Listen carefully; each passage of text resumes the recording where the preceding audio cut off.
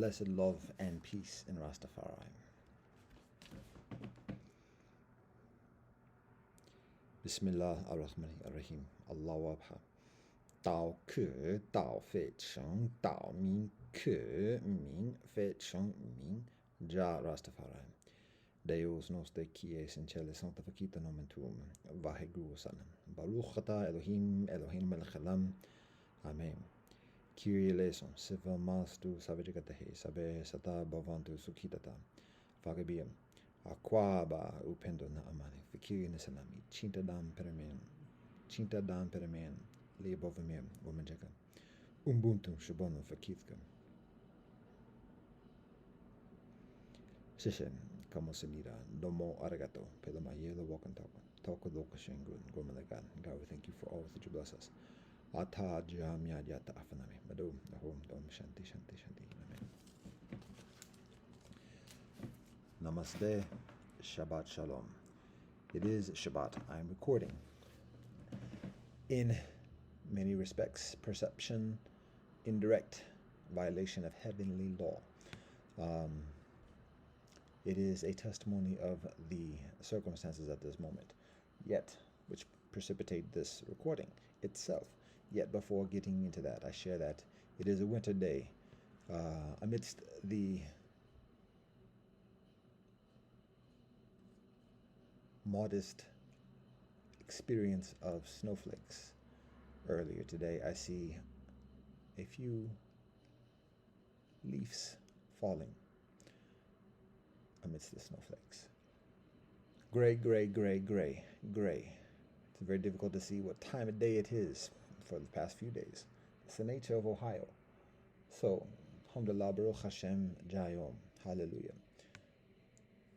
Earlier today, the first bird that visits whilst I am partaking of a meal is a cardinal, a female cardinal. Beauty, beauty. The cardinals that most kinfolk seem to notice are the bright red cardinals. Those are the males.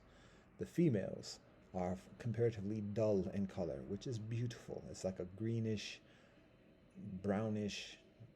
It's difficult to say what color it is because it's like when you look close, particularly, it's like a multitude of colors that blend together. But the aesthetic that appears from the distance is a less noticeable color than the red, the bright red of the male. So anyways, in the female, in my experience at our outdoor cafe here on the ledge outside the window, the behavior, first of all, cardinals have a different behavior than some of the other birds, sparrows, blue jays, even the woodpecker. Cardinals tend to be in pairs, male and female, like the singing doves, but also comparatively kind of low-key, particularly compared to the sparrows, particularly compared to the blue jays, even compared to the woodpecker. As a squirrel, what a big old bear-like squirrel jumps on the ledge at this moment. So the cardinals pair up and are increasingly low-key.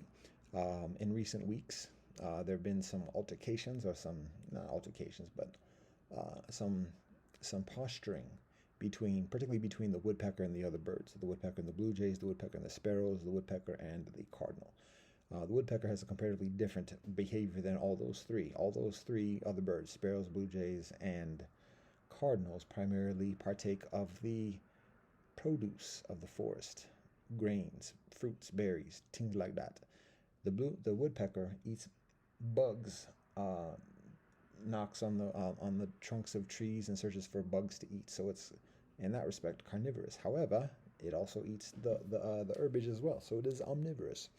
But it's a distinctive behavior because the robins don't visit here at all. Why? Because robins significantly eat the buggers and worms, and perhaps have less of an appetite, less of an expertise, less of the social diplomacy concerning the plant-based life. So, all that being said, the woodpecker is somewhat of a standout amongst the other birds that I mentioned, and so thus it has to kind of hold its own.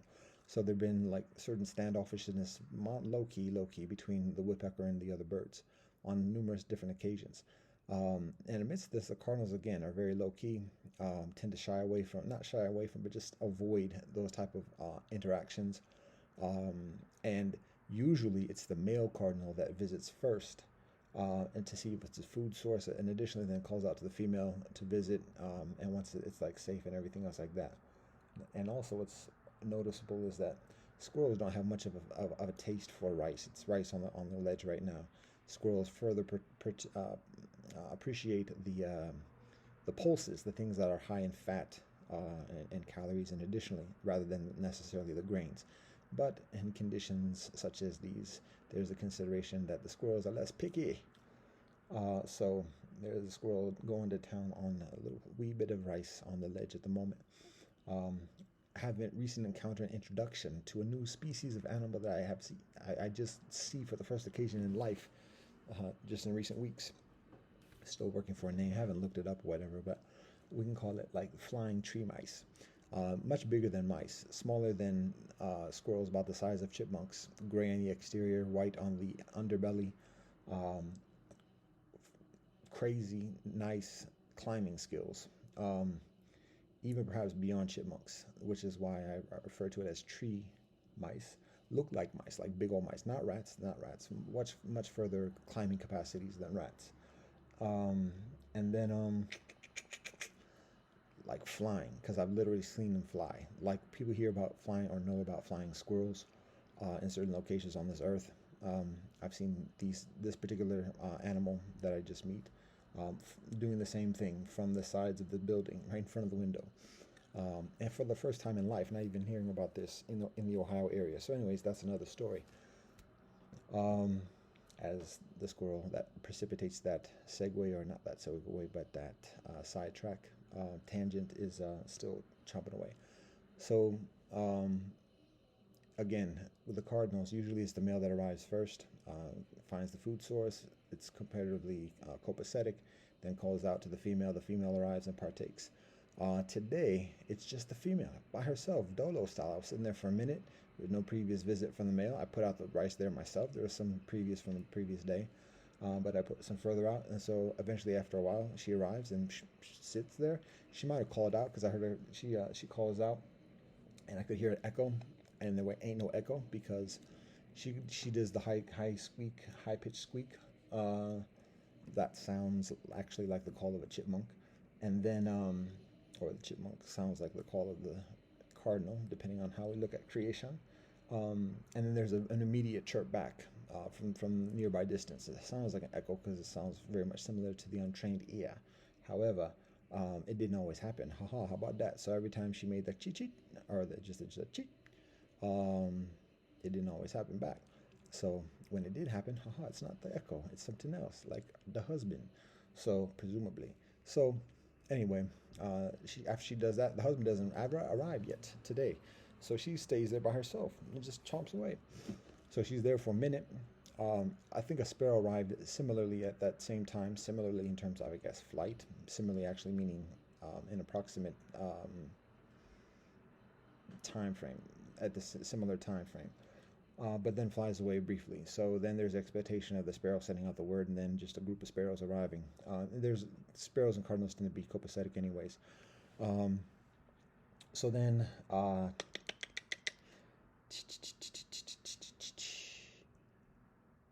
the sparrow, no, excuse me, the cardinal, the sparrow leaves after just like a second, checking out and then flying away quickly.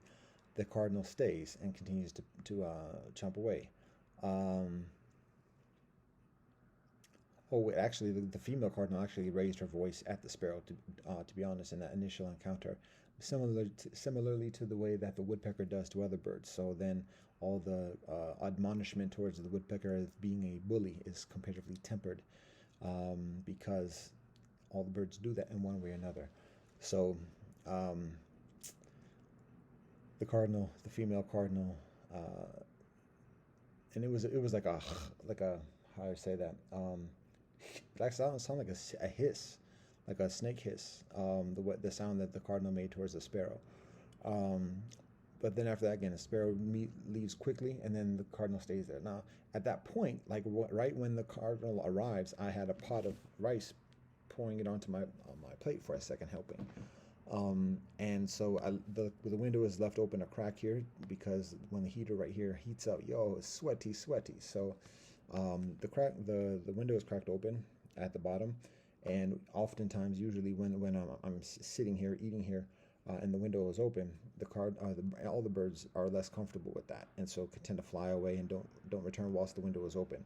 When the window is closed, much further comfortability. So at that moment, it's cracked open, the cardinal's there, and I'm in the middle of pouring myself some rice. So then I pause because I don't want to scare the female cardinal away, such an auspicious guest. So I just pause there, holding the pot in my left hand. And the cardinal is comfortable, starts to sit in and settle in and like partake, and was there for like a couple minutes. I'm like, oh, okay, my arm's getting a little bit tired. So rather than just still soon because she's still eating. So then I slowly grab the pot with my right hand, put the spoon down, and grab it with my right hand so that I can share the weight and hold my arm on the table to hold the weight of the pot. So then I'm further comfortable, and I just sit there. And the cardinal was there for like 15-20 minutes. Um, and I'm trying to think if the woodpecker have arrived yet today. Maybe not yet. So anyways, the cardinal's there for a while. Would eventually a sparrow arrives. Oh, she's there for like 15-20 minutes, like I said, and that's unusual for any bird. It's happened, and again, this is winter, so this is the first occasion of experiencing this during the winter, and behavior might adjust amidst these conditions. But it is similar to what the flying tree mice do a few weeks ago, of just like sitting out there and looking out and just chilling out. Be like, oh, that was nice, man. What's going on? Just sit down for a minute. So that's what the sister cardinal, the young cardinal um, sister does. Just sit there. She stopped eating after a while. Actually, she was eating, then she stopped for a second, paused, went to the other side of the ledge to get some water, and then came back to the pile of rice, and then just sat there, perched there, kind of looking up and out around and everything. Eventually, I think like maybe a few minutes ago, or a few minutes before that, another sparrow arrives, a different sparrow, and then quickly leaves, and there, without an exchange that's audible significantly. And then a few minutes later, another sparrow arrives, and it was like the message the sparrow was communicating to the cardinals, like, you just gonna sit there? Come on, what's going on? Like the other kinfolk want some food.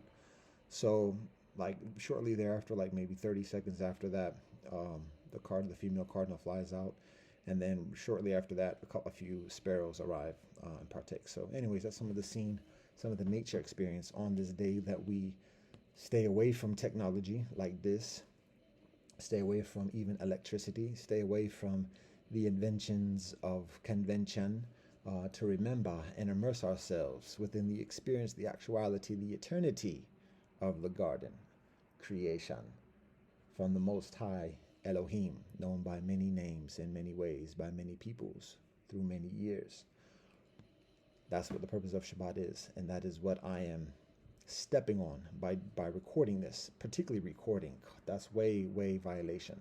Now, there's a reason for everything, and we have to be careful of presuming a reason that is directly contrary to what we are taught by our elders, our teachers, our ancestors, and the Most High. So what I'm communicating at this moment is the challenge of what precipitates me doing this. So I share a beginning of the experience of nature to put things in perspective and context and guidance, humbleness, healing, to intrinsically flow through the words that continue through me at this moment. Now, that being said, I will share a few stories about the occasions, vast majority of the occasions in which I speak of and offer marriage to sistren within the past year.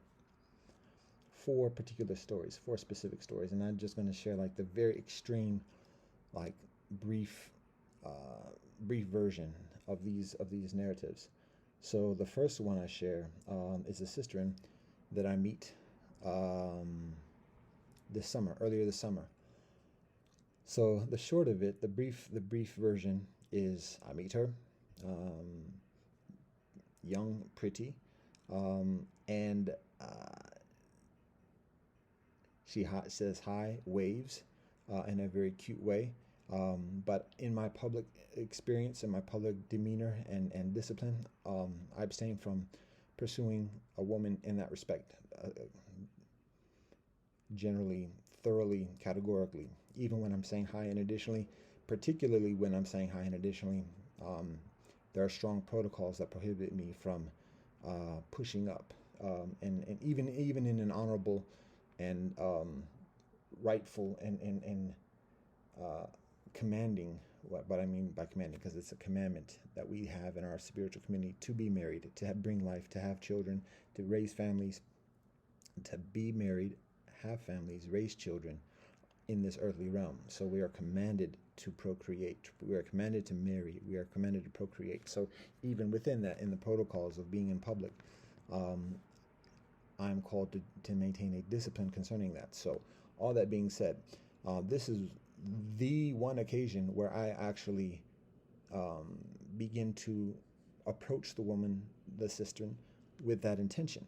And again, it's with the intention of marriage to have that discussion. So the first time I see her, she continues walking. She smiles. She turns back, waves, smiles in a cute way that cistern do, and she continues walking. I stop there. I don't pursue at that moment. Um, I'm getting into a long story of this version, so let me. I call upon myself to be further disciplined, just giving the brief version. So, anyways, later, like a few weeks later, I see her again, and again, I'm on my way to some place, and she's crossing the street in the other direction, and so we both wave and acknowledge each other, then continue on. Then, like a week or two later, see her again, sitting by herself at a park that's very close to the village where I live. So, on that occasion, I approach her, and when I approach her, it is with the intentionality of communicating an interest in relationship and marriage. And so that's the only time in my spiritual path that I can think of, where I approach a woman that I abstained from knowing before, with that intentionality. So all the times that I talk, I don't ask for numbers, don't ask for contact information. If there is that kind of exchange, it's specifically for a specific purpose other than the purpose of a personal relationship and marriage. So this is the one time that I do approach with that intentionality, just being honest and knowing that, because that's what it is. This is the primordial experience of the attraction between a man and a woman. I'm being mindful of all the possibilities that are involved in terms of intentionalities on many different sides, and so I approach with that mindfulness. So the first thing I do is I stop from a distance. She's sitting there, she's waving at me, and smiling and inviting me through the vibe to talk with her. So I approach. I stop at a distance. I say if it's okay to approach her and sit down and talk. She said, yeah. So I do that, and have a brief exchange in terms of like name and how she's doing. And additionally, so we exchange brief information. And again, I'm not asking a lot of personal information because that's just protocol. It's important to know certain things and have that information. Again, what her father's name is, and additionally, I didn't actually ask that, to be honest, and so that I may be somewhat remiss for that doing that. Um, but at the same time, I know also a lot of people aren't accustomed to that, and so it's a matter of discerning what the person's culture is. We do talk about our parents, we talk about our faith, her religiosity, and additionally, um, but I'm also mindful, and I don't ask for her last name, her family name, and additionally, so what we do talk about is I ask her about, we talk about marriage. I bring that topic up. I communicate what her interests are. Actually, before that, actually, I'm trying to do this in a brief way, and so I have to sit and think about like the sequence. But at some point, I ask her like how she spends her days, and she mentions being in school. I ask her about studying. She talks about she's in high school. What flags? So at that point, she says she's a senior in high school. So she could be 18, she could be 17, she could be 16. I don't ask her specific age. She could be older, she could be younger than that. But generally speaking, 17, 18. So, and again, my intentions are honorable, and I'm being as disciplined as I can. So, recognizing that, I am aware, I'm mindful of that. And so, as we proceed in the communication or our conversation, I talk about marriage, and she says that she's interested in marriage. I ask her what the requirements are, and additionally, she talks about that. We talk about her faith. I talk about spiritual community here in her faith, even clergy within that spiritual community, and previous interactions and continuing relationship with the clergy, and additionally, and so we talk about that. And the whole time she's very, receptive, very positive, uh, very enthusiastic in speaking with me, very just in a way that a young woman is. Um, that's and she has that energy, and additionally, it's to the point where I have to be mindful because there's already the physical kind of primordial attraction, but then in addition to that, there's a vibe of like interest and enthusiasm and responsiveness. So it could be a number of different things from game being run, desperation, or genuine interest, and or additionally. So all that being said, when I'm experiencing that, I become increasingly intoxicated with that because that's just the nature. So at some point, I excuse myself. I say because it's difficult for me to concentrate without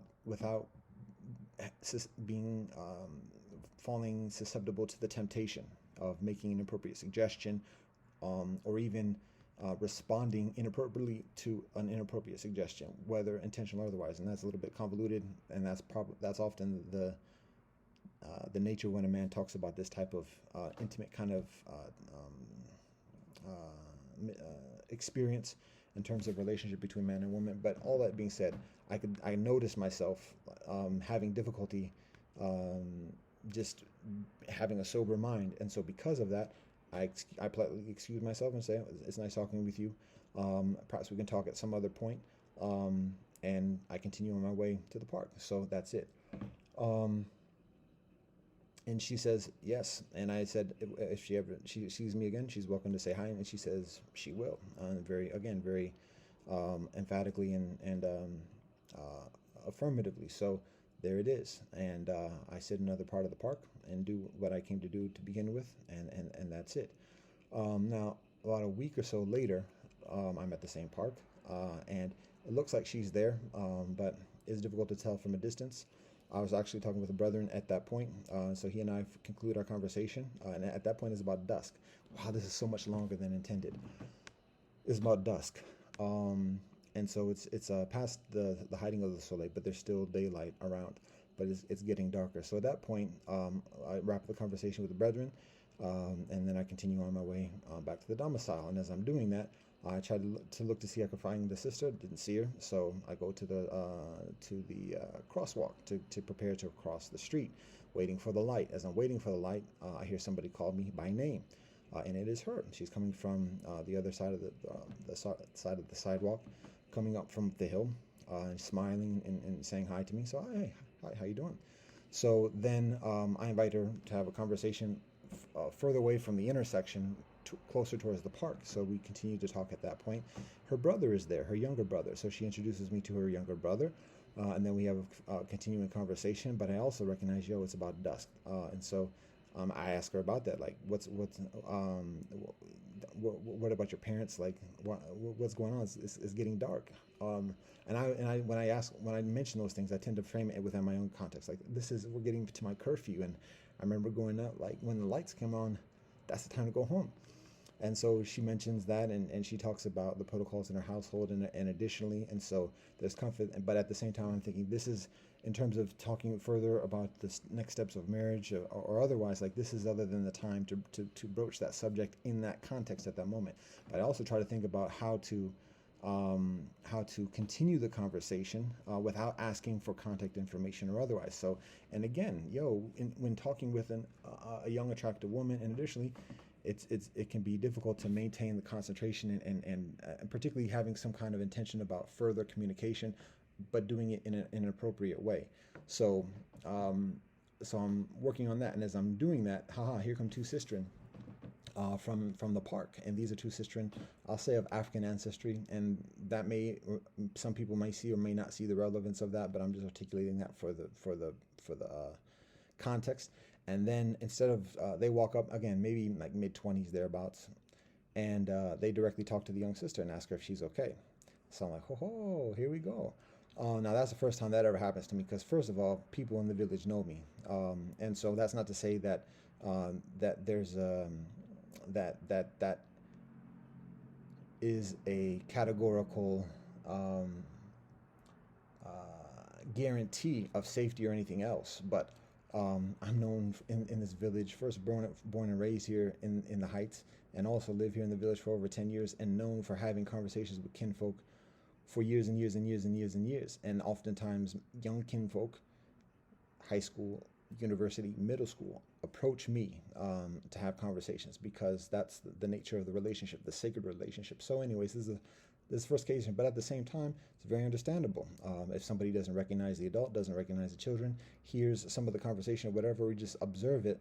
Um, that's very fine. And so when the sister do that, now it's actually disrespectful to me, and didn't talk to me at all to begin with. Just talk directly to her. Disrespectful and insulting, but that's okay because there's a greater purpose than my ego and otherwise. And it's not just a matter of when I'm disrespected. It's not just a matter of my personal assault, whatever. It's a matter of devaluing and degrading who I am and what I do. But again, there's a greater purpose. So we honor that. And so instead of getting frustrated or hostile or angry or anything, I welcome the sister and I say, I appreciate that. I appreciate you taking the initiative to look for the concerns of the youngsters, the children in the village and the community. I may do the same thing if I observe the circumstances from an outside aesthetic. So I'm not argumentative in that respect. And I actually said that I invite the sister to stay there until I leave, if amidst the concerns about the safety of the youngsters who are there. So with that being said, there was the intentionality of sharing some material, either like some of the images or some affirmations that I share with people all the time that many people communicate very significant appreciation for. And I hadn't shared anything with her up to that point. I asked her about that and she said no. So I said, that's interesting. So on my part, that I didn't share that with her before. So not at that point, I feel guiltiness about not sharing with her the things that I share with everybody. So I look in my bag to see if I can find something. I had difficulty finding it. So now at that point, it gets even further awkward. The two sisters are looking at me further, and then they start to at some point, I communicate the intention of leaving. Way much further detail than intended. And again, this is Shabbat, so come on. So then I communicate to the two sister in that I'm prepared to. After I communicate to the young sister beforehand, perhaps giving her the information another time and not soliciting any other information from her, I communicate my intention of continuing on my way at that point. But before I do, I also want to talk with the two sister and specifically ask the two sister about suggestions about how to better care for the safety and well-being and protection of the youngsters and children in the village and in the community. And again, on the side, just the two sisters and myself, right there on the sidewalk. And so when I do that, the two sisters look at me sideways, like, "Huh? What?" And at that point, I'm like, "Whoa, hold up now," because if the interest of like interceding in this interaction was for the purpose of well-being, and you feel the strength to do that in my presence, then there should be very copacetic to just step further along away from the youngsters additionally and have a conversation and share like methods for the protection and safety of the children and youth. So if kinfolk are claiming that authority and additionally, and I'm not knocking that, then help me teach us on our side what we can do further, and that's honest. So but when I do that, and now it gets challenging, and then the sister become further accusatory towards me and started saying further things about their suspicions towards me. And I'm like, well, hold up. What? Like, I appreciate you stepping in and on the presumptions of whatever, but at the same time, now it's going further than what's appropriate. And now there becomes some suspect on the part of the sister. Like, what are the two sisters doing out there at dusk? Now there's a presumption, given the circumstances, given the environment here of the two sisters being lesbian, and people can take that for what it is, but there is a certain amount of a further amount of, particularly amidst that type of behavior of vigilantism and proactive, cancellation type of tendencies and vigilantism. So then it seemed to be further along those lines rather than necessarily protecting the well-being of the children and the youth, because it becomes further accusations about me rather than what's the safety of the village. And so it's like, wait, hold up, where are you from? Like, do you know this area? If you know this area, do you know me? Do you know who I am? And I'm a piece of shit. I'm no better or worse than anybody else. I walk with God, and people know that because I've said that to kinfolk here for years. So if they're communicating a certain concern on my part of I may do, that means they're communicating a certain amount of ignorance on their part, and even what their intentionalities are. So now I wasn't thinking that specifically, explicitly, um, but that is intrinsically involved when I solicit the conversation to one, genuinely to hear what the suggestions are, but then also to see what the intentions are on the cistern's part, because the cistern could be running game. There could be some trafficking that the cistern are actually the handlers in a certain situation, or recruiters, or groomers, or otherwise. So that it goes all around. And so when there was a hesitancy about having a conversation about the safety of the youth in the village, then upon that being further accusatory towards me, and then saying things that were not accurate. She's talking about me introducing myself and talking to children or youth that I don't know, and da da da. I'm like, hold up, wait up, that's not facts and evidence, because that's not the case.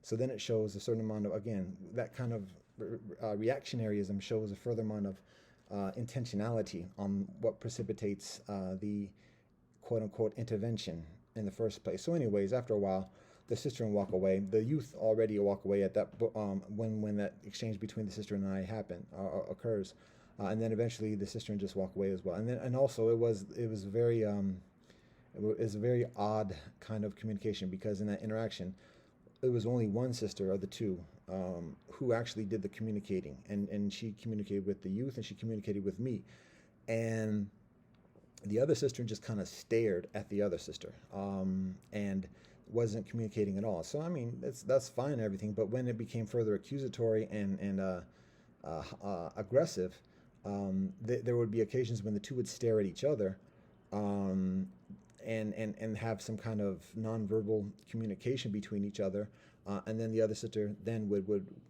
communicate further hostilely towards me, and so that dynamic is rather concerning. And there have been, well, that's another side note, but anyways, that was one occasion. So since then, I have yet to see the sister, the young sister, or anyone else from that interaction.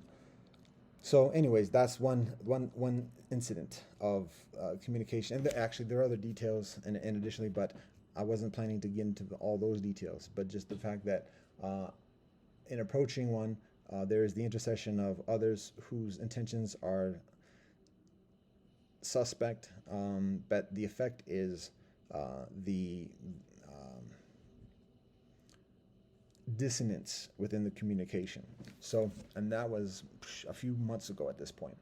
Now, another incident is, again, this past year, is me attending or going to the university where I graduate some many decades ago.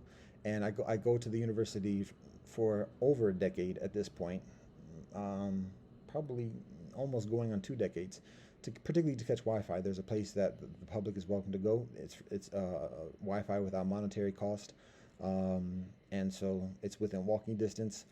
And amidst certain hostilities, not necessarily towards me, but towards others, that is observed and experienced in the public libraries, then go to this place for Wi-Fi. And certain adversities with the local gathering places as well, and that's a whole other story. But it does involve pedophilia as well. So because of that, I go to the university and do that for over a decade. Know the staff for years. Talk with the students who work at the desk, and additionally share things when I am able to, of interest, of note, of insight. Some it resonates with students, some less so. Some students are very responsive, and we have continuing conversations for years, actually, and further. So at one point, again, this summer, I'm sitting there, and at this point, there's construction. It's the summer semester. There aren't any students. Generally, it's very quiet. The construction is going on in the building, so many of the entrances are closed. I'm in a different location because of that, and I'm sitting there, and then somebody, a young sister, just walks by and says, "Hi, Peter." I'm like, "Well, who's that?" And it's a young, attractive sister. And I'm like, "What? What's that?" And I say, "Excuse me." She stops. I say, "How do we know each other?" So she communicates being a staff member there, and it might have been that I might have talked with her beforehand in a group setting. Again, I'm not on game mode. I'm not trying to holler, push up. There are many attractive women, and that's not to say that's not a disrespectful, objectifying thing, but that's just the actuality. My lenses are on like focus when I'm in those type of environments. So I do remember people, but anyways, that was just the case. And I wasn't trying to flex. I wasn't trying to do that. Just matter of fact, yo, a young, attractive woman says my name. What? How is this? So then she just communicates it. That's it. So then I feel bad at that point because now here I am. I'm supposed to know who she is because presumably we had some kind of conversation within a group kind of setting beforehand. We might have even exchanged names or whatever. But for whatever reason, at that moment, um, I needed for her to articulate that. So after that, I feel a little bit of guilt. Be further proactive in acknowledging her in the faux pas of not remembering beforehand. So in that respect, I might have shared, asked her how she's doing. She might have communicated a certain challenge that she's going through, whatever. And so I shared with her a poem that I had already written that speaks in that kind of experience, is kind of affirmational, uplifting, and inspiring. And so I share it with her, and she appreciates that. And later, another day, she comes back, sits with me, and talks about it hidden, and uses other languages. So we had a further conversation, talk about where she's from, what her background is, what she's doing, and talk modestly about myself. And what is observed is from that point, when she and I are talking individually by ourselves, she's further receptive. She speaks in a coded way, which it's somewhat of the culture, but at the same time also speaks to the context and the background of our interaction. But then when I go to speak with her in front of some of her colleagues and even some of her supervisors, uh, very standoffish, and I'm like, okay, there it is. So tend to leave it things as it is.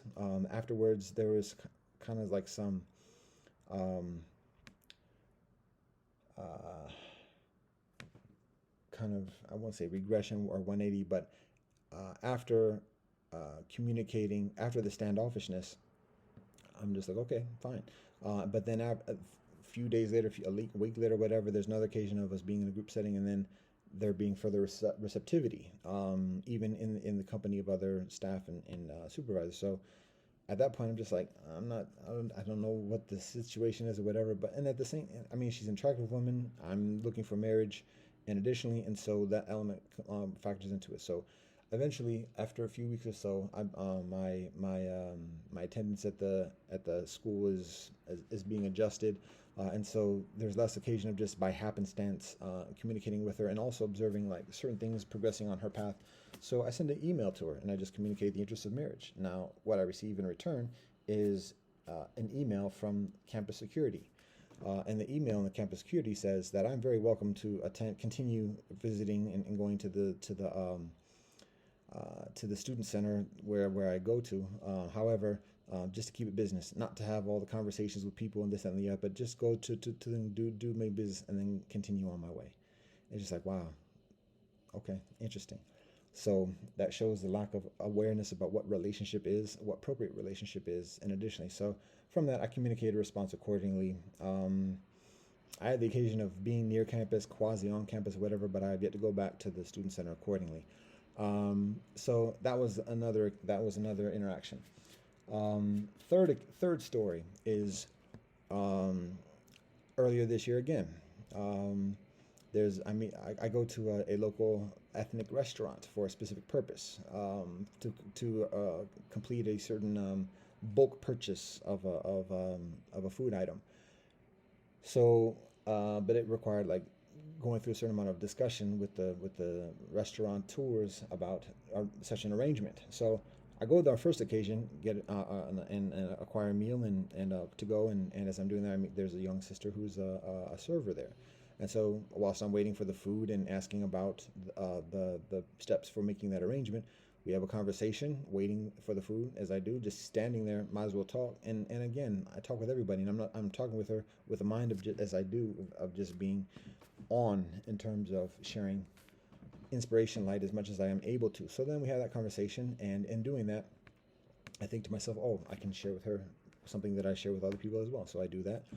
And she seems to have an interest in that particularly. So that's what it is for that day. I arrive maybe a day or two later, following up on the purchase item, but also to talk with her again and see where things are standing in terms of her situation.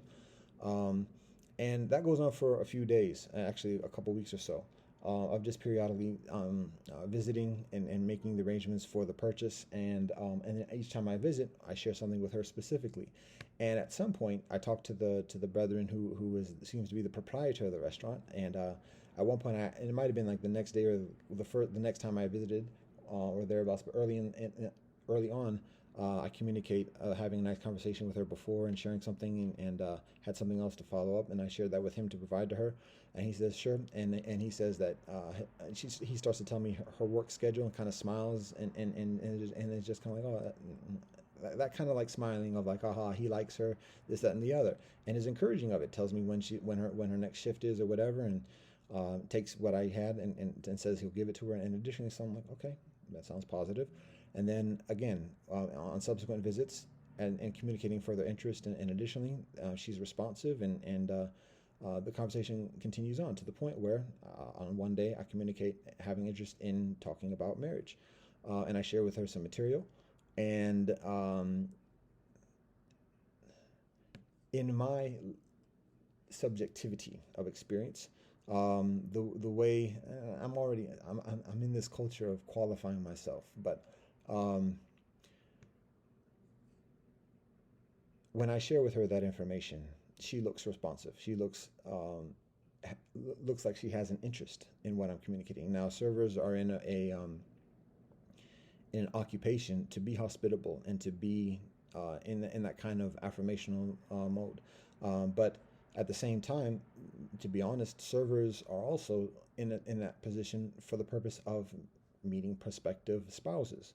That's just actuality. There's also other intentionalities and actualities as well, but I'm leaving that aside at this point. Um, so, anyways, when I communicate that to her, she kind of smiles, and it's kind of like, and the whole time she's comparatively like coy. She's coming from a culture that is increasingly like humble, modest, and it's not as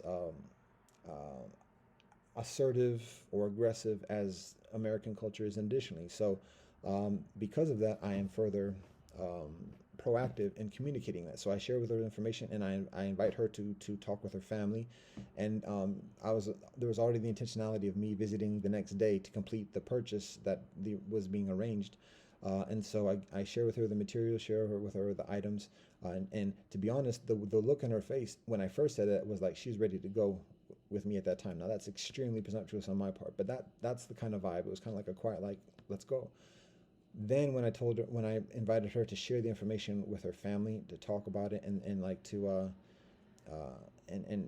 talk with me on the next occasion, uh, she looked resigned. She looked like, and additionally, so again, and indeed, the next day when I arrived, oh no. So at that point, she said that she would see me tomorrow, the next day, and there was that. Now, again, people can read all different types of things or whatever, but that's just the actuality. Obviously, there are further details and everything else, but that's the general gist.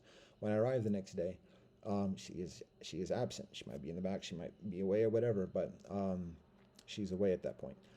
So it's the proprietor of the restaurant who I talked with before, who tells me about her work schedule. And additionally, um, and on this occasion, he returns many of the items that I shared beforehand, and he communicates that she's in a relationship. She's actually engaged, and that she's just friendly to everybody. And additionally, so that was a change of the story and a change of uh, the communication effectively, generally, essentially, since the weeks prior to that. And that's fine, and that's the story, so I'm not going to fight that. And additionally, I have to take people at people's word. Um, and it doesn't necessarily mean to let go or give up or whatever, but it just means that in further pursuing or further progressing in that intentionality of marriage means like the stakes rising up further. So, given what he communicates, I say, okay, I recognize and respect what he says, and I continue on, and I abstain that. Well, yeah, I've yet to visit the restaurant since then or make a communication. So, that's one other story. Now, there's one other one to share, and there's a purpose for all of this, particularly it being recorded on Shabbat. The fourth occasion is when I recently go to another town, and it's a college town, kind of small town environment, whatever. And I'll try to again make this long story short. Um, I One of the few places for me to go to get Wi-Fi during that period, amidst also being out in the conditions, in addition to get some warmth, and additionally some access to electricity to work on the computer, is a coffee house. And um, I'm going to abstain from like going into a number of the details concerning the coffee house. It's relevant, but it's not necessarily essential for the purpose of this narrative, and maybe without saying it, it speaks for itself.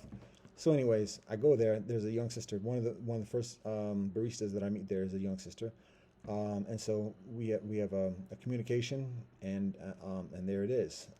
I share with a number of the baristas at the coffee house a certain item of um, um,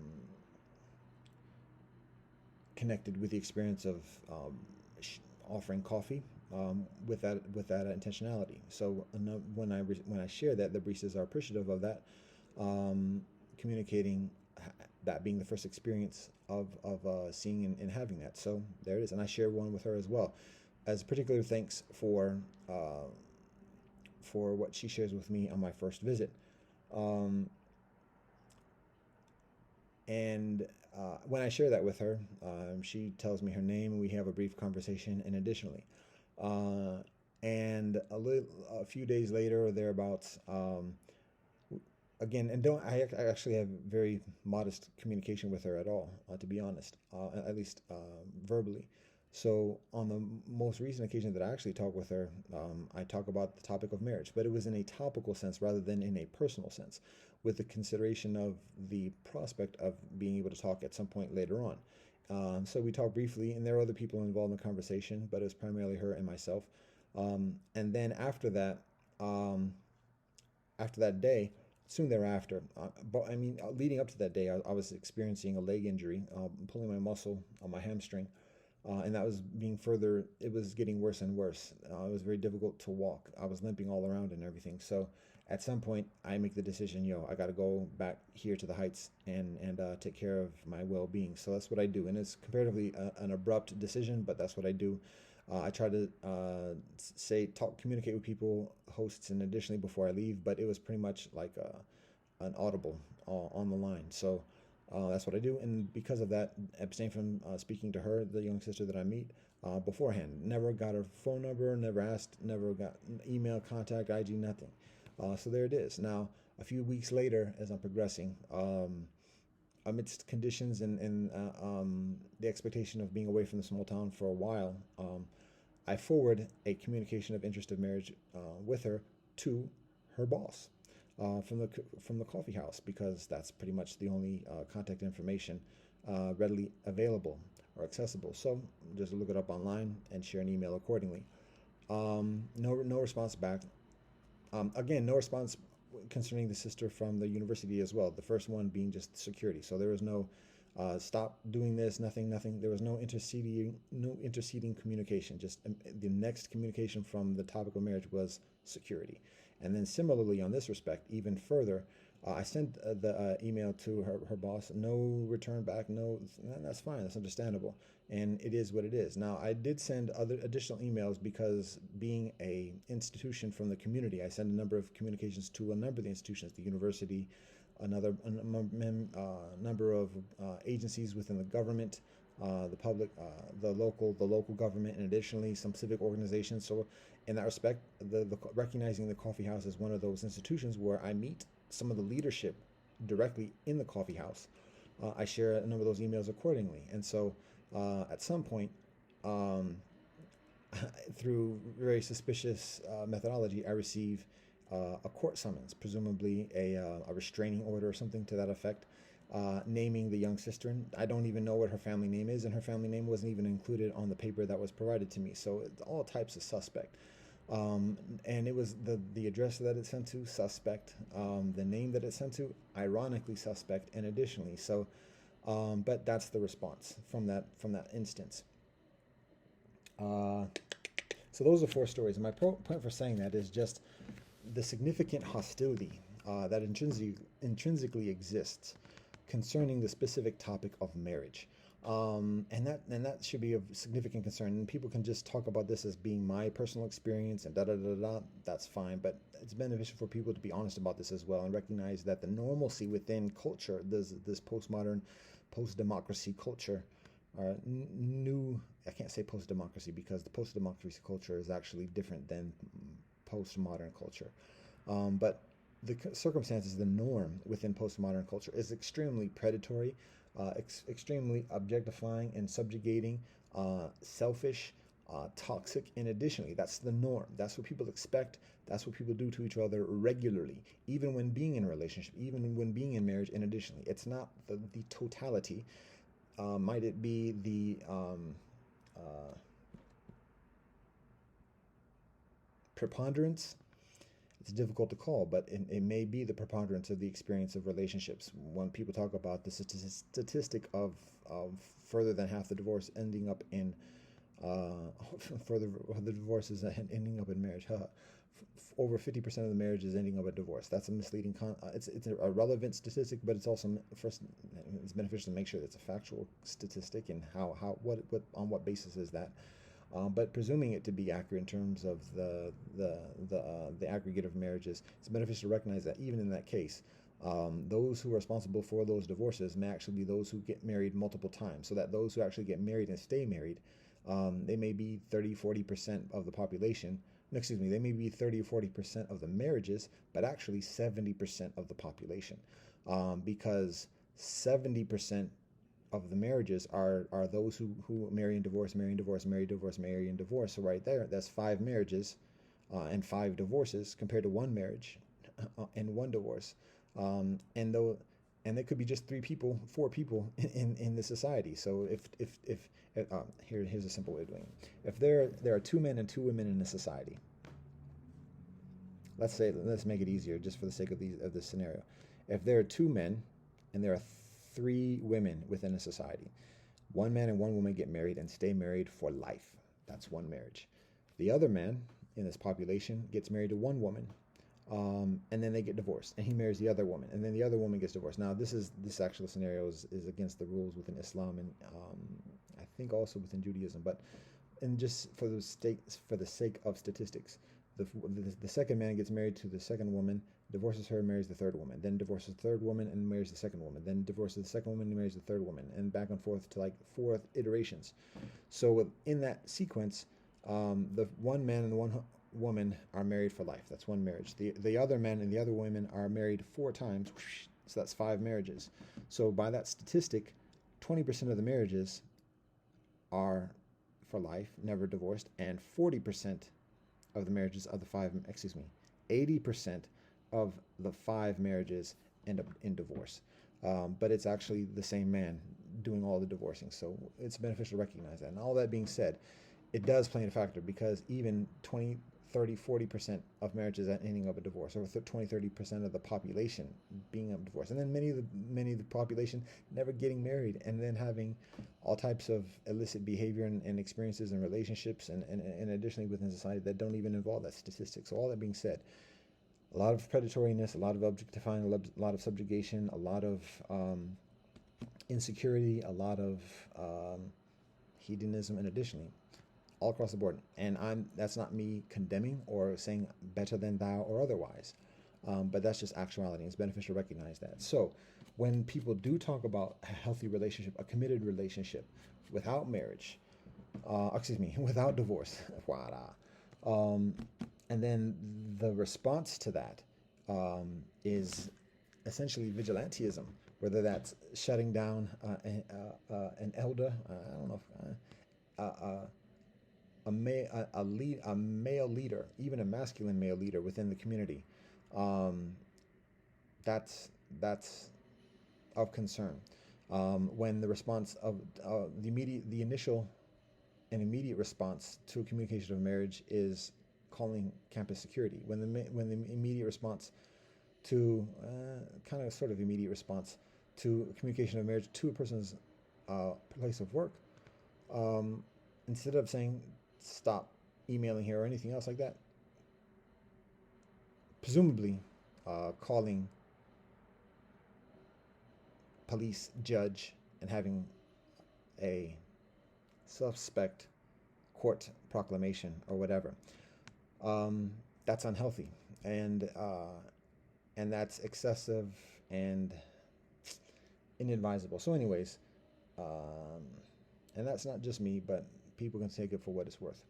Um, Now, it's also beneficial to recognize that, particularly um, when I received the suspect notice of the most recent narrative that I share, it's actually literally a day or two after I forwarded correspondence to the state of Ohio concerning pedophilia and the effective brothel that is the high school that I graduate from, and there being a luxury apartments being constructed right across the street from the high school with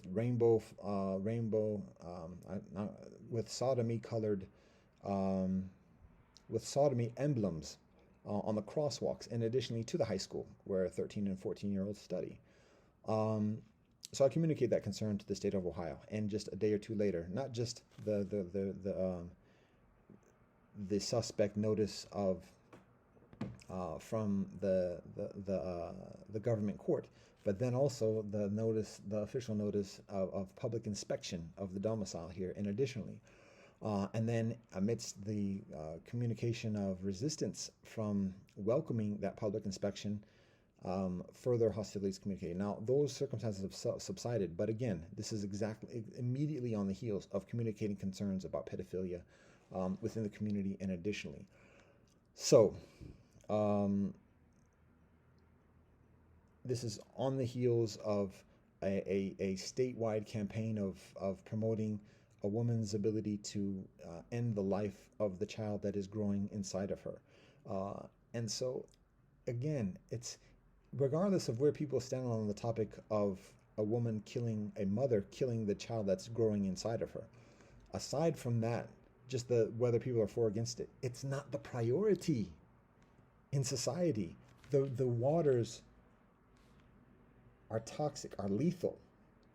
People cannot drink from it. It's against the law to drink the natural water. That should be a priority issue for the whole of society, local and national, state and otherwise.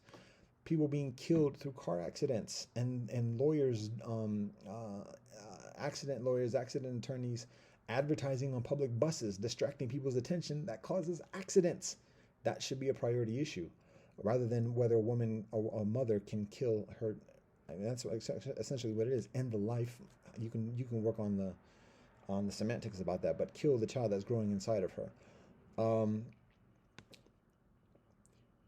that's not even a priority. Even if people are for that, for making that available, that's not the priority. And for people to do that, it's evidence of the clouded thinking, the intoxicated thinking, and the stagnancy of doing things that are healthy within the society, so that when people do things that are healthy, it is perceived as against the order. And people talk about this through the prophetic experiences of past centuries and millennia, about people who speak truth being perceived as upsetting social order. And this is along those lines of having difficulty even just recognizing what a healthy relationship is. And as I communicated before, I'm precluded from sharing that because I have yet to be properly married. I have 11 wives in this life, but I have yet to have a proper wife, in a way of the wife living with me, we having children and being family continually. The two wives that I have since beginning this spiritual path live outside of my house at this point. And so I have yet to be properly married in a way that is recognized by the community. And that's where we get into, because when the community is responding to this notion and this communication of marriage in such a hostile way, it shows how further difficult it is for people to be married. Not just a matter of finding somebody who's compatible and finding self-sufficiency or proficient sufficiency within conventional living or within on this earthly realm. It's a matter of keeping at bay the hostilities that exist within convention towards anybody getting married and towards anybody staying married. And when people do stay married, the hostilities about separating a husband and wife and a father and mother's child away from that family, and then utilizing that child for other purposes, whether it's labor, whether it's body parts, whether it's sexual slavery or otherwise. It's a continual, huge struggle.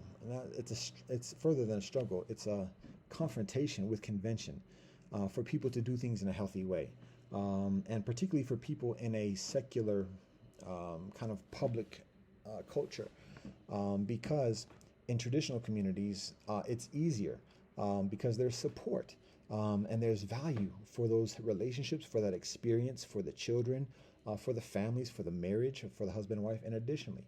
Um, However, the challenge with that is that in order to be within a traditional community, one must subscribe and commit allegiance essentially to that community. And in committing that allegiance to the community, essentially proclaiming all other communities at the best as outsiders, and having a different policy of engagement with other communities. And at the worst, communicating certain communities as being enemies, and having to swear fealty to one's own traditional community at the with the prospect of doing battle literally, whether it's militarily, financially, economically, politically, scholastically, or otherwise, with members of the outside or the quote unquote enemy community. And oftentimes those enemy communities aren't actual enemies. Well, how I'll put this, those enemy communities are outside communities that are labeled as such by the leadership, the conventional leadership within one's own tradition. So, and they may cite historic rationality and reasons, but the actuality are the political, economic, and earthly motivations for that antagonism, rather than necessarily the traditional teachings concerning other communities. Because the ultimate traditional teachings within each community is one of peace and reconciliation and harmony. Easier said than done. But in that gap between being done and the ease, there is the conventional leadership that takes the further easy way out. And again, that's not hate. That's act. That's facts and acts. And that's part of the difficulty of being in the conventional community as well, and particularly of being conventional leadership within community, because it's extremely challenging, and it's not even necessarily the onus of any particular leader per se, because if one leader doesn't do it, then another leader ascends through the ranks to do it. So that's just the nature of it. So it's a matter of recognizing accordingly. So all that being said, in the meanwhile, for those who are interested in marriage, are interested in traditional marriage, traditional family, having children, raising children, and continuing this life, for those who are guided to do that, the public sphere, which is comparatively secular, at least in the postmodern society, is very antagonistic towards each of those things, towards healthy relationship between man and woman, towards marriage between man and woman, towards children between a husband and wife. And their continual challenges in that respect, leveraging, squeezing, and kind of trying to corner the man and woman separately, and then if the man and woman are together, then cornering the man and woman together away from the children. And additionally, again, that's the financing, or financially primarily, and all the strings that are involved with that, whether it's a job, whether it's a business, or whatever, all the threats and everything being articulated significantly through those premises. And if the husband and wife abstain from playing the game, haha, consequences. And again, it might not be all at one occasion. It can be steps, and then after one step is taken, sure you want to go down this road? Don't.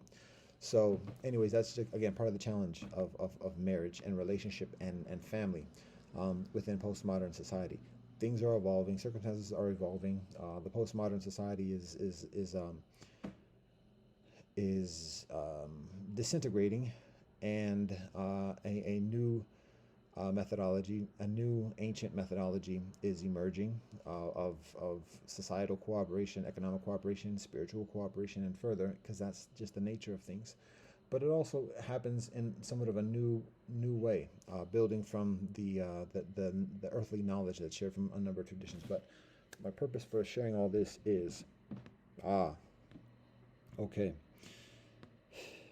So I talked about the four stories, somewhat about the circumstances concerning marriage, healthy relationship, the difficulty in recognizing and supporting what healthy relationship is, the severe antagonism and hostilities towards those who do talk about that in a pragmatic way. Um,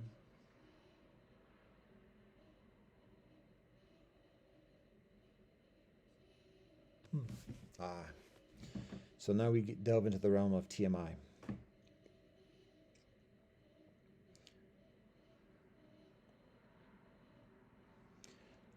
I don't. There are no notes. This is Shabbat. Why am I recording this on Shabbat? Um, I guess I'll just start talking about that, and see how I can connect this with the topic of marriage and why this coalesces. And this is actually important. It's beneficial for people who have the inclination to hear and consider this. So that's some of the background. Um, Amidst this, one of the primary means in which people communicate and actually live at this point is through social media, the internet, um, mobile communications.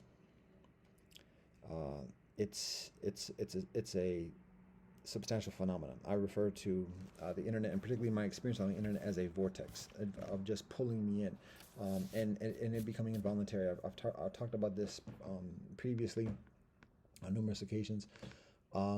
But spending hours just sitting outside the library, because that's how I primarily catch Wi-Fi in that context, to the point it gets dark, and being out there in the dark and like doing nothing but swiping down Instagram or swiping down YouTube or whatever, looking at seeing whatever is suggested in front of me, and just viewing that and like saying to myself often aloud at this point, I'm uninterested in this. Why am I here? I'd like to go. Recognizing that there's the observation and recording devices that are in these devices. Um, so just registering, making it known to those who are listening, even just simply the algorithms, like of the lack of interest in just sitting in that particular instance at the library outside when after it's gotten dark. I was sitting there in daylight, and now it's pitch black dark amidst the skylights or the city lights. Don't want to be there. Don't want to be there. Don't want to be there. And for the next 2 hours there. So I think to myself, yo, why am I here? Why am I having difficulty like doing what it is, not just what I want to do, but I know what's healthy. What is this? What is this hold that the internet is having on me?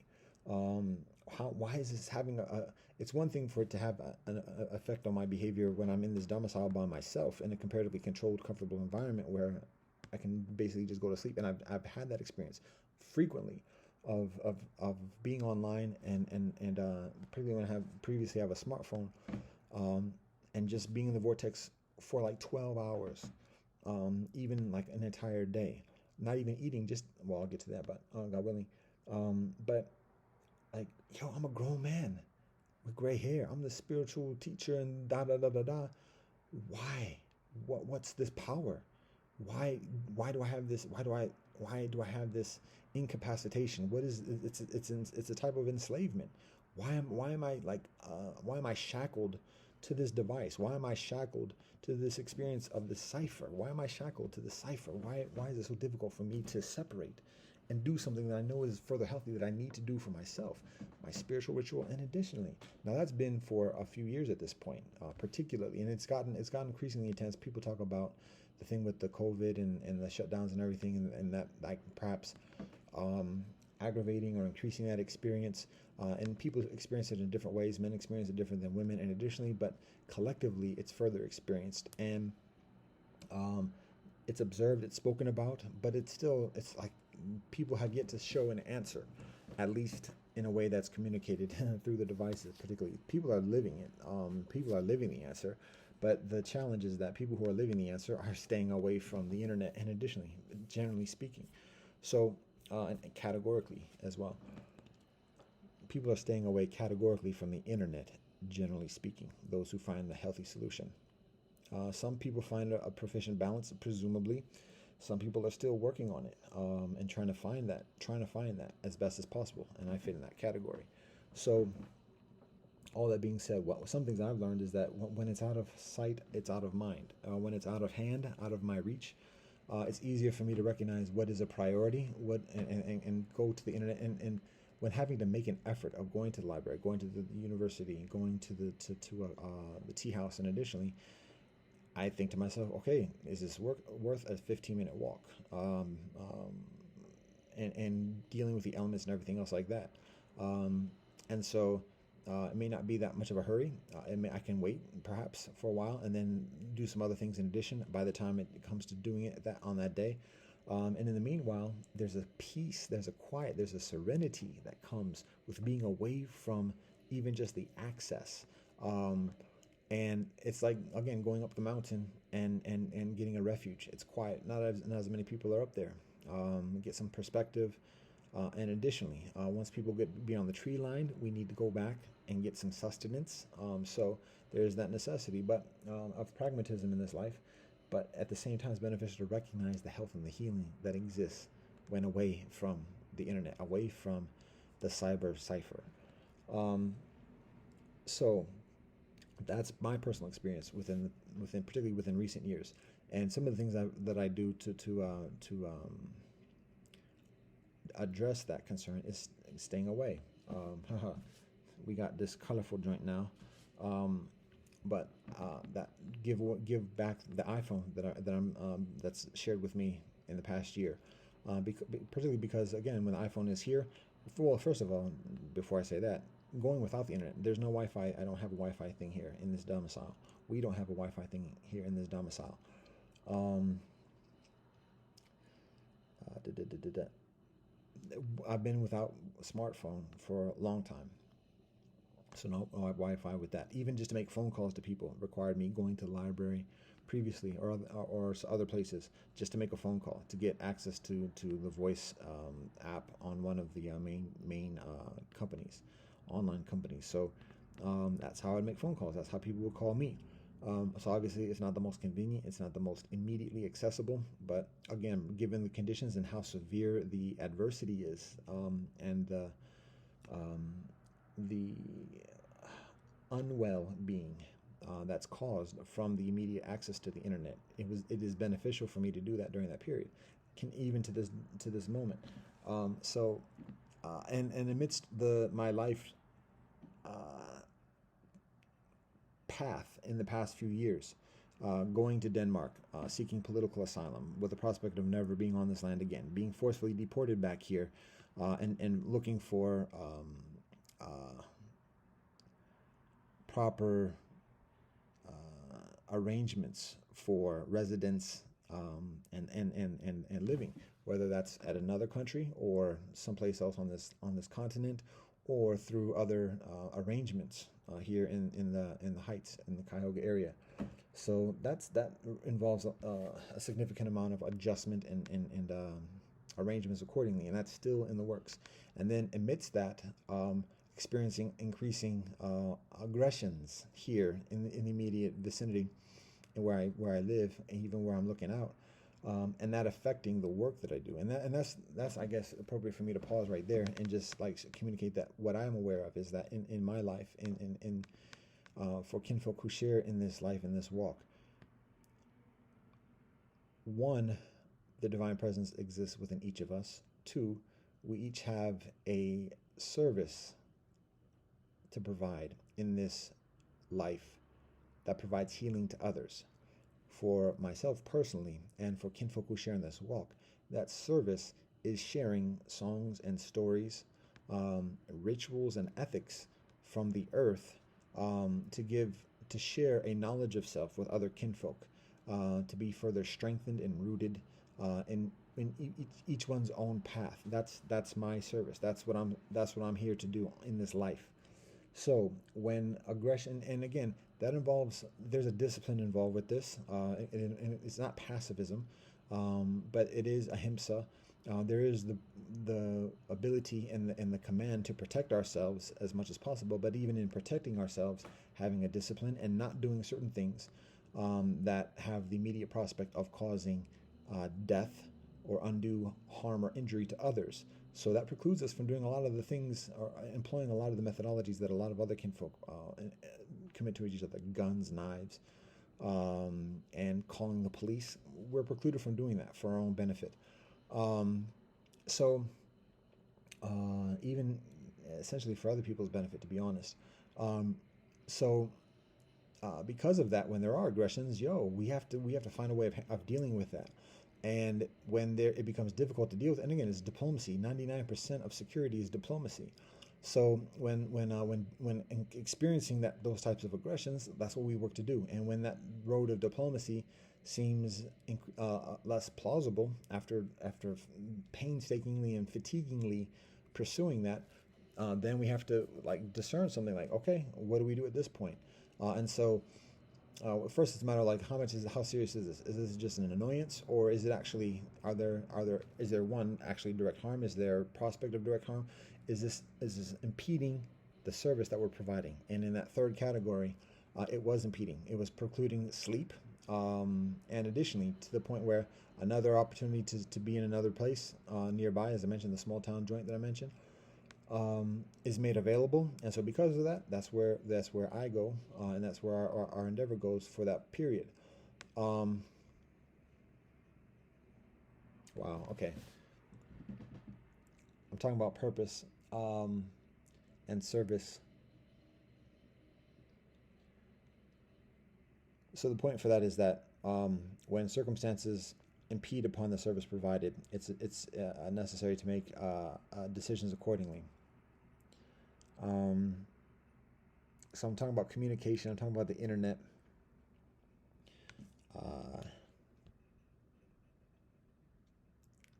was talking about healthy relationship and toxic culture in society. So I guess I was talking about communication concerning availability of our access to the internet.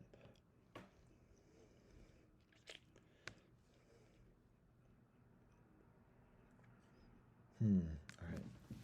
I'm working to focus and concentrate because I have an idea of what the where this is going, but I'm trying to remember the steps of getting to that point.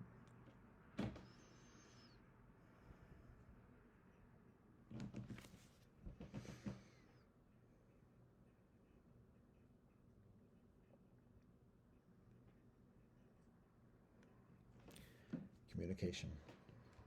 I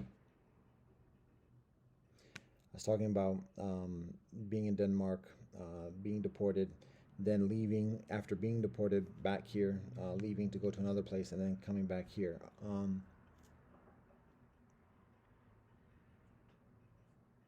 Okay, and then this is going back to the susceptibility to the vortex of the internet.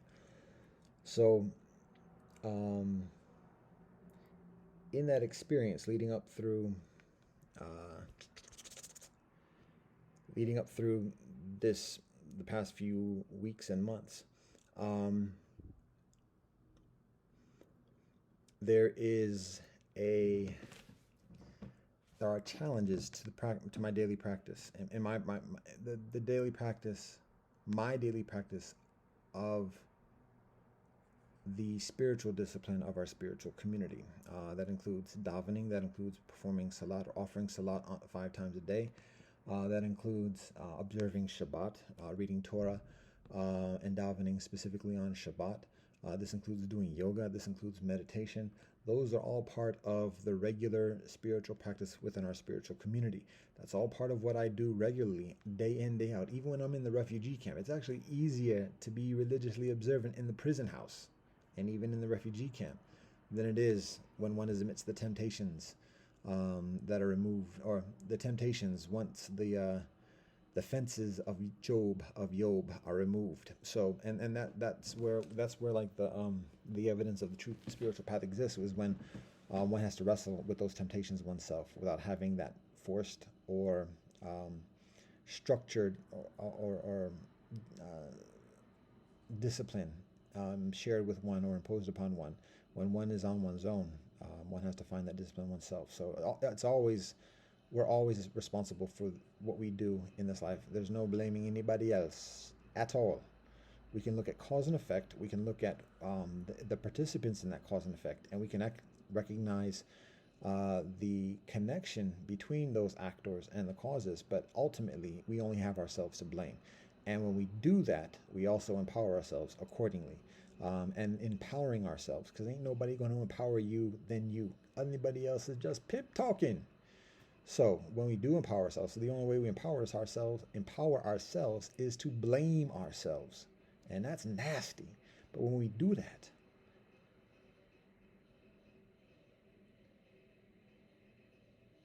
we provide ourselves to find the solutions and to live the solutions. It's not about what we want. It's about what we're supposed to.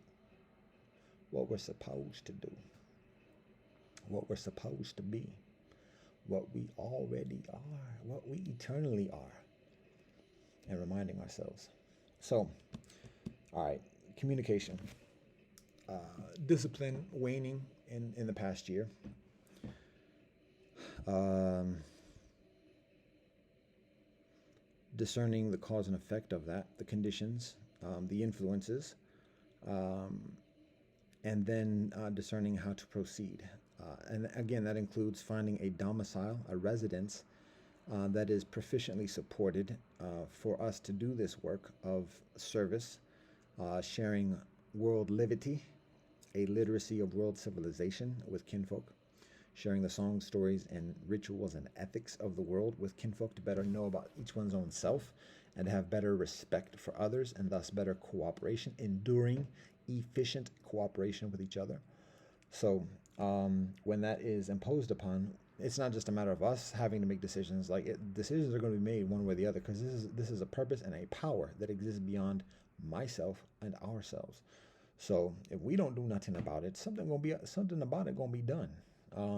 So it's beneficial for us to recognize that and tune ourselves with that inevitability as much as our egos allow us. All right. So there is some. I'm preparing for again the TMI element.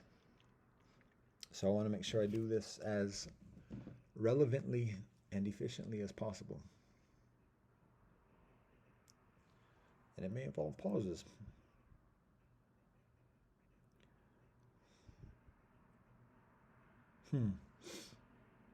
Okay. So then we get into the recent experience of this past couple of weeks.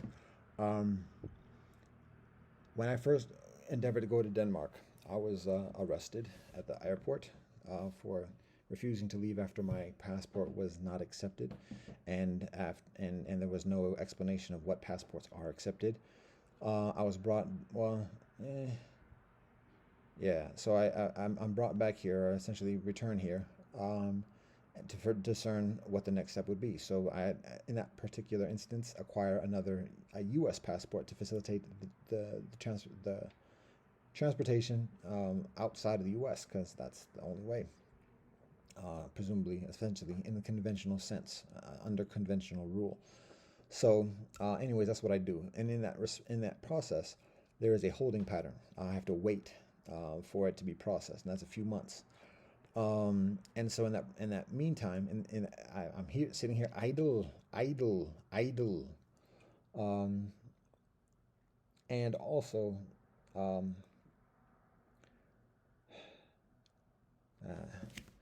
again, I'm not trying to make excuses. I'm trying to articulate the actuality, the conditions, and to better discern the cause and effect. But I exist at that point in an idle pattern um, of waiting to go. And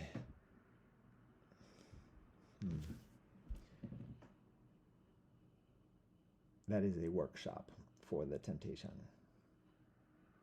And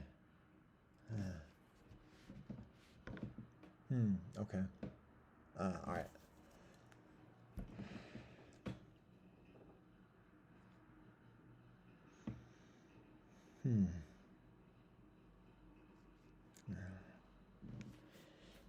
There are a number of elements, and I am trying to discern the sequence I should share this, particularly in a way that I can properly link these elements together with an efficiency concerning the tangents so that the connection can be better recognized.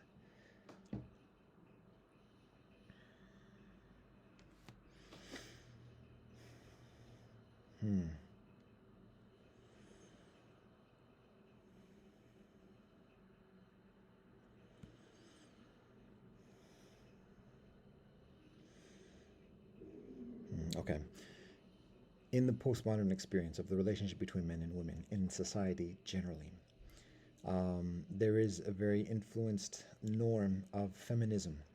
And feminism is actually just a masculinization of women, that's based upon the qualities, the characteristics, particularly of chauvinism within men, and proclaiming women having the same right to be chauvinistic. It's not a matter of having the same right to be doing the worthy things that men do. It's a matter of the equal right to be chauvinistic. And that includes the subjugation of men. It also includes an indemnity for women to express women's selves, express, quote unquote, in any way women feel like doing, with impunity. Oh, that's my wife, da da da da. And I have to be careful of that first person, because that's part of the nature and the consequence of acquiescence and ambivalence, apathy within the acquisition of chauvinism beyond the male experience and actuality. So,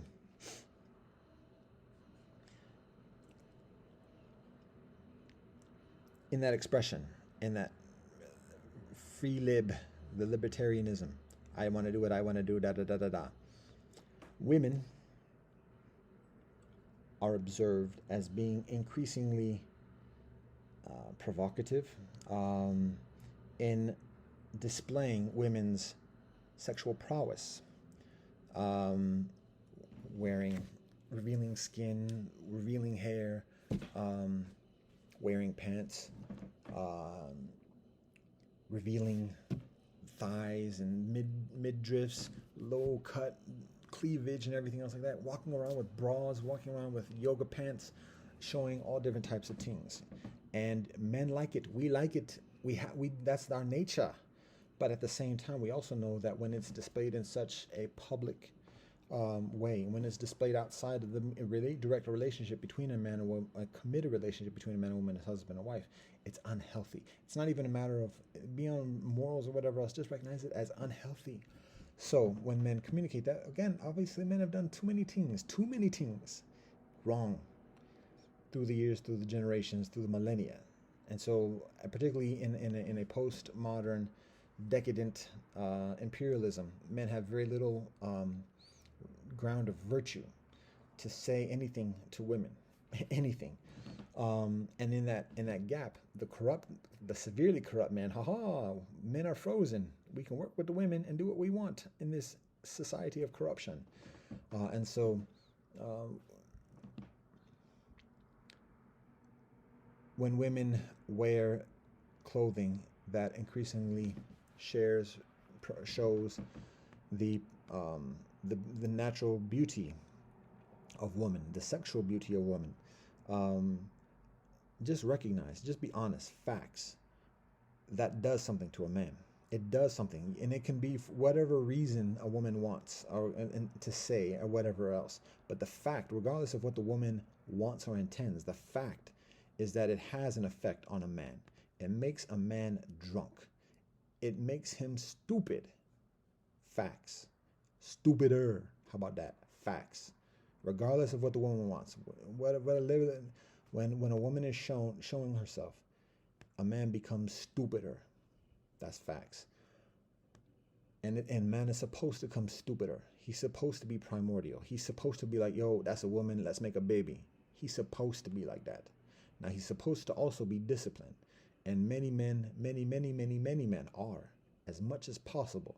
But there's only so much a man can do, because a man is a man.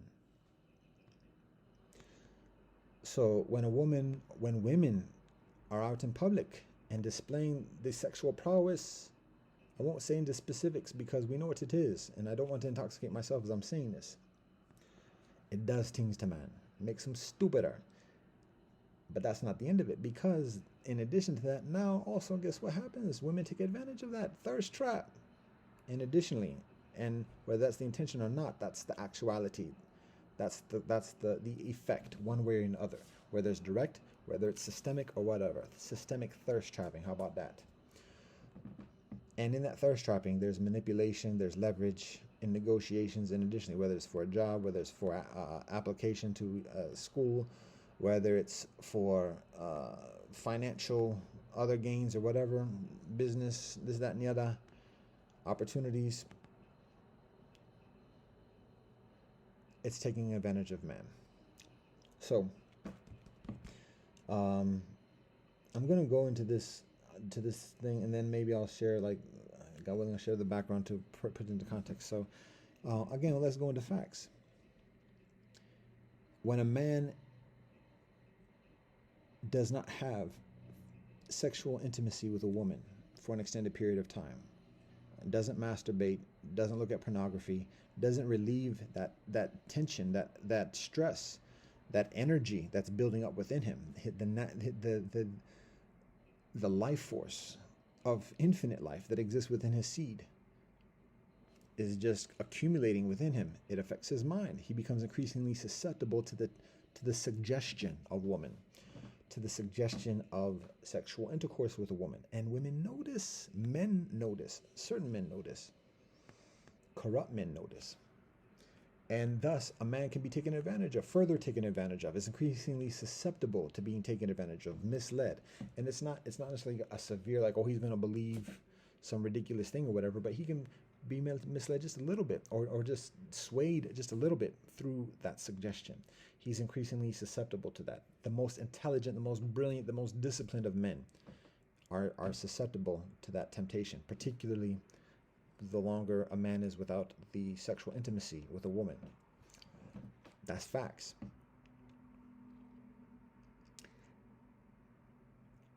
And so much game is run based upon that, from that. Without getting into further details or whatever about the nature of that angst and the nature of that stress,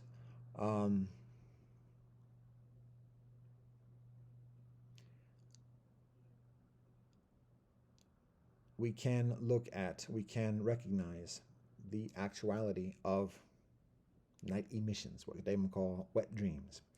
When a man is, what they call, at the risk of sounding crass, when a man is backed up for a long time, it takes very little, or much less, I should say. It takes much less for a man to be excited by a woman, and people can call him weak or whatever, but them weak that say that. That's just the actuality. So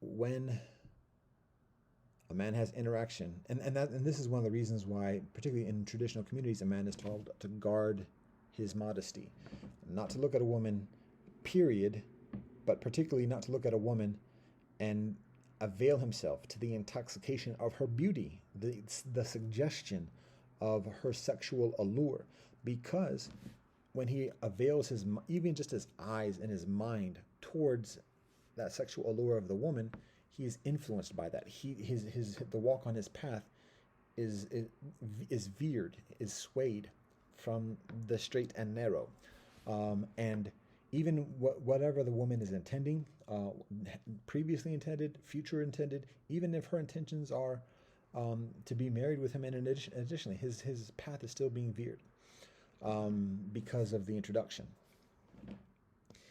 And that has consequences for him, for the people around him, family, friends, religious community, and additionally, people who are relying upon him for certain commitments, a certain service that he provides regularly, and additionally, even in a small way, and even amidst large commitments and large responsibilities. So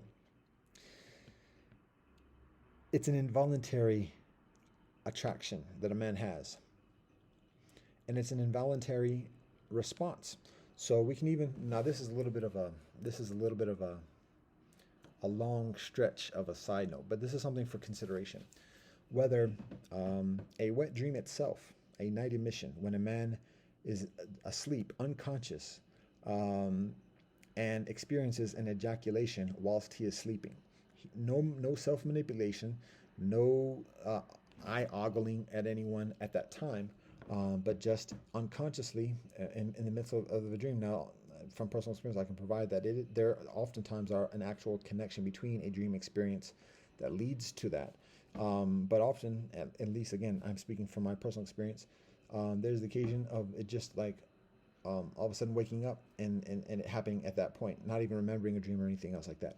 However, one can also observe a cause and effect whereby the preceding day and that day preceding that night, he might have had an interaction with a woman and not even trying to, not eye ogling or whatever, but just her energy is so strong um, and even whilst he's being disciplined and not making it, not flirting, not making any advances, not making any innuendos or anything, but just being very matter of factly, don't matter because there's still the primordial physical attraction and further that exists beyond words and even beyond intentionalities, such that particularly when he's increasingly stored up, the threshold of holding that back is compromised, and he has an ejaculation beyond his own personal volition.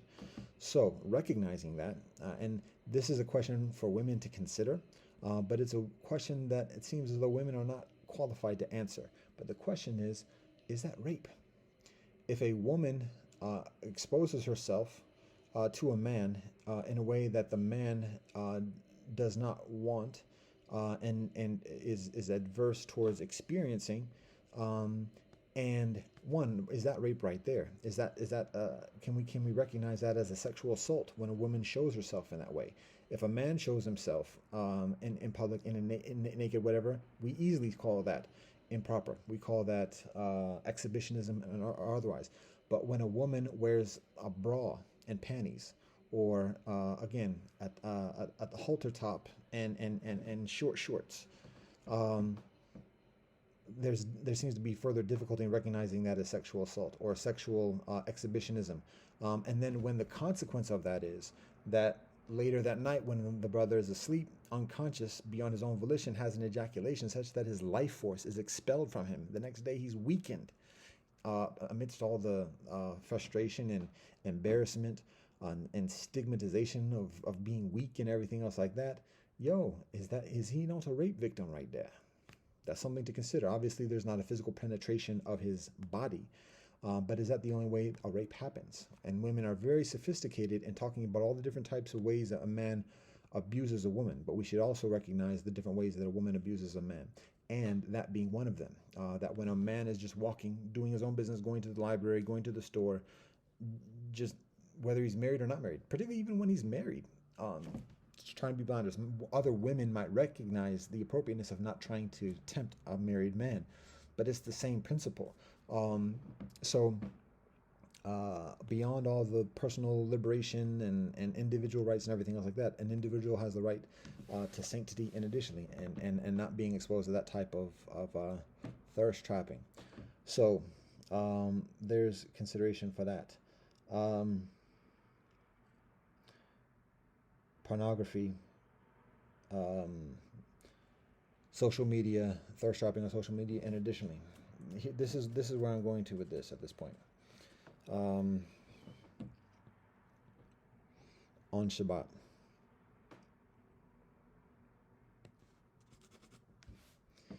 and again, beyond people can discount that as just being individualism, selfishness, me trying to rationalize my own indiscretions and weaknesses and susceptibilities and fallenness or sinfulness or whatever else. But um, on this trod, um, it is serious, um, it is substantial, um, and it's difficult to find others who are similarly um,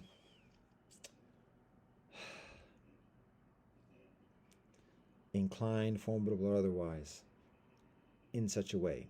And again, I'm no better or worse than anybody else. I'm a piece of shit and I walk with God. The challenge is when others try to impose others' ways in one particular way without acknowledging the other sins and transgressions and indulgences that kinfolk are doing, oftentimes in a way that um, quells the susceptibility towards certain other types of temptations. So, all that being said, there's that whatever disclaimer. But all right. So talk about pornography, thirst trapping, social media, all them things. I think it's also beneficial to recognize pornography as sexual assault towards men. I mean, there's so much that's said about we know, we truly know. For those who are being true, we truly know the harms, the woefulness that men cause towards women with pornography. That's not just the the porno makers and producers and pimp talkers, and it's not just the Johns who buy it. And additionally, it's all around. And the harm that is experienced is all around. It's not just the women, but all that being said, I think it's readily recognized by those who are being honest about it that what the harms that men are causing for women. But what seems less and has yet to be recognized is the harms that women are that are causing the harm that women cause men, particularly boys, when doing pornography, when being the models of pornography, and when that pornography becomes enters into the hands of boys, and takes hold within the minds of boys as boys become men, and the responsibilities and the obligations that women have for that, and the cycle of repetition. So, for those who are able to recognize pornography in that way, the abuse that's caused towards men, we can say boys easily, but we can also recognize men. Men don't want to. I've talked with brethren about pornography for a number of years, and I intend to mention my experience with pornography in a minute, God willing. So I talk with brethren for years about the topic of pornography, and it's not the easy. First of all, it's a cringe subject to talk about, particularly with dudes. But I do, and I talk with elders about this, and elders, even inclined elders, about ethics. And additionally, on the topic of pornography, it's difficult for many elders to recognize, particularly those who aren't affiliated with a religious community, for such to recognize the harms that are caused within pornography. And when I tell brethren that the women don't want to do that, not one woman wants to do that. If the woman had another option for doing this, getting the same kind of compensation without that, she would pick that other thing. Now that's further presumptuous, but the accurate thing is that a woman does not want to commit to do pornography, and the argument that I receive in that discussion is that, oh yeah, but some may do it. Yeah, it might be coerced, and like she might be desperate or whatever else. But there's some women that they just want it. They just want it. They like it. Look, come on, man. You can look. You can see. You can tell. And I say, look further, brother. Because there's so many women who are so beautiful in disguising what's actually being experienced, and even the brethren that recognize that many of the women who go into pornography are those who are abused by family members, and additionally brothers, uncles, fathers, neighbors, teachers, and additionally elder brethren recognize that and say, well, that might be many, but every woman does not want to do that. Each woman does not want to do that. Now, on the flip side of that, no, that's a further discussion. We can talk about that, but that's what I have. That's the difficulty that I have talking with brethren about this. I have yet to talk with a sister about this, on this topic of that. Every man who views pornography, because first of all, we're not gonna have this conversation with men about this, because men having this conversation are going to be admitting that then watch pornography, and in watching pornography, them communicating and revealing and confessing that quote unquote weakness of viewing women in such a way. But the actuality, facts, is that a man viewing pornography does not want to view pornography. He wants to be in a relationship with a woman. Plain and simple. He would rather have actual sexual intercourse. Well, again, that's being further presumptuous. But the simple statement is that a man does not want to watch pornography. Now, there may be a certain a gradual discouragement where a man recognizes that it's easier for him to view pornography than to go out and be with a woman, and so because of that, then he resorts, or he regresses or reverts to viewing pornography. But he doesn't want to watch pornography. He doesn't want to masturbate. It's harmful for him, just as it's harmful for the woman who's doing it. And it's beneficial to recognize that when we are truly interested in looking at a solution, finding a solution, living a solution. So there's that. Now, for myself, as I've shared painful, long explanations of this. Much of it is actually, to be honest, I think a lot of it has been removed from YouTube. I myself personally removed a lot of the videos in my previous YouTube account for a number of reasons that pertain basically how YouTube shares things. So initially, when I share these things initially and put them on YouTube, it's with the intention of it being available for those who are ready for that conversation, and continuing to exist as an archive. When YouTube changes, and this is through the years, this is like I started a YouTube account almost 20 years ago, like 18, 17 years ago. And then another one like 5 years after that. But those I closed out because I had thousands and thousands of videos of thousands and thousands of hours. And some of these topics like this one takes a few hours to like warm up to and kind of like get into some of the crux of it. So I've gone into this conversation numerous occasions, numerous recordings. So again, when YouTube changes this policy a couple years ago, I remove all the videos. I thought I saved most of the videos, but it was even too much to save. I have archives of many of the videos. But all that being said, my point is that this is not something that's new. It's not something that I've hidden before and that I'm just now revealing. I've shared this painfully through the years. And actually, that's one of the things we'll talk about as well. God willing, I'll mention that soon. So my point is this. I am personally exposed to pornography at a young age 5. That significantly influences my relationship with women, my understanding experience of sex, my understanding experience of healthy relationship and marriage, and additionally. And that's over 40 years ago. I'm 49 today. Alhamdulillah, Baruch Hashem, Hallelujah, Jai Om. So for over 40 years ago, I say, it's been a very tenacious struggle in my personal life, and it's hidden because we don't talk about these things. It's weakness. Oh, he's suspect. He's weak. He can't get no woman. Da da da da da. That's just the conditions. So through my young adult age, I have a few extending relationships with women. I have a few sexual intimacies with women, and it's in those instances that when I begin my spiritual path, I recognize each of those women as my wife, particularly for the purpose of honoring the involvement and the commitment that the women make with me, and recognizing how much I detract from the experience of marriage in the relationships and in my treatment towards the women that I am married with in each of those instances, and that I may have further respect and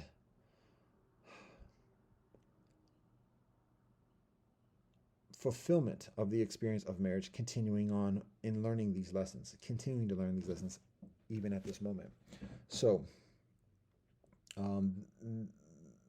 through the years, there's the early exposure of pornography, the adverse influence that it has within life and relationships, even when having relationships, still having yet to learn about proper relationship between a man and woman, marriage and husband and wife. And when beginning my spiritual path, that being one of the most difficult things for me to reconcile with to this day. In that first year, I stopped watching pornography, and that was extremely difficult. And I won't get into all the information, whatever, but I stopped watching pornography for over a year, and that's actually when I have experienced my first night emission, and extremely devastated actually when that happens, because it was such a struggle to not watch pornography, to not masturbate, and additionally for over a year in my late 20s. So when I experienced that for the first occasion, I just think about like, yo, I did all this, and this is still happening. Like I'm asleep. What else can I do? Like I'm seriously, genuinely striving to do things in the right way, and even when I do that, this happens. I don't think about women. Oh, actually, to be honest, maybe I did entertain lustful thoughts towards women during that period. Maybe. But generally speaking, like, first of all, I wasn't interacting with many women.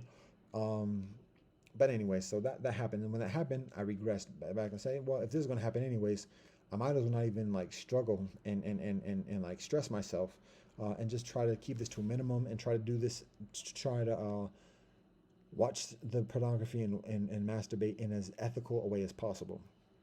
So that continues on, even in my spiritual path, even as I'm learning from our ancestors, sages, and prophets, and getting further established within my spiritual path. So it takes essentially about a decade after that for me to get to the point in my path, in life, in my trod of saying, okay, I'm ready to let it all go. And again, I was making a further additional life decisions in terms of practicing veganism, um, and just having a further respect for all of life, and particularly women, and how I even look at women. Um, so, and again, the teaching that Jesus provides in terms of even just having looking at a woman with lust as committing adultery with her in his heart, that there's truth in that. But at the same time, that's a severe discipline, because a man has to have some type of lustfulness towards a woman that precipitates procreation. There's that primordial attraction again, and so a man has to avail himself to that to a certain extent, in order to engage within the experience of marriage. And that's discussable, because one can talk about, well, why doesn't a man just be celibate until marriage? And additionally, even in being physically celibate, mentally, there's a distinction, and there's a purposefulness within it, because celibacy is not a part of Judaism, which is actually what Jesus practices. So, anyways, that's another side note. But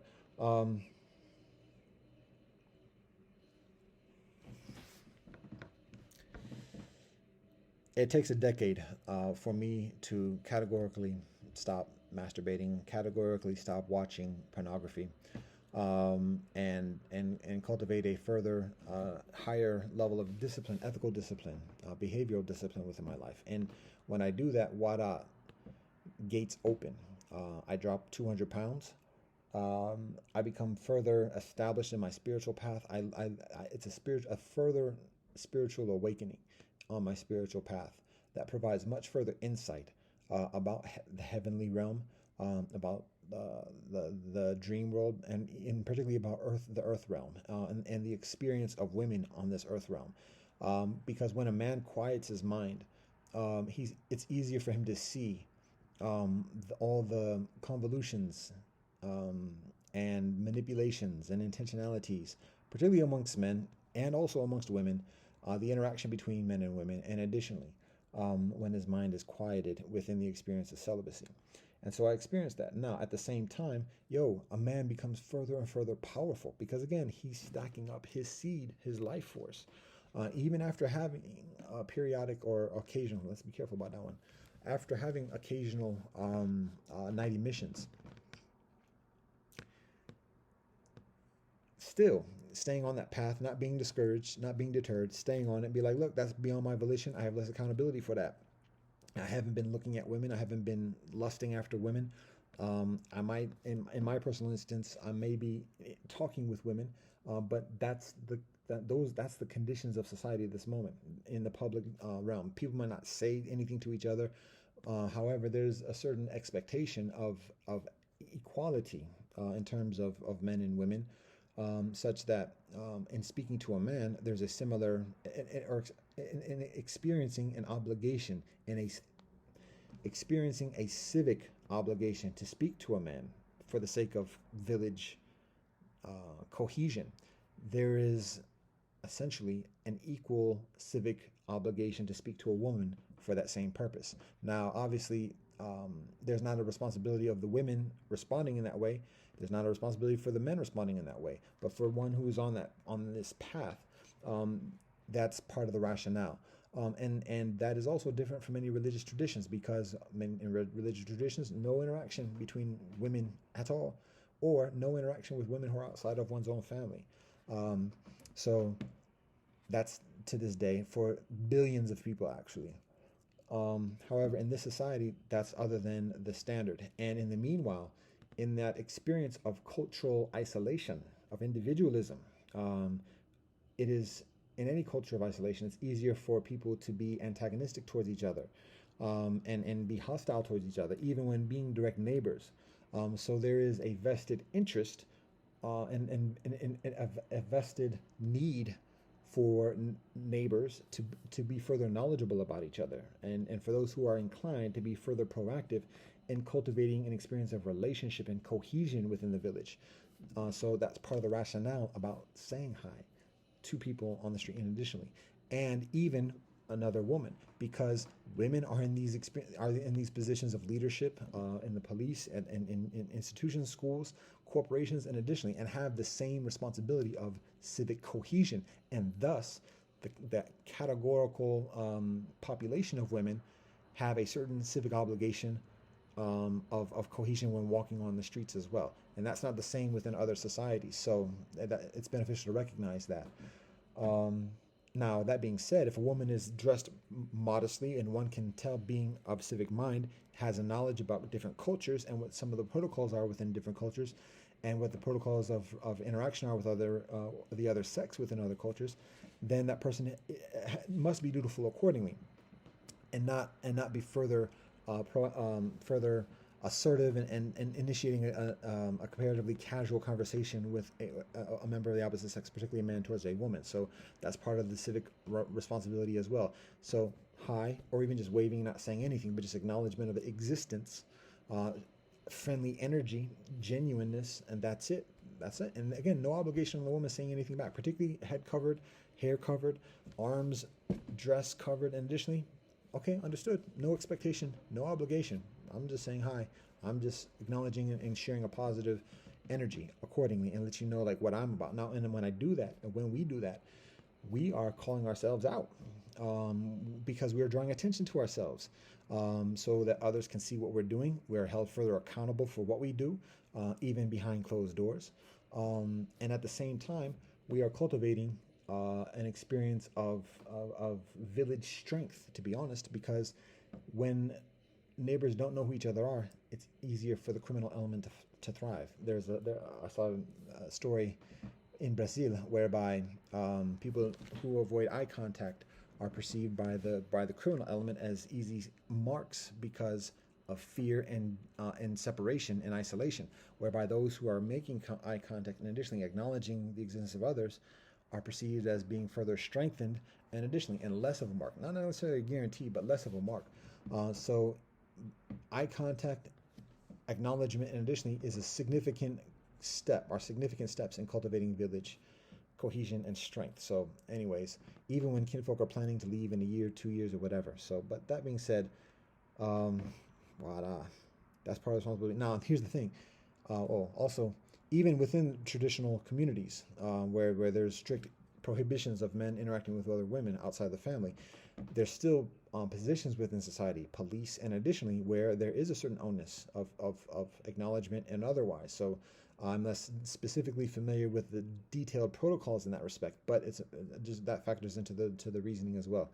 Now, all that being said, when a man does that and acknowledges a woman, he is opening himself to the beauty of that woman. And again, it's not a matter of pushing up or otherwise.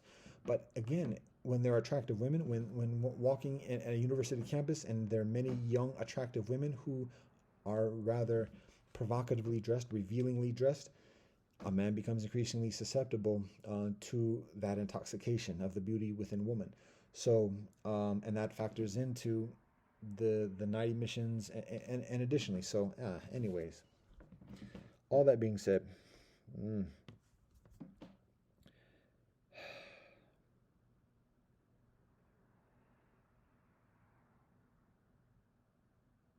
it's very quiet here. It's getting dusk. We're in the hour of Havdalah at this moment, which which many may accuse me of abrogating. All right. So over a decade ago, oh, excuse me, this is 8 years ago.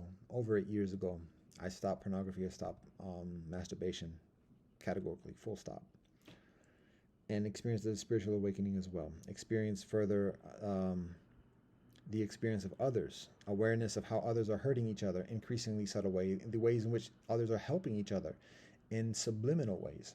So, but in that knowledge, again, there's heightened responsibility. So even when one is has genuinely healed one's ways, um, that's nice and that's well. But now an individual is held at a heightened standard, and at a higher standard with higher expectations. Um, so, but uh, in terms of accolades or recognition, whatever, yo, step it up further. So, all that being said, that's been that was 8 years ago, and that continues until about 6 years ago, when I returned, when I'm brought back here, um, and trying to go to Denmark for the first occasion, and being arrested and brought back from the airport, held in idleness, and um,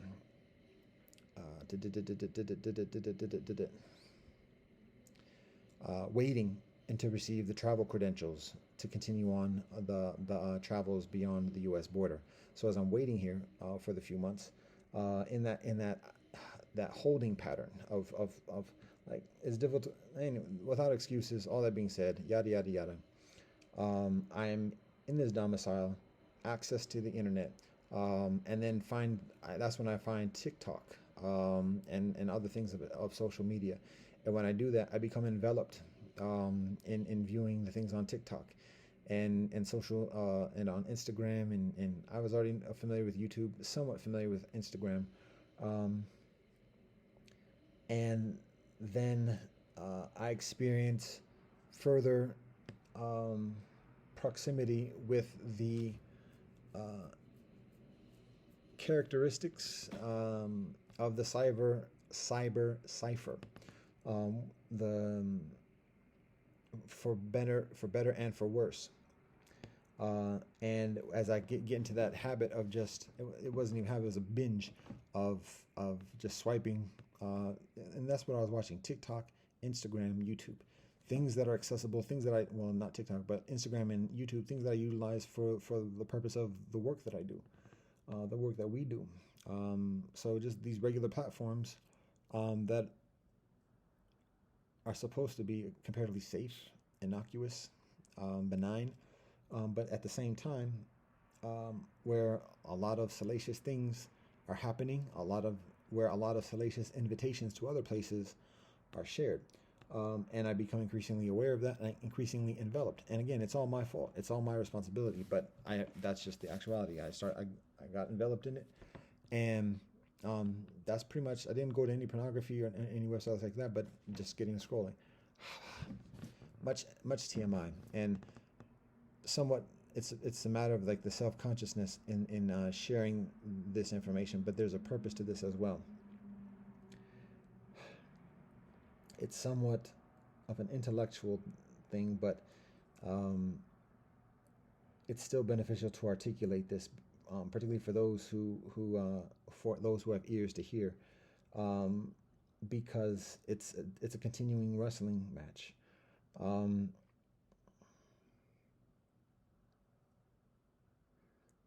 so in this wrestling match, there's a lot of rationalization about what to do, what not to do. When looking at the teachings from before, when I mean before, I'm talking about from thousands of years, what our ancients, what our ancestors, what our prophets, and what our sages teach us, the wisdom, the truth.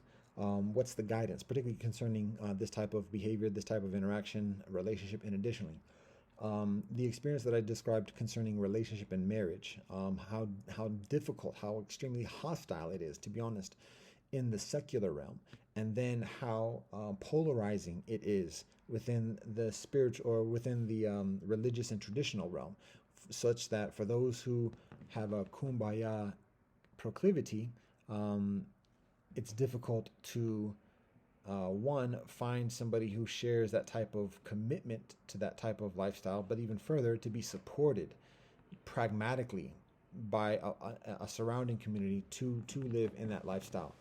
Um, In the meanwhile, being, a man or a woman, respectively, and having the needs accordingly. One can talk about emotional, physical, um, mental, and even spiritual needs. But and that's what we're told, that's what we're taught, that the relationship between a man and a woman is holy and sacred and commanded to be married, to be fruitful and multiply, to bring new life into this earthly realm, and to teach new life, our children, our progeny, how to walk in a righteous way on this earth, and for the benefit of all beings, for the, I won't say the betterment, but the benefit, the well-being of all beings.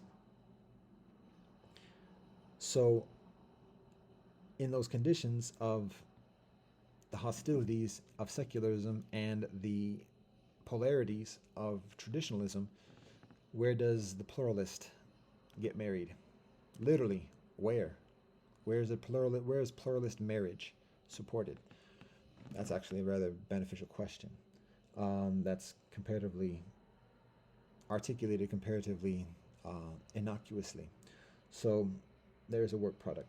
Hallelujah, Baruch Hashem, Alhamdulillah, Jayom, we give thanks and praise to the Most High.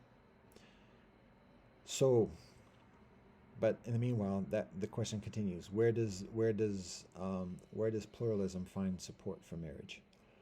Uh, I myself have to find that answer, that solution, whilst dealing with the immediacy of the needs at the moment. So, and the susceptibilities, because again, particularly for a man, um, as he's stacking up that seed, he becomes increasingly susceptible to the temptation, and that temptation doesn't have to be to the point of him losing his celibacy or losing his chastity. It's a matter of just being swayed a little bit. And again, that little bit can be very beneficial, can be very lucrative to others, whether he avoids or whether he doesn't get a certain assignment done on a particular day or for a particular week. That could be beneficial for other entities. And so introduce the man to a woman, and then his mind starts to get involved in just thinking about the woman, and how he might have a conversation, what he might share, this and the other, just for a week, just for 2 weeks, just for a month. In the meanwhile, what his previous obligations are might be side note, because he can legitimately say, "Yo, marriage is a priority, and here's a prospect," and so it's legitimate for me to put aside these not side projects, but like even these main projects, because I have yet to be married, and there's the command for us to be married, and here's an opportunity, here's a prospect, and thus. Whenever that prospect doesn't come to fruition, and at the same time those main projects are delayed or reduced, that's an adverse consequence, and that reduction of the project can have very lucrative benefits for those who are enveloped in perceived competitive or corrupted endeavors. So again, and it doesn't even have to be anything major. It can just be a conversation. It could be just a slight veering that in the long term, amidst heavy weight, has further repercussions. And a man is increasingly susceptible to that veering as the life force within him accumulates, as the power within him accumulates. It's further difficult to harness and to walk in that respect. So, that being said, when I'm returned here 2 years ago, I'm in idleness. I get enveloped in the cyber sphere, and I find these trends of young women dancing, and that's something I abstained from seeing before. Again, whenever I went on the internet before that, it's all about business. That's all I view. But I think also, I keep going to these other causal factors. I do think social media changes within the past 3 or 4 years, whereby it's much further manipulative and guiding towards irrelevance and I'm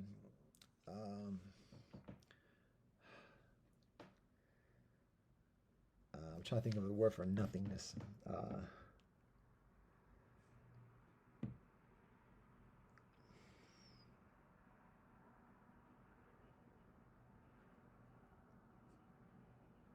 There's a specific word I'm thinking about, but irrelevance,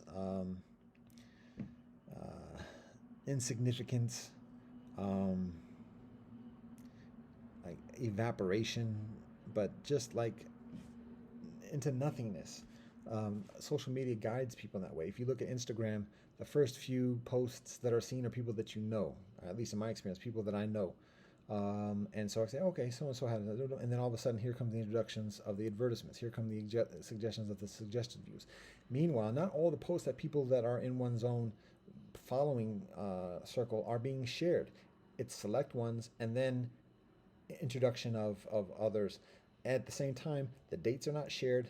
There's not a track record of what a person saw to look back at what the person was viewing. It's not as accessible to look at one's following list to easily check on each one in that following list. But at the same time, there's also the search mechanism and the reel mechanism and everything else. So things are guided. So for somebody who has meaningful connections, meaninglessness, that might be one more word to describe it. The person to digress from meaningfulness in the relationships that a person has to meaninglessness of just responding to the visual aesthetic and stimulation that a person is experiencing.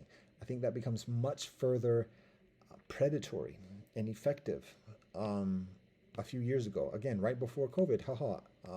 And additionally, so during that, and this is actually when that happens, during COVID, when it was just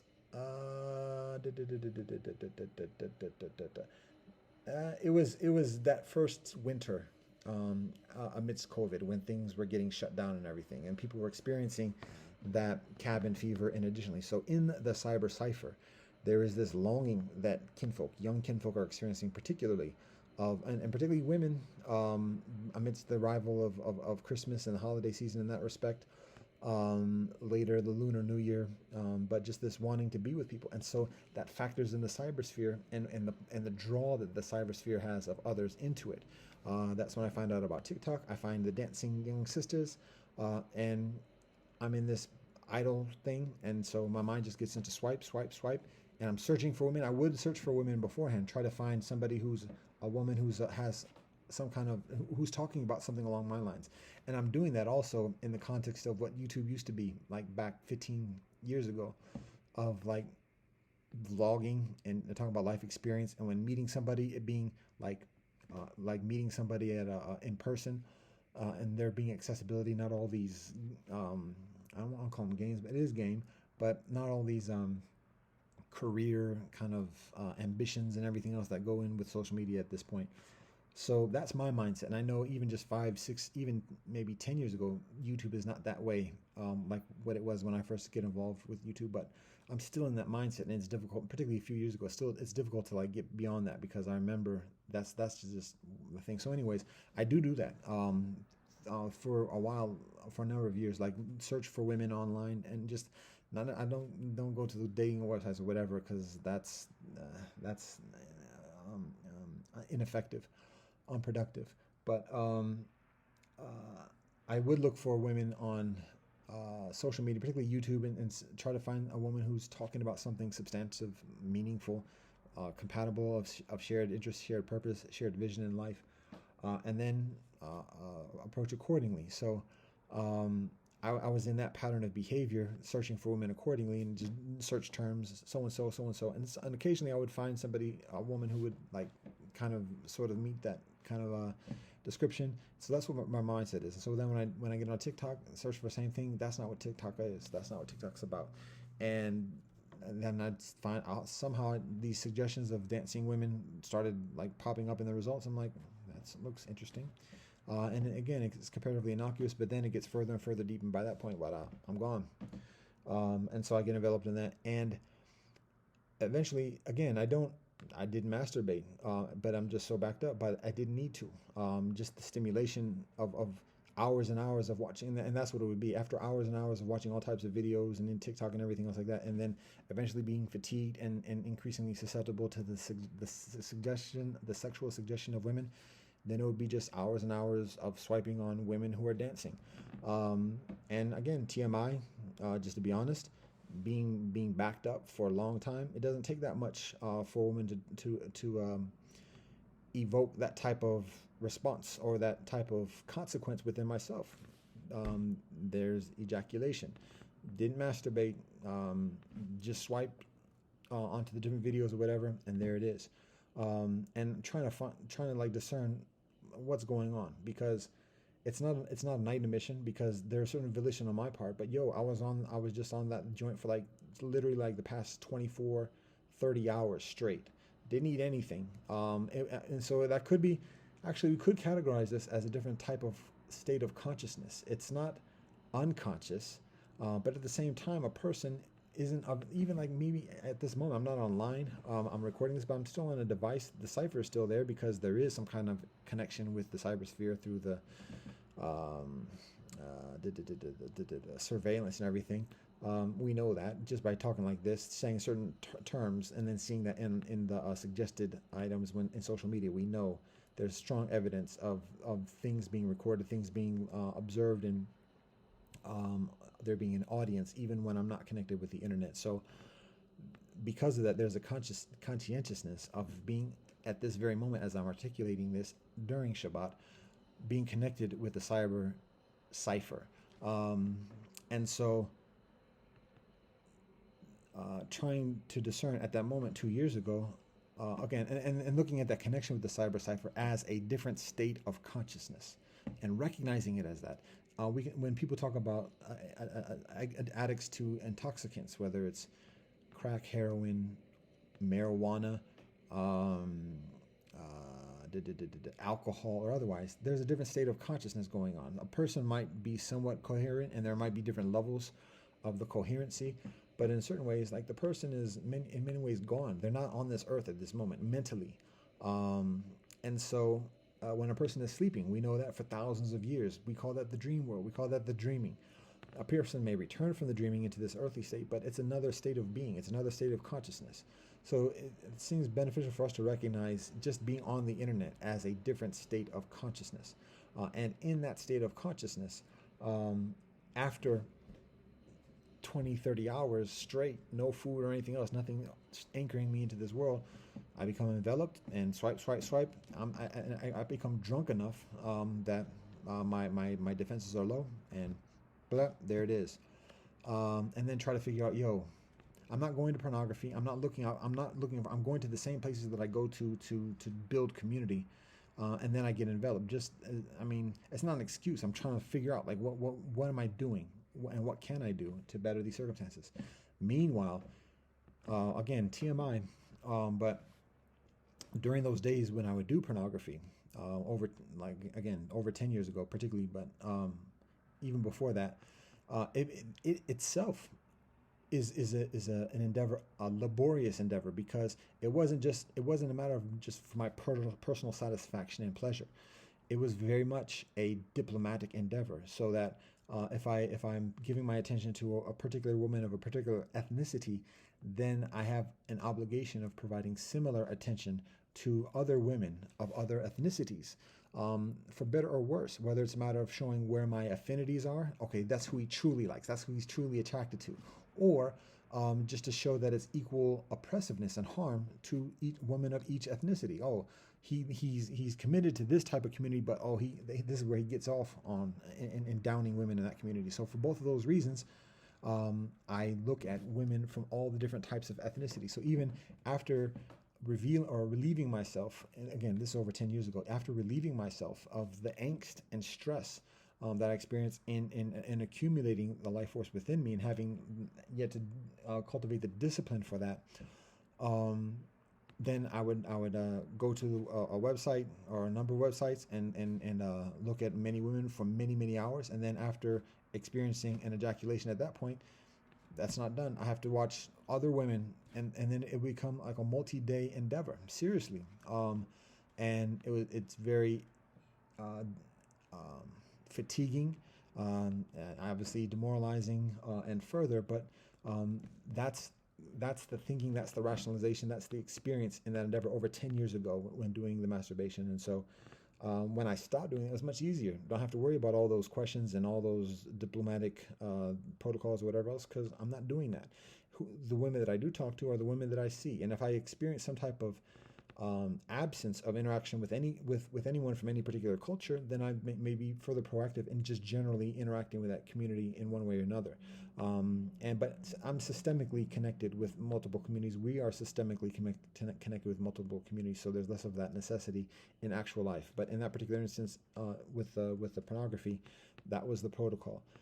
So when that happened a couple years ago, and in social media, again, I'm reverting to that same type of scenario of like, oh, I just spent 30 hours on the internet for this, and then I spent 20 hours just looking at whatever, and then spent the next 10, 15 hours looking at women. And so that's the first occasion, but now I have to spend another 20, 30 hours looking at other women from other communities to keep it balanced. So again, it's fatiguing, painfully fatiguing. But that's the actuality. So again, it's further than just my personal pleasure or otherwise. And so I say all this aloud, and I say this to myself before at this point and continually of like to understand, what's going on here. It's not just about. And again, for any man, it's not just about for him gratifying himself, but like what's going on to precipitate this, and how can one's energy and efforts and thought be devoted to a healthier way of satisfying the needs, of fulfilling one's purpose, and in cultivating one's relationship with the universe, with the Most High, with himself, and also with the loved ones around him that he already is in direct conscientious relationship with, and then also all of life, and even his prospective wife or wives accordingly. We can talk about the notion of polygamy and otherwise, but I think one can also recognize that if one's going to be honest today, even within the postmodern secular mindset, that committed, healthy, mutually consensual polygamy is a much favorable scenario than the norm of dating, friends with benefits, hit and quit, all them other colloquialisms that describe the uncommitted, objectifying, predatory behavior amongst kinfolk today. So that's what happened a couple years ago, and it would happen for basically a certain period, and by the time that I obtained the credentials, actually it happened for a considerable duration in that month, a couple months period of waiting for the credentials. Once the credentials arrive, then there's less of the susceptibility to the temptation and otherwise, and I focus on the task at hand at that moment, which is going to Denmark and proceeding through the process of asylum seeking within Denmark. So and things remain that way. I observe that it happens during a period of spiritual intensity. There are a number of periods within the calendar year that are increasingly intense in terms of spiritual wrestling. One is during the northern sowing season, again, like the beginning of spring. We look at Pesach, we can look at Easter, we can look at Holi, the beginning when the northern hemisphere is preparing for the harvest, not the harvest, but the agriculture, the planting of the seeds, the emergence from winter, and preparing to sow. So it's a spiritually intense corridor or zone within the yearly calendar, and it's primarily again related to the northern hemisphere, the civilization of the northern hemisphere, because much of the Earth's civilization on the southern hemisphere is increasingly proximate with the equator, and it abstains from having the same intensive distinction of the seasons and growing and the cycles accordingly. But on the northern hemisphere, there's a very long spectrum of experience, such that there are very distinct seasons. In Africa, grow produce in many parts of Africa perennially throughout the year, always growing produce, rich. In the north, not so. It's winter, oftentimes half the year, like right here. Snow and nothing growing naturally, essentially, basically. And so that when things thaw, okay, here we go, here's the process. And in that process, we have rituals and cycles to do. There's rituals and cycles with Africa as well, like the New Yam Festival, Igbo, called the um, Iwaji, but again, it's there's less of a severity that's being experienced amidst those rituals. So, anyways, point is that in every year in the earth, the whole of the Earth calendar, and particularly because of the northern hemisphere, there are certain periods in the year that have increasing intensity. I mentioned spring and the beginning of the season of sowing at that point. Then the other part is again the harvesting after the end of the year, the end of the growing season. When everything is harvested, then there's the amends, there's the Thanksgiving and everything else like that. So that's another intense period. So the point is that during those periods, there's increased stress. People have increased anxiety, whether they know it or not, whether they're involved with those rituals or not. The people around them are, and it's very intense. Um, and um, that affects uh, how people look for relief from that tension. Now, those who practice, have a consciousness, who have a literacy about these rituals and these periods, have a knowledge generally of how to proceed in them, and even that can be difficult. Some are further observant than others, but those rituals, a significant reason and purpose for those rituals is to guide and navigate people through these periods of sacred relationship, of the growing of the produce, the seasons, relationship with the Most High Elohim, relationship with the universe, the earth, the provider of the nutrients that sustain us, and additionally. So the rituals guide us in that respect. When people are without that, they're stressed. There's like a um, aimlessness, and without being able to articulate that specifically, people try to find relief through other means, whether it's through drugs, alcohol, whether it's through eating, overeating, whether it's through gifts, spending, consumption, whether it's through having sex, um, and the sense of physical intimacy with somebody else.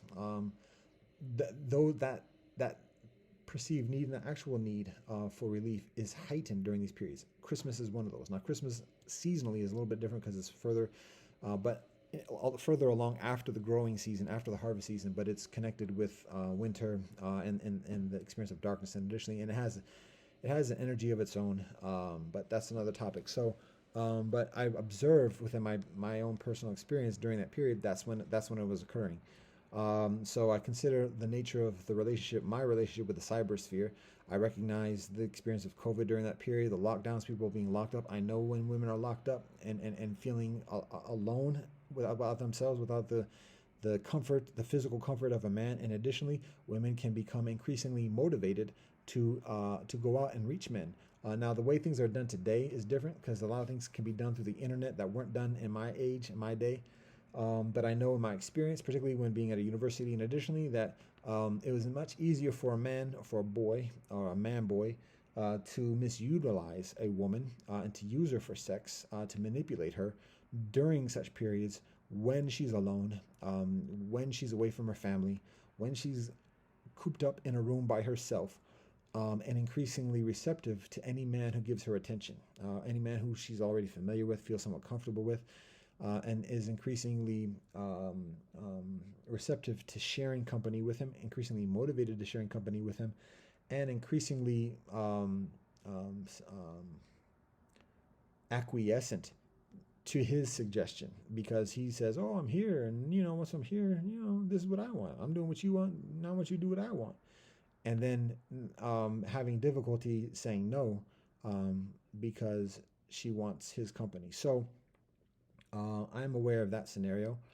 I try to think of how much I've actually perpetuated that scenario, or perpetrated that scenario. I haven't done it intentionally, but I think if I look back at it, I can see where I've taken advantage of conditions along those lines. But that's the first time I think about it in that respect. Um, so I'm just saying, communicating that I do know that from a firsthand experience, from other kinfolk who do go experience those directly. And I consider how that same kind of scenario manifests itself in today's conditions amidst cyber communications, and additionally, whereby the abuses, the objectifying, the misutilization, the misuse of men towards women, or excuse me, men misutilizing and objectifying women in such a way, taking advantage of women's loneliness, it being done through the cybersphere, and women searching for connection and relationship and company with men through both the cybersphere and in direct physical contact. So, but I am less familiar with that actuality anecdotally. but I can just recognize the similarity. So all that being said, what I'm communicating is that in the cybersphere, in not the cybersphere, the cyber cipher, um, there being an increased anxiety during these periods. Again, same periods. Spring, as spring is beginning, autumn at the end of the harvest, and then also winter amidst the holiday season when people are gathering. People are supposed to be gathering friends, family. Additionally, there being increased loneliness and additionally for those who abstain from experiencing satisfactory experience otherwise, and thus being further women being further susceptible to men in that sphere. But again, the point is that that experience in actual life, the loneliness, and additionally manifesting itself in the cyber cipher, that within the collective consciousness of the cyber cipher, there being an increased anxiety, and in that increased anxiety, there being an increased call for company, for relationship, for intimacy, for relief from the loneliness, isolation, um, and all the other kind of things that cause kinfolk anxiety, and particularly that cause women anxiety. Because I've yet to work on the esoteric mathematics on this, but I know that youth and children are extremely influential in the cyber cipher and that collective consciousness. And that kind of loneliness can be also recognized, particularly within youth and particularly within young sistren, and as also with children, and particularly young sistren who are children. And by that I mean young sistren who are elementary school and even middle school. Again, not necessarily sexually active, but still looking for that type of company and security and comfort that comes with a direct, immediate contact with a man. So, and without experiencing that in actual life, going into the cybersphere and cyber cipher and infusing that cyber cipher, and there's no onus. This is not a condemnation. This is not an admonishment. This is not anything guilty. I'm just talking about the behavior, the nature. Infusing that want within the cyber cipher, the collective consciousness that draws in other men. And again, I'm not shirking responsibility or otherwise. I'm just talking about the nature of it. Every man is exactly responsible for his own actions and for the consequences of his own actions, and he will answer for everything he does in this life. I will answer for everything I do in this life. A man will answer for everything he says in this life. A man will answer for everything he thinks in this life. I will answer for everything I do, everything I say, and everything I think in this life. Ain't nobody gonna answer that but me. So, and ain't nobody gonna shirk that away from me either. Um, it's all according to the judgment and the balance of the Most High. So we can point fingers at each other all we want. It don't matter. We can help each other all we want. That does matter. So, help. uh, and the best way we help is by leading a positive example. So all that being said, I do recognize that characteristic within the cyber cipher, the collective consciousness, these certain periods where the angst is increased, and where the draw is further. So after that, I go to Denmark, and I continue to access the internet. Less temptation, further discipline, focus. I was being pledged at that point. So ain't got time for much of the other stuff, and not even looking for that to begin with. So it's easier for me to just not worry about that. Then when I get deported back here, guess what? Again, idleness. I'm trying to figure out where the next steps are. I wouldn't say listlessness, but in uncertainty in terms of what those next steps are. A lot of hostility. I just got brought back involuntarily, drugged onto by drugged I mean forcefully dragged onto an airplane and flown back here by government officials. So, and then brought back here, and okay, there's life. So me having to find the next thing. So again, uncertainties about next steps. Thinking, I just spent the past 3-4 months outside of the country, experiencing I won't say bliss amidst it was an extreme trial, but at the same time, there's just a bliss. It's just it's such a beautiful experience being out of this country. Serious. even just going to Jamaica, and I don't know what kinfolk experience. I haven't been on vacation outside of this country. I mean, I haven't. I mean, I've been to Niagara Falls when I was growing up 40 years ago. But in terms of an adult, I don't go to islands in vacation. I don't go to other places, hot spots, whatever in vacation. We ain't got time for all that. Wherever I'm going, there's purpose. But I do know that whenever and wherever I've been, even going to Cuba, living, sleeping in a bus stop outside of La Habana, peace and bliss, because I was not in the United States. Serious. Don't know when I heard gunshots in Kingston, sleeping in a bus stop. Maybe not as much peace. Bliss though. Bliss. Because I was not in the United States. And ain't things perfect in Utopia in La Habana or Kingston or otherwise. But yo, serious. Anyways, all right. So when being brought back here, my family is here, my loved ones are here. I didn't want to leave to begin with, but at the same time, yo, this joint has such a nasty weight to it. And you cannot explain it. If somebody don't know. If you don't know, you don't know. If you know, you know. I don't like people saying that. Youngsters say that very immodestly. So it's difficult to hear that, but serious though, it ain't no explaining. Ain't no explaining it. So back here, dealing with that weight, dealing with that heavy weight. It's all beautiful. Alhamdulillah, Baruch Hashem, hallelujah, Jai Om, because it's an invitation for righteousness. But sometimes, we can do without. Why am I such invited to so many things?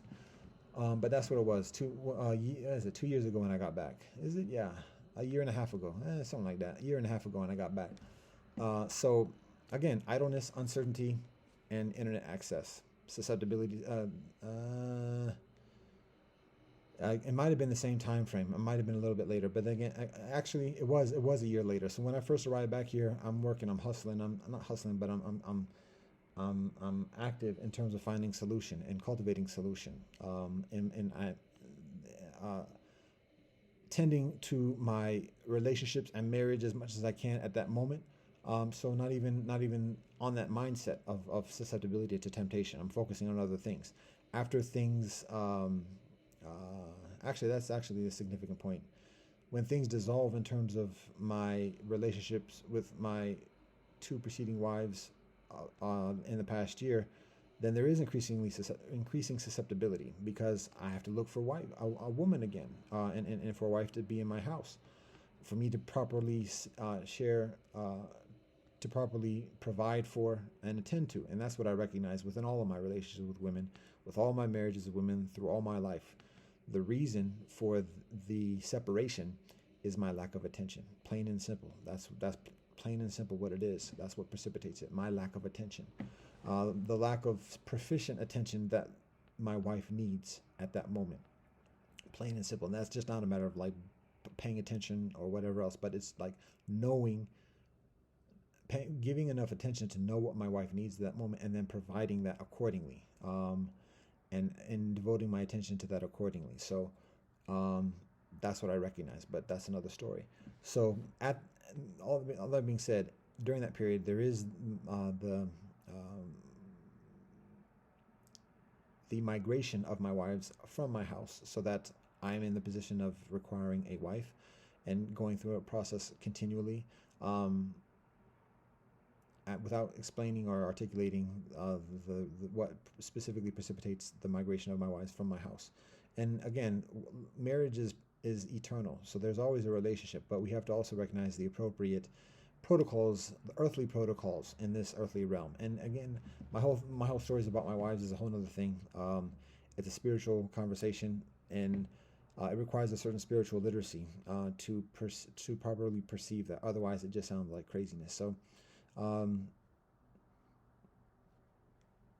facts. So, that being said, the point here is that a year and a half ago, after I'm brought back, forcefully deported, again deposited here, and then also being without my wives in my household,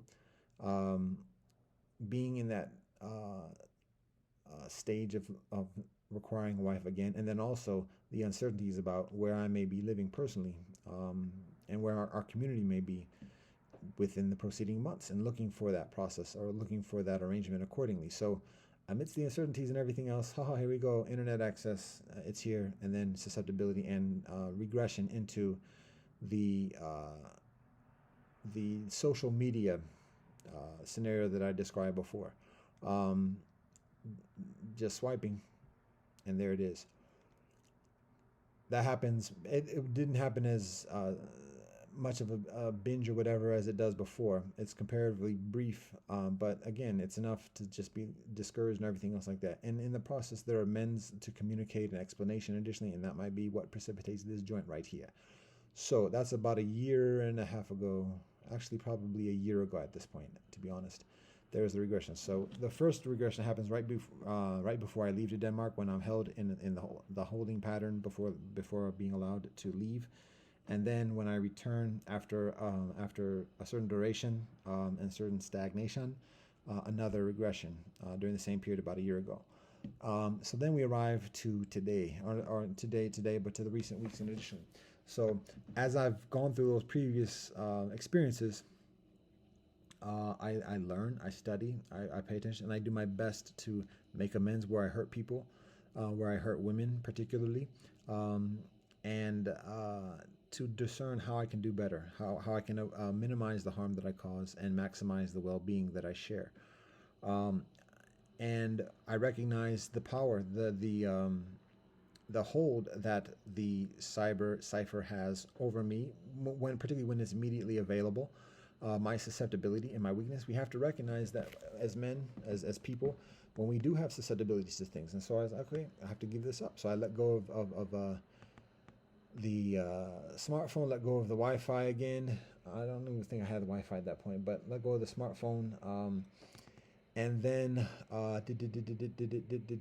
again focus on finding a woman, and again the whole search for a wife is rather involved and challenging, and a continual learning process about myself, about God and the universe, and about others, about woman, and that's a continual learning process. So I do that as well. Now, all that being said,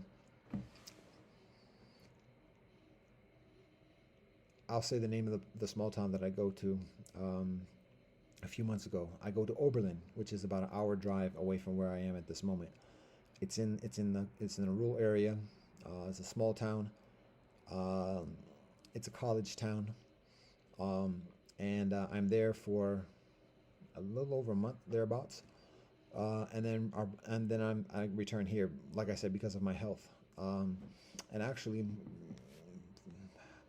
at the risk of a further side note, to give some idea of like the intensity of the experience of these uh, spiritual rituals through the year. When Rosh Hashanah is approaching. Actually, I think it was either right before Rosh Hashanah, or it was right about, maybe it was right before Yom Kippur. But I basically broke my toe, and just walking here in the apartment without socks on, and stubbed my pinky toe on something, and I could tell, yo, that's done deal right there. At least for the next, I don't know, a few weeks thereabouts. I've dislocated my large toe years ago. It took a few days for it to heal up. Just put a coin in between the big toe and the smaller toe, and just keep it stabilized, and that was it. Healed. I could tell this was something different. It wasn't severe because it wasn't very painful in terms of like continual, but I could tell like it wasn't right. It wasn't right. Whether it was a dislocation or a broken toe is difficult to discern, but it was a further severe type of situation than the previous joint that I experienced. So, and given how many little phalanges or whatever it is within the little bones within the small toe, the different distinction and ligaments and whatever, the distinction between a break and a dislocation may be negligible. So I refer to it as a break, just so I could be further mindful of further care for myself. So that lasted for a few months actually, and in that period of limping, it wasn't a bad pain, but I wanted to make sure that I didn't hurt it, for because I ain't going to no doctor, no health insurance, nothing like that. There we go with that information. Oh yeah, which reminds me, I'm supposed to share something. Um, so I basically broke my toe, dealt with that. Then after I broke my toe, I was actually offering salat And dealing with stress here, as I said before, what precipitates me going to Oberlin was the hostilities. And the thing is, it was without going into further details. I have addressed this before, but it was hostilities from the streets, but these were subsidized hostilities from the suburbs, or not even the suburbs, but just from the conventional hierarchy, because the streets weren't acting like the streets. The streets were acting like hired servants. And so there's awareness that, oh wait, hold up, there's some machinery involved here, like some higher situated machinery that is subsidizing these passive aggressive hostilities that are affecting the work here. So, anyways, all that being said, that's adding to the stress amidst the high holidays and everything else. So Bokto then when offering, and I say that because when I offer salat, it's very obvious like people are mindful of this, and there are certain things that happen, whether it's machines going off, car alarms going off, people talking. All of a sudden, right as I'm preparing to offer salat, because I keep the window up here open, people can see what I'm doing. People don't make it obvious that people are watching what I'm doing, but their eyes on us. So when I begin to make preparations for salat, oh, here comes the lawnmower. Oh, here comes the bush blower, the leaf blower. Oh, here comes somebody in their machine, or here comes somebody with their radio. And so it's it's kind of like that passive aggressive FBI type scenarios of just causing dissonance and trying to provoke somebody to respond in an aggressive way, so that, oh, there he goes, we better get him, type of situation. So, and we deal with it. But at the same time, it does cause stress. And at one point, and again, I'm not blaming nobody for nothing. I'm explaining conditions and actions and that precipitate cause and effect. So it does cause stress, and that stress manifests itself in certain ways. And one way that I'm increasingly susceptible to the manifestation of stress is in my back. Particularly if this chair is not beneficial. I'm leaning forward because that's the ergonomics of this folding chair. So it's not a healthy posture for my back. And when additional things are put on my back, that causes stress. And when I offered salat, snap, and I felt that like snap go off, and I'm like, oh, here we go. Now I haven't had that like been put out of commission essentially in years in that respect. And I'm much heavier. I was obese during that period when it happens before, so there was a lot of physical weight being put on my back. This is the first occasion that I experienced in such a way, when I'm further healthy, not the healthiest, not the fittest or whatever, but this is the first time I'm experiencing in that respect. So now, not only is my toe doing things, now I gotta watch out with my back. So that's when I actually go out and bring on much of my stuff to Oberlin to stay and camp out in a camp, and after like rest up, and my back isn't severe, but it's bad enough, and I'm limping on my toe. But as I'm there, it's a healing powers where I stay, and there's healing powers in nature and in the rural areas. So my foot was getting considerably better, and my back was getting better, but at the same time, my leg is starting to hurt. And I'm thinking, based on my past experience, I'm getting a lot of details on this. But in my past experience, the leg is an extension of the back experience. So oftentimes when somebody's having something in the back, it can be felt in the leg as well. And so stretching, there are the things to do, whatever. So when I'm experiencing difficulties with my leg, I'm thinking it's just a continuing experience with my back. But eventually I could tell, my back is actually doing decent right now. I can do the things I wasn't being able to do before with my back, but my leg is like getting worse. What's going on with this? And this is the first time I experienced a muscle pull or a muscle injury to my hamstring. And that's, I know from, we got the flying tree mice right now. I know from watching sport and everything, like people talking about hamstring and it being painful, and the best thing in terms of healing is just like staying off it, and there's little stretching or whatever, to my knowledge, but just like you got to let the hamstring heal on its own.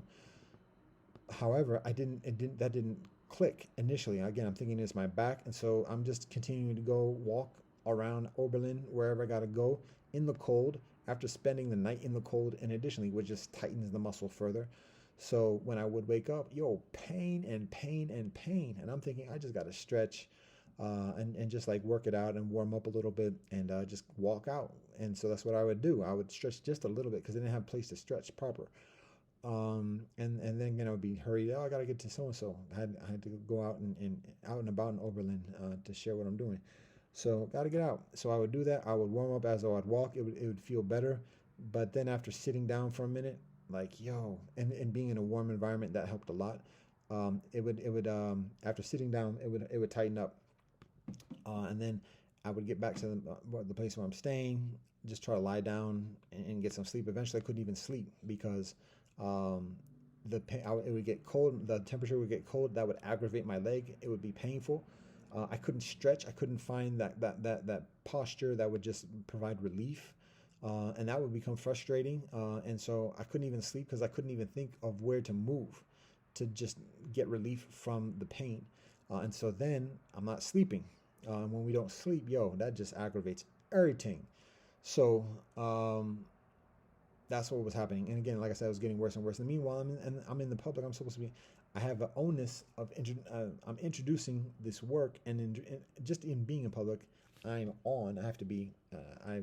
I am called. I'm guided to be positive, energetic, charismatic, genuine, and authentic. But at the same time, that's energy, and that's actually beyond like my home base. It's like beyond like my comfort zone. Um, so I'm expending myself in that respect. Wow, a lot of information on this. So, anyways, pulled hamstring. Not recognizing it initially, but then once I do recognize it, I think, okay, how do I make this better? And even when making steps to address that, it wasn't there wasn't the availability. Like the circumstances weren't providing the necessary things that I needed to properly take care of myself, and so that's what precipitates me going back here and just healing up. So now I'm basically healed from that. So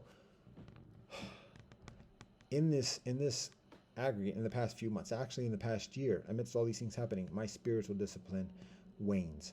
So whereby previously, like when I'm at the refugee camp, when I'm in the prison house, and additionally, I'm performing salat 5 times a day. I am I'm davening, I'm doing my meditation, um, I'm doing yoga regularly, if not daily, multiple times each week. Um, I'm doing my studies. I'm doing writings, and additionally, it's actually comparatively easy to, or easier, very much easier to be disciplined in a prison house, living in an isolated cell, where I have to get permission to utilize the restroom, kind of, sort of. Because if I don't get permission, then it can be utilized, but not necessarily in the most favorable of ways. Facts. So, anyways, but it's easier to be disciplined in that respect. There's little. I don't have to look out for food. I don't have to deal with. I don't have a lot of obligations in terms of diplomacy and responding to people. I respond to prison guards. Clergy stop by. There's the immigration that we have interviews with, and additionally, but other than that, don't have access to a phone. Don't have access to the internet. Yo, clears the mind, yeah. So, anyways, after that, after being returned here, and kind of like left to settle things on my own, look for some place where there's copaceticness, or at least proficient copaceticness. Meanwhile, things are closing in. I mean, the conditions in society are increasingly contentious. There are power moves being made, civilization that's crumbling, that are scrambling. Um, the earth, I mean, the boundaries that are like fortified, like couldn't leave the country, even with having a passport. Don't have a passport, or one that's conventionally accepted by the United States. But even with that, can't go to even to Canada without the science permission, without the doctor's signature of having a whatchamacallit, one of them shots. So things are like closed up. Inflation is increasing drastically. College is made increasingly inaccessible. Like the line is being drawn of class, the haves and the have-nots is being like we're getting, the trenches are being dug at this moment. How long that'll last until like something completely new emerges, uh, it's for those who see it. But that's actuality. In the meanwhile, things become increasingly contentious. Things are stressful. People are like at each other in these passive aggressive ways. So it's stress. What's my point for all that? Oh yeah, my spiritual practice. So my concentration, my devotion to my spiritual practice is waned this past year. Haven't been doing my prayers on a daily basis. Haven't been davening on a regular basis. Didn't read Torah today. Um, Recording, and this is, I don't, even if it's been situations where I don't do what I'm supposed to be doing, at the very least I am still able not to do what I'm not supposed to do. We're getting to this point. for myself at this moment where I'm doing things that I'm not supposed to be doing, like this right here. And that's what precipitates me doing this right here, of recognizing the lack of control and the lack of discipline and the concerns about this.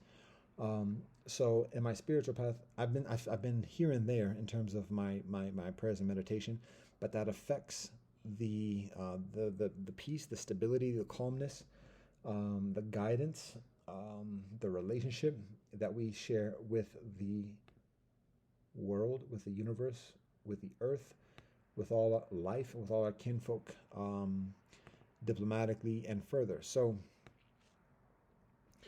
I'm mindful of that, and I also consider and I study how to address this, how to remedy this, and there's this open-ended kind of uncertainty in terms of our diplomacy with the United States and its subsidiaries, the state of Ohio, the county of Cuyahoga, the county of Lorain at this point, the city of Cleveland Heights, and additionally receiving. There's still this calling from those who are suffering, children, youth, particularly in the experiences of pedophilia, and additionally, which we've become increasingly familiar with, even just within the past year. And so with that, we have a onus of an obligation to address that and to do what we can to do that. So in that respect, we send out these notices. I mentioned one sent to the state of Ohio. We've sent other ones to other kinfolk as well. And it's not a hype campaign. It's not a matter of like trying to degrade things or calling or embarrassing people. These are genuine calls of concern and calls to action on the part of those who are put in positions of leadership, government, civic, and additionally to address the suffering, the violence, the poverty, and additional oppression and persecution and subjugation that kinfolk are experiencing. And then when we do that, we get the increasing attention of the adversarialness. And it's not necessarily the government, actually. It's not the police. It's coming from those who are further enveloped in the corruptedness and the leadership that pays and provides for conventional authority. And so, again, like I said, I'm getting off topic on that because it's not supposed to be about this at this point, but it just adds to the stress. It adds to the conditions. And again, not blaming others for what I do. But understanding why I do what I do, why we do what we do, so that we can do better accordingly. So stress, and then in that stress, there's the pragmatics, having to get food, having to make arrangements additionally. And the way we answer these needs is not just a typical get a paycheck, go put it in a bank account, go to the store and buy groceries. We don't do things in that way. Why? Because it ain't the most harmonious. It ain't the most healthy. Much of the food, much of the products and services, much of the food and much of the products, the supplies that are provided within conventional means, through stores, through the online, and additionally, these items, food, supplies, furniture, clothing, and additionally, are acquired through harmful ways, through ways that cause harm to others. Often it is severe harm, but at the very least, it's a systemic harm to others. So we do our best not to feed from those things, not to utilize those things. And it's very difficult. We've done this for years. And even when being successful, even when finding some successes and sharing it with others, then we get a shutdown. All of a sudden, the supplier isn't supplying to us. It doesn't want to deliver. Well, we're getting to a whole thing now. But the point is, even answering, it is important this is an important part of it. Even just to provide the basic needs, supplies, food, it's illegal to go to the park and get acorns for our own consumption. It's illegal to pick berries, to go to the park and pick berries. It's illegal. One can be put in jail or fined or both for going to the park and picking berries. We can't do that here without persecution. The water here is poisonous. We cannot drink the water here. So the things that we need, every parcel of land is claimed. Even when it's vacant, rundown, abandoned buildings, it's still proclaimed or it's still claimed by another entity, so that if we camp there, if we set up a further duration camp, a camp for a further duration, yeah, here come the police, here come agencies talking about trespassing, and all the other things. And so it's illegal to live outside of the system um, on this continent. Point blank, facts. Um, without even trying to overthrow the system, without even having antagonism toward the system, but just to live a natural life that is independent from the conventional way of doing things, it's illegal, and subject to severe persecution, locking up in jail, confinement in psych wards, and other types of abuse. And in the process, separation of husbands. Wow, things just went blank for a second. Separation of husband and wife, because when families, well, this is the threat. The actuality can vary, and I can't speak from personal experience because I have yet to be married, but I do know that the homeless shelters where people are, if people aren't taken to the psych wards, or people aren't locked up, then people are told they have to go to a homeless shelter because they can't stay here. And there is no place where they can stay other than a homeless shelter. Whether it's a private homeless shelter that's run by a religious charity that tries to convert the people to that religion, or if it's a public shelter where thuggish ruggish things go on and you don't want to be there. That's where a person has to be, or get taken to the psych ward where the person is forcefully injected with drugs and left to the scientific experimentation of people with lesser discipline. All peace and blessings to psychiatrists. Or taken to jail, where all types of happens. So, peace and blessings to all kinfolk of the jails. It's basically those three options. Just to live, just to be honest, just to be independent from the system convention. We can talk about the option of going to rural area, remote areas. Then one is subject to the predators that live there. If one doesn't have a gun, if one doesn't have numbers, if one doesn't have a knowledge about how to live in the wilderness without nutting, very, very dicey, because one might be able to escape the law patrol and everything, because they don't go into areas too tough. Maybe the park ranger can call them back up if there's a significant concern. Otherwise, it's predators out there. There's nasty things that go on. And anyways, that's one other thing. So those are four options. But in terms of just like, all right. Point is, just to get basic things, is challenging. We do procure food, clothing through ethically sourced things, and it's not perfect, but it provides much greater sense of ease and serenity within oneself in that way. Fair trade, vegan, organic, and along those lines. But that takes a lot of doing. It takes cooperation. It takes a lot of planning. It takes a lot of follow through, and then it takes repetition. And even when it's successful, like I said, some eventually, maybe the corruption that gets a whiff of that and be like, oh no, they're getting too successful. Throw a monkey wrench in those works. It's a euphemism. Throw something to obstruct that. Throw some sabotage. And so they may threaten the supplier, saying, "Oh, you can't supply this," or "do." It makes a phone call here or there, whatever. And so then we go to make up to refill our order or whatever. Oh no, we can't do it this time. Wow, we were depending upon this. This is where we get our food. We need to put a lot of work to arrange this. What's the deal? Oh, policies. So, anyways, those are the conditions. So, meanwhile, without that, then the resort is to go to local places, and the local places just supply beautiful places I used to work at back in the day when I'm younger. But they supply the things that are procured through the oppression. And the important thing for all of this, what I'm saying here, is that when we eat that, we become that. When we close a blind eye, when we ignore the suffering that we're causing, even by just getting bread, literally bread or rice, when we abstain from acknowledging the harms that are caused in the provision of that rice, the slave labor in the fields, the transportation, the policies governing the countries, and the coercion that's placed upon local government, the imperialistic practices of the corporations that are facilitating it to provide it at an inexpensive rate, or at least a further affordable rate. All those things are causing harm to others.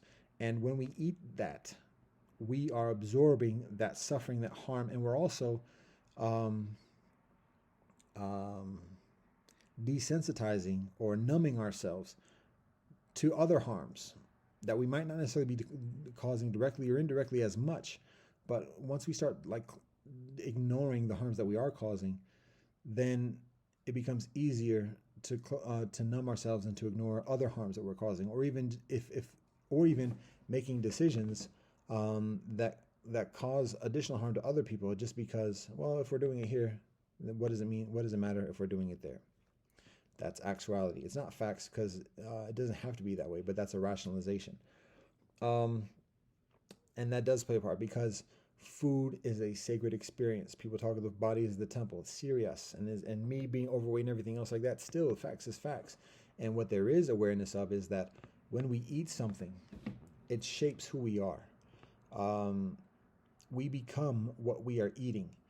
And I'm trying to think of like a metaphor or a parable that describes that. But if you just think about, let's talk about food. If you think about like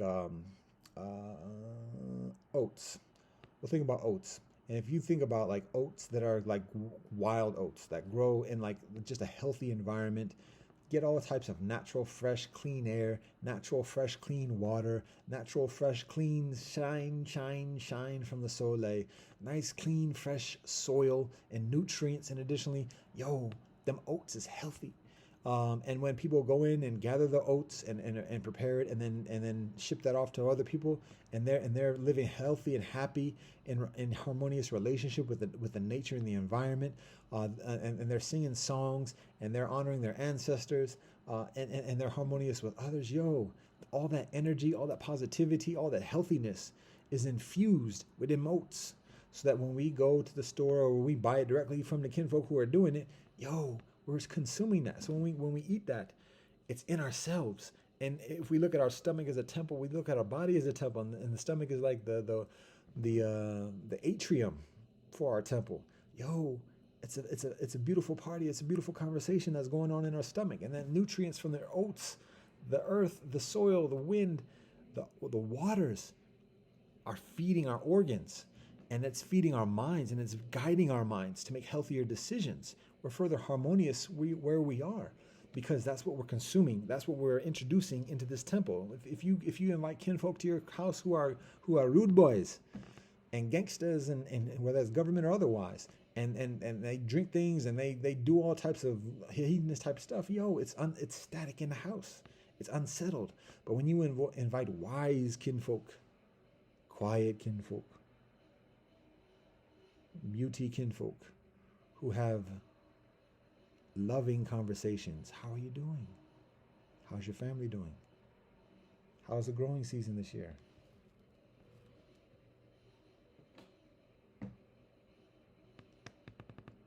Just taking a look at the flying tree mouse. How is the growing season this year? How is the harvest? Yo, when we invite kinfolk who have that calmness within themselves, who have that peace, that wisdom, that guidance, that light, that truth, yeah, our house becomes like that. Our house becomes that increasingly. So when we invite that food, the healthy oats, that healthy shine, and the water flow, and the windy wind, that's what we are experiencing in our bodies. That's what we are sharing with our organs. That's what we are sharing. Woody. Ha ha, interesting. Uh-oh. We having battle lines here. Because them two right there, them not the tree mouse. Them not the flying tree mouse. Wait. Now I gotta look. Woody.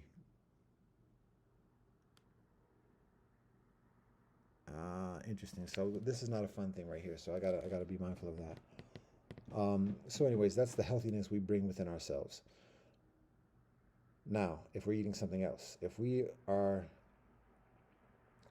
eating some ground beef, the flesh of a cow, perhaps the flesh of multiple cows, perhaps the flesh of multiple cows and multiple calves and multiple bulls, maybe even a few multiple horses and undisclosed animal kinfolk. Straight up facts. When that flesh is ground and packaged and presented, that is what's being consumed. If we look at the life of a cow who is treated like that, and this is the vegan spiel, but this is actuality. We look at the life of a cow that only knows the life of standing in a stall, eating, sleeping, shitting, and standing in a stall, day in, day out. Maybe very little natural light next to the stalls of dozens, maybe even hundreds of other cows, being forcefully impregnated, bringing a calf through the 2 years of pregnancy. 2 years is the duration that I understand. So that the calf is born, then the calf is immediately removed from the cow, just so that the cow can produce milk.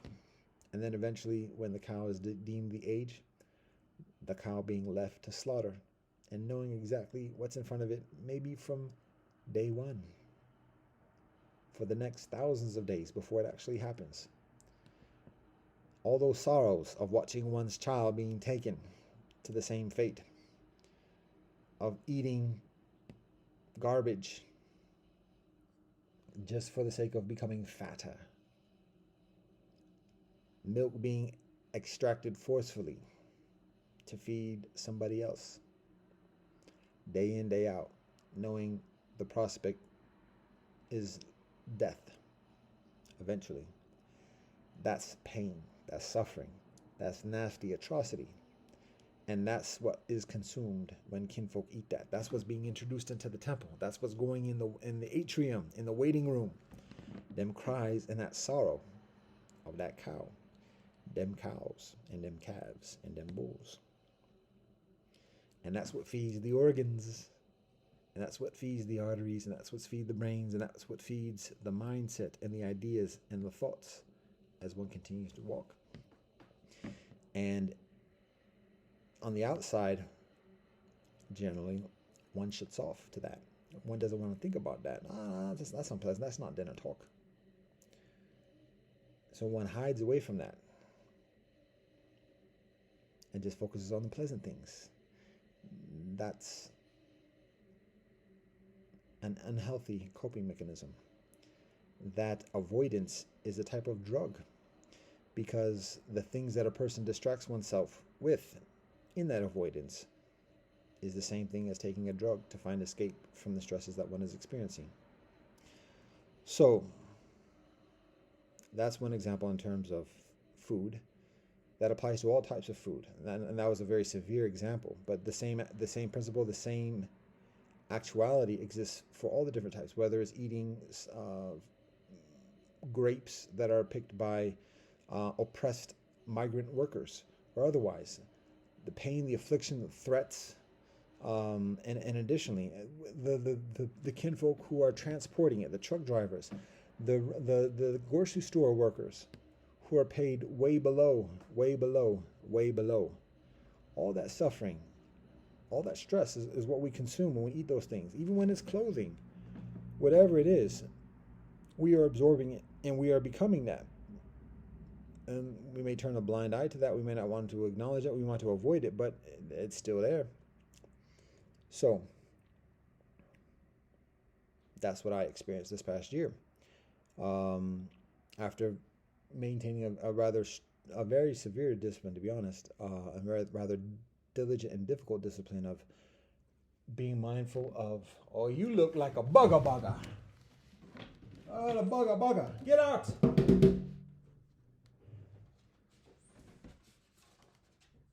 Hey, bugger. So yeah, that's one of them regular mice. And that's the first time I see a regular mice with the other mice, because the way it climbs is not very skillful. It climbed on the screen comparatively slowly.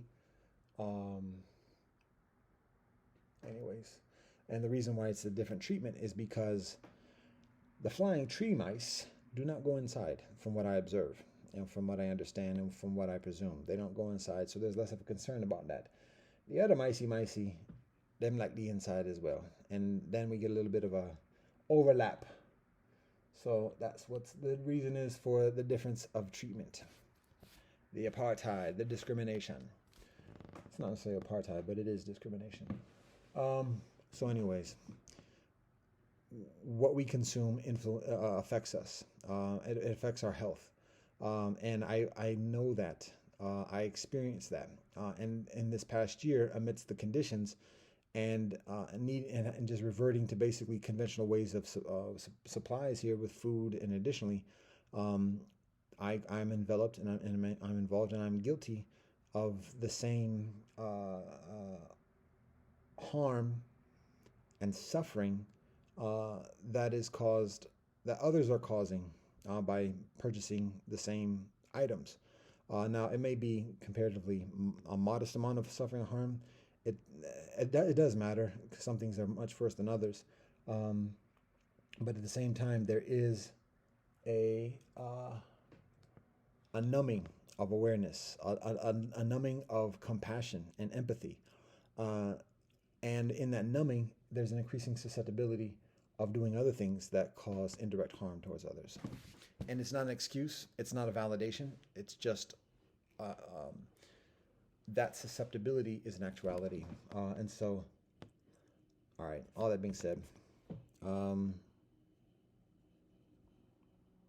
3 hours, fantastic.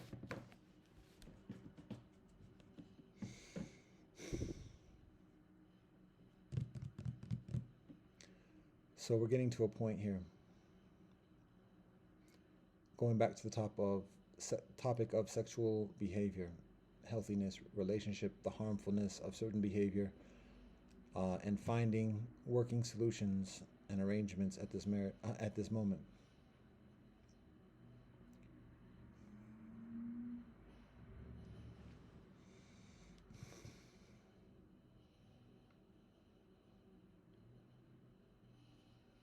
Mm.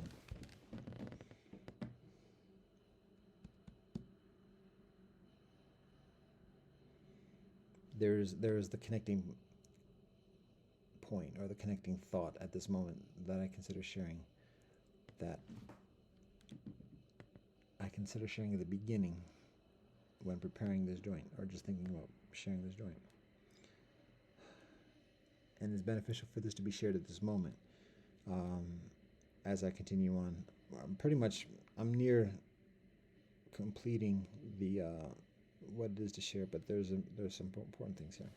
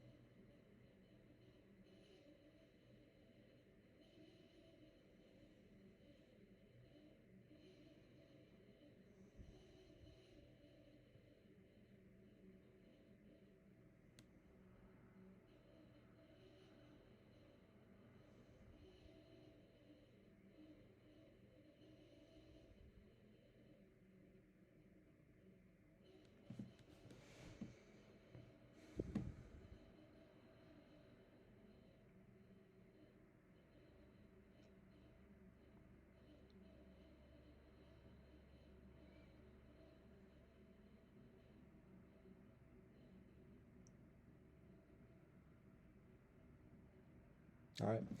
So one of the things. All right. Well, I remember when I'm supposed to share, and I'll say the name of it. Just one. This is not the main thing, but this is the term that comes to mind to help me remember when I'm describing. It's called slut shaming, and actually, it's an advocacy against that that derogatory reference towards others. Now, you are a flying squirrel or a flying mouse. Interesting. And you are climbing on the screen. You bugger. I could tell because it's furry. It's a furry. It's like a chipmunk, um, but it's gray, and it's very furry, like an outdoor animal rather than a mouse per se. and it's not a rat either. Um, so I didn't mean I'm all nice to the flying squirrel, but not. All right, so all right, slut shaming is what I'm talking about.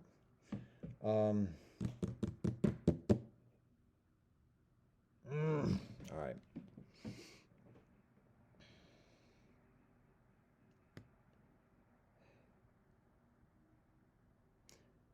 So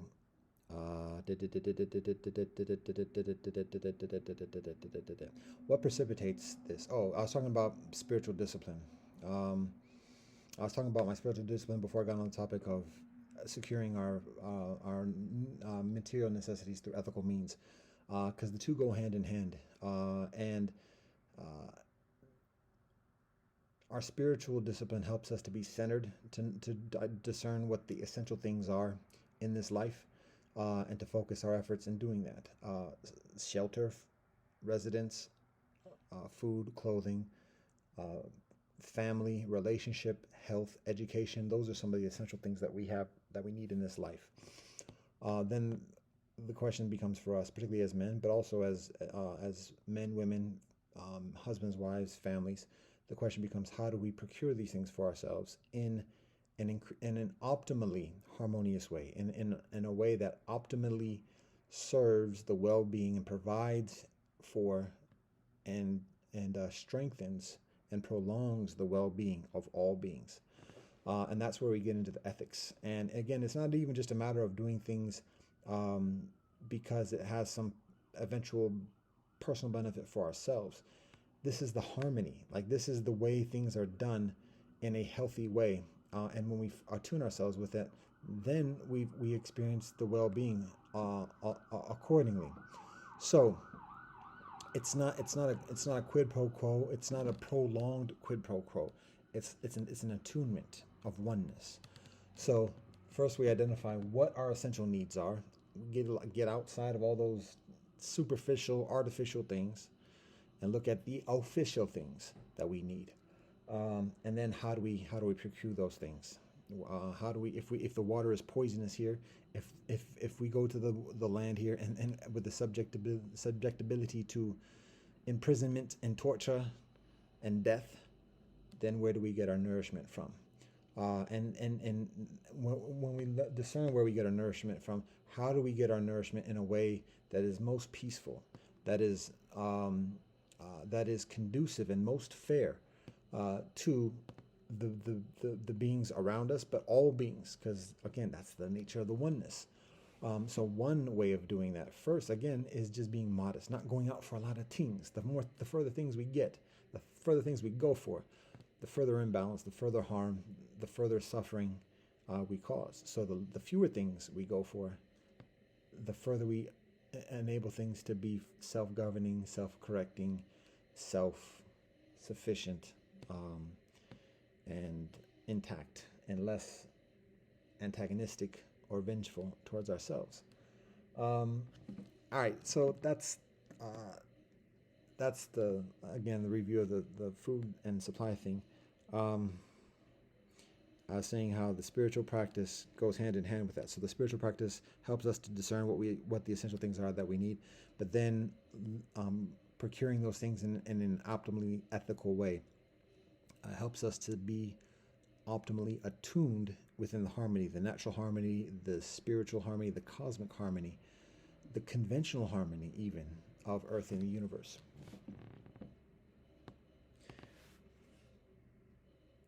So, what precipitates this joint right here is, even amidst this past year, I've been actually able to strengthen my personal spiritual practice within recent weeks, gradually. It's been struggling considerably in many respects, and I've been able to do things here and there. In recent weeks, I make some adjustments. Like I said, let go of the smartphone, um, stay away from the Wi-Fi, um, and do other things as well. But there's still a lot of uncertainty still. And then there are additional hostilities that are articulated to us. A lot of those hostilities have subsided for the near term at the moment, and there seems to be some calculating on the sides of those who articulate those hostilities. However, that is an uncertainty that continues, and there's stress along those lines, particularly considerable stress. I said before, my first day getting back here from Oberlin, and the brother pointed a gun at me in the bus, taking the bus to go to the market to get some groceries, some greens, and some food. And on the way back, boom, gun in the face. So that's one stress. Then again, like I said, suspect summons to court, threats of inspection, and then additional threats after that threat. So those are some of the conditions, and that factors into the practice of spiritual practice accordingly. So again, no excuses. None of them brethren and sistren who do those things are responsible for my spiritual practice. I am responsible for that. But it does factor into the ready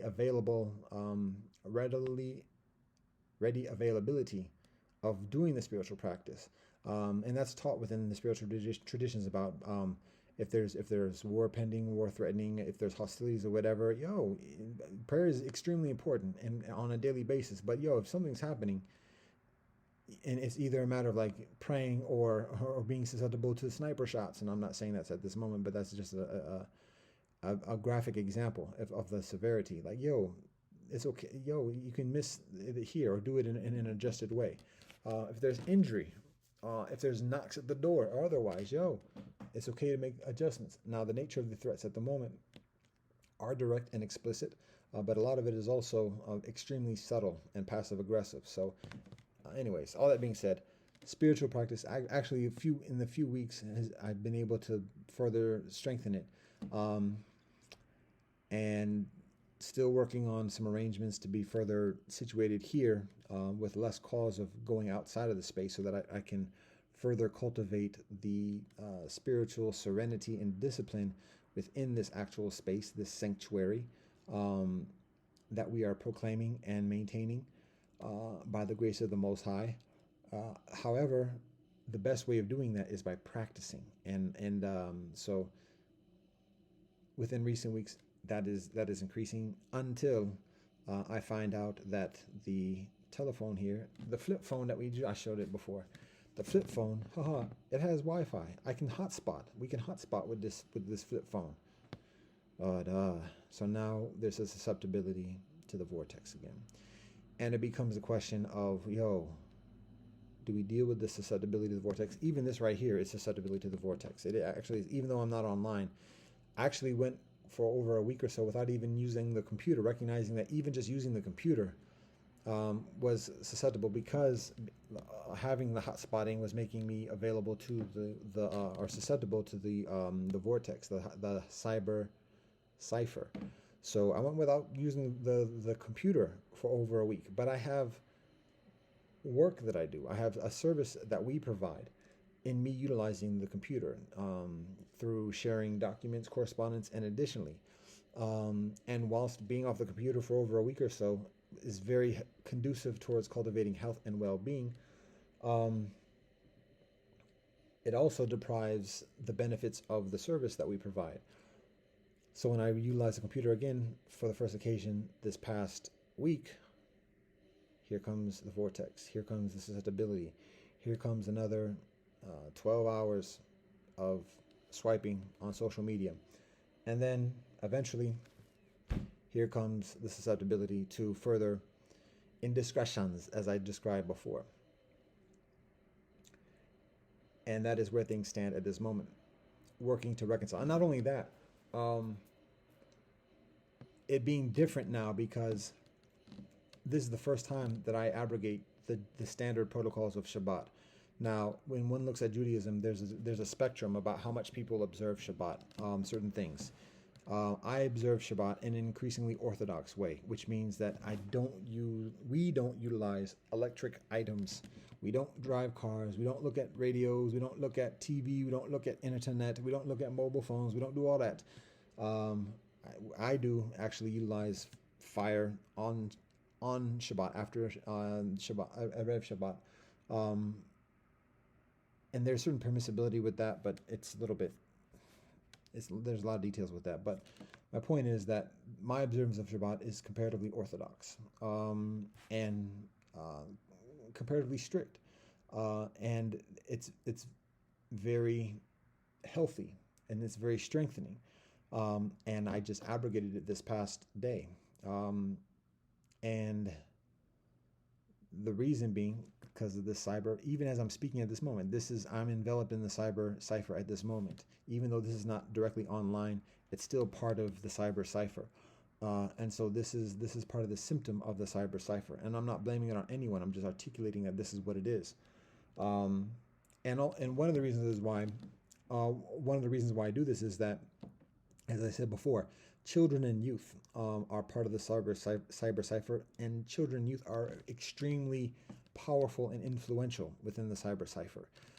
Children and youth have less of an intention of malevolence. There's much further benevolence and empathy and compassion that children and youth intend in being, just period, point blank, in life, but also in terms of being involved in the cyber cipher directly.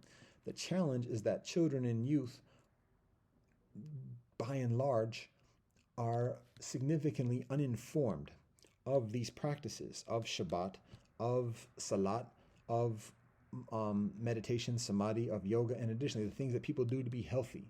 And thus, because of that, in the power and influence that children and youth have within the cyber cipher,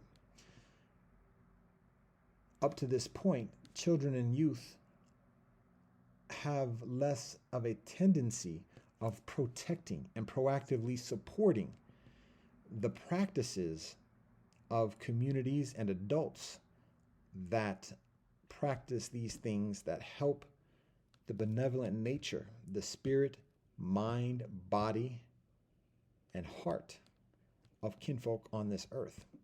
And it's not a matter of malevolence. It's just that children and youth who are from many different traditions don't know about Shabbat, don't know what that means, and don't know how to protect and to support those who do know, those who do practice that. And because of that, in the cyber cipher experience, everyone is susceptible to it. Everybody is getting, particularly those in religious communities, everyone involved in postmodern society and convention, is getting benefits, is feeding off the cyber cipher, and thus is accountable and beholden to the cyber cipher, and thus has certain vulnerabilities, considerable vulnerabilities, actually extreme vulnerabilities to the cyber cipher. And so when elders, leaders, adults within religious communities have those vulnerabilities to the cyber cipher, and at the same time, the cyber cipher has yet to proficiently protect and support the healthy practices within the religious communities and traditional communities, there's challenges. Now, within the communities of children and youth, who the leaders that do know something about these other practices, Shabbat, and additionally, very often don't want other communities to practice those things, because when other communities practice something that makes the communities healthy and strong, then it's further difficult for other communities to conquer them. So oftentimes, one community, and it goes both ways. It goes back and forth. The same thing back and forth. So very often, one community sees something that the other community is doing that they themselves don't do, and want the other community not to do that, not to be able to do that, not to be able to do it effectively, so that it weakens the other community, whether that's knowing who their ancestors are, knowing their own language, practicing their own traditions, or whatever. All those make a community increasingly independent and strong to avoid the conquest and the predatoriness within another community. And so each community, those particularly that are particularly predatory, have some type of interest of the other communities being weaker. And that means the other communities not doing things that are actually healthy for the other communities. And they may not say it that way. They often don't say it that way. They'll say something else.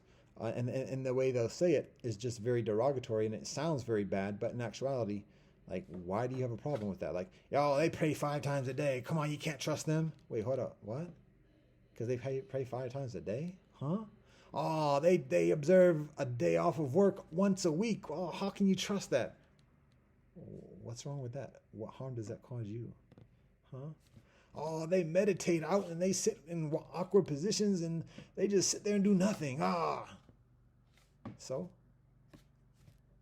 what? Oh, yoga. La, la, la. I said a specific name there, but for the rest of it, those were just veiled kind of references. But that's the actuality. And then they'll say something else that the community does that it may be harmful, but they themselves do. Oh, they kill people. Oh, they steal from people. Oh, that's everybody. Every community does that. Every community does that one way or another, and particularly every community involved in conventional society around the world. So everything that they say about the others is the same thing they're doing. So then they say that, then they say something different about the other community. Oh, they kill people, they steal people, and they pray 5 times a day. Well, that sounds terrible. But wait, hold up. Let's dissect that a little bit. Killing people, okay, yeah, nah. Stealing from people, yeah, nah. Wait, hold up. Praying 5 times a day? Okay, no. But they pray 5 times a day, and that's some steal. Oh, now there's a little bit of point there, but still, hold up. Let's be careful about this because still, it's two different things. So anyways, my point is that even the community leaders within children's and youth's own community have less of a tendency or less of an inclination of supporting the healthy things that other communities do.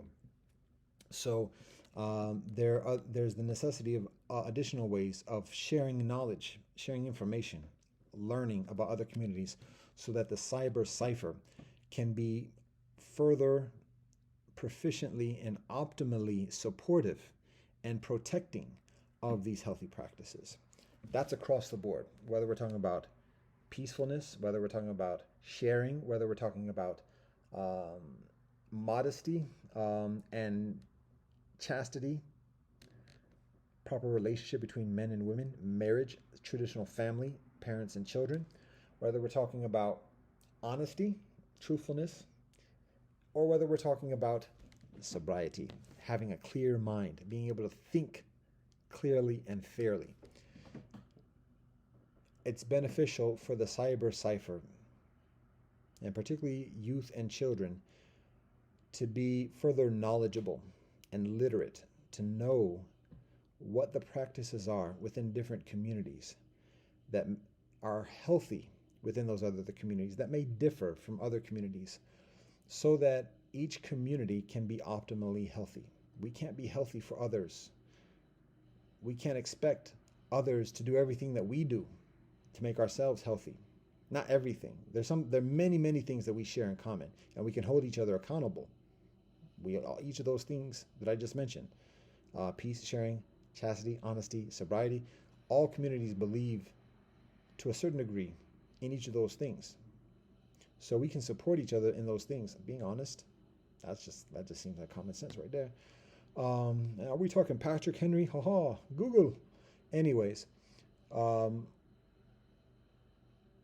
we do share many of the same principles and many of the same practices, but we also have different practices that make us healthy.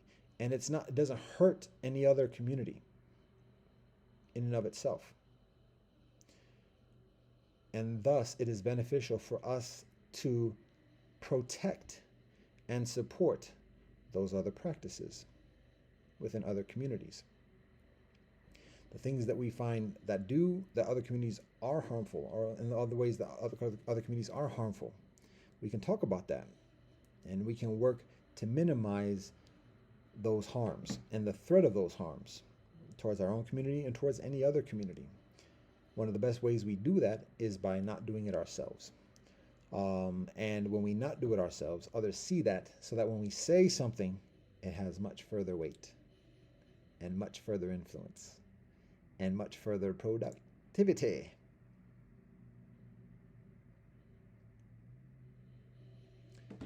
So that's one thing.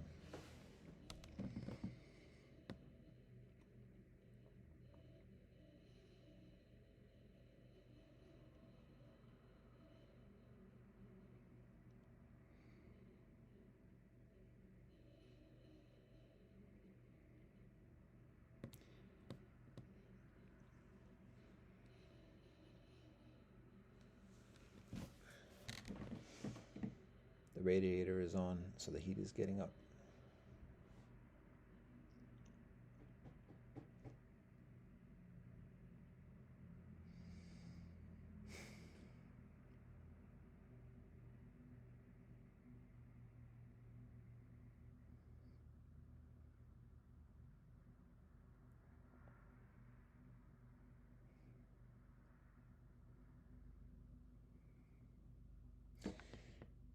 In the meanwhile, in the in between of the communities, there are people who are brilliant. There are people who have tremendous minds, who have tremendous knowledge, and who practice tremendous manipulation and corruption to confuse circumstances, to misinform people, to confuse people, to provide twisted truths that discourage people into divisiveness and antagonism and conflict between each other. And then either the kinfolk just live off that, live off the negative energy, or live off the destruction, live off of the fear, the enslavement that exists within that fear. Whether it's selling things, whether it's claiming things, or otherwise. One thing I learned in recent weeks is that in this, well, first, I'm a spiritual being. I live in the spiritual realm. That's where I spend the majority of the days, in the spiritual realm. Asleep and awake. I'm in the spiritual realm. I talk, my contemporaries, the people that I consult with, the people that I listen to, for the most part, on a regular basis, are thousands of years old at this moment. That's the nature of my life. The nature of this trod, the spiritual liberty. I ain't no better, no worse than nobody else. This is just the experience. Now, one thing that is shared with me a few weeks ago, a while ago, a minute ago, explicitly, like I have a knowledge about this, awareness about this, but then it's kind of put it into words, is that I live in the spiritual realm, and when visiting this earthly realm, everything that we take, everything that we accept causes harm. One way or another, to one degree or another, causes harm to ourselves and to others. So the question that we ask ourselves when we are presented with that prospect of taking or accepting is it worth it? Is it worth the harm? Is it worth the suffering that is caused in us taking it or accepting it? Is it worth it? And the way to answer whether it is worth it or not is, what is the purpose? What is the purpose of this thing? For us to answer what the purpose of it is, we have to know for ourselves beforehand or amidst that, what is our purpose? As I mentioned before, we share in our spiritual community that the purpose of life, of each life, is healing. The nature of every life is suffering. Everybody, everyone, each living entity is suffering in one way or another. Can't escape it. That's just the nature of life. Everyone is suffering, regardless of how happy they look, how big the house is, how grandiose or whatever, how bright the leaves are. Everyone is suffering. The flip side of that, the balancing yin-yang of that, is that whilst the nature of life is suffering, the purpose of life, why we are here, is healing, to heal. We all have a talent. We all have a skill to heal ourselves and to heal others, to promote and increase the well-being within ourselves and to promote and increase the well-being within others. We all have a talent. It might be teaching, it might be sitting quietly, it might be cleaning, it might be observing flying tree squirrels climb up the side of a window ledge. There's healing within every benevolent deed. Tremendous sacred healing within simply cleaning, washing dishes, sweeping the floor. That's, if you look at places of healing, you see that. So that's it. Now, when we recognize the purpose within our lives, the purpose of our lives, when we accept the things, we take the things in this life and on this earthly realm, how is this contributing for me to fulfill my purpose in this life? That's what we each ask each other, ask ourselves is beneficial to do. How is this contributing to us fulfilling our purpose? It might be short term, it might be long term. It might be direct, it might be indirect, but for our own benefit, for our own well-being, for our own sense of peace, it's beneficial to have some type of answer for that. When we answer that for ourselves, we have less susceptibility or necessity of answering that for others. And when others may ask us, we ready? Ain't no hate. Here it is. So that's another thing of consideration. What is it that I personally need with internet? Communication, community. Many of the people that I know, love, communicate with live in other lands, other provinces. So there's that necessity of pragmatic necessity. You don't need anything, nothing. Actually, to be honest, could just sit quietly until returning fully to the spiritual realm. We all go to heaven in our spiritual community. That's what we believe. We all go to heaven. We all answer for everything we do, say, and think before we return to heaven, but we all return to heaven. So nobody need nothing. You can take a breath here and there. That's beyond our volition.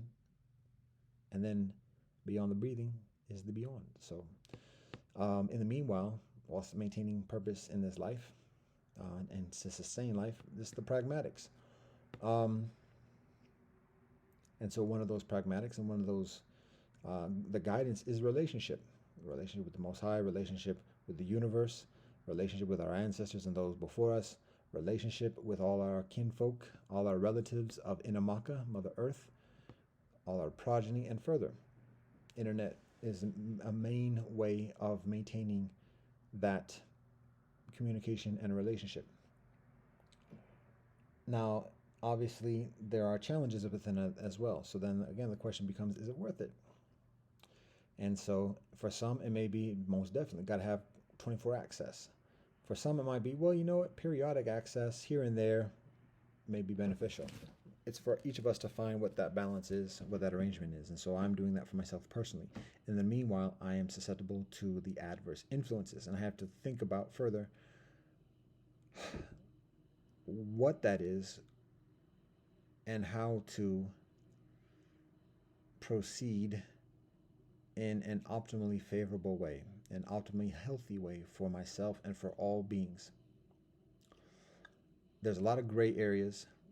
There's a lot of smoke and mirrors. There's a lot of intentional confusion. There's a lot of unintentional confusion. There's a lot of suffering. There's a lot of overcompensation.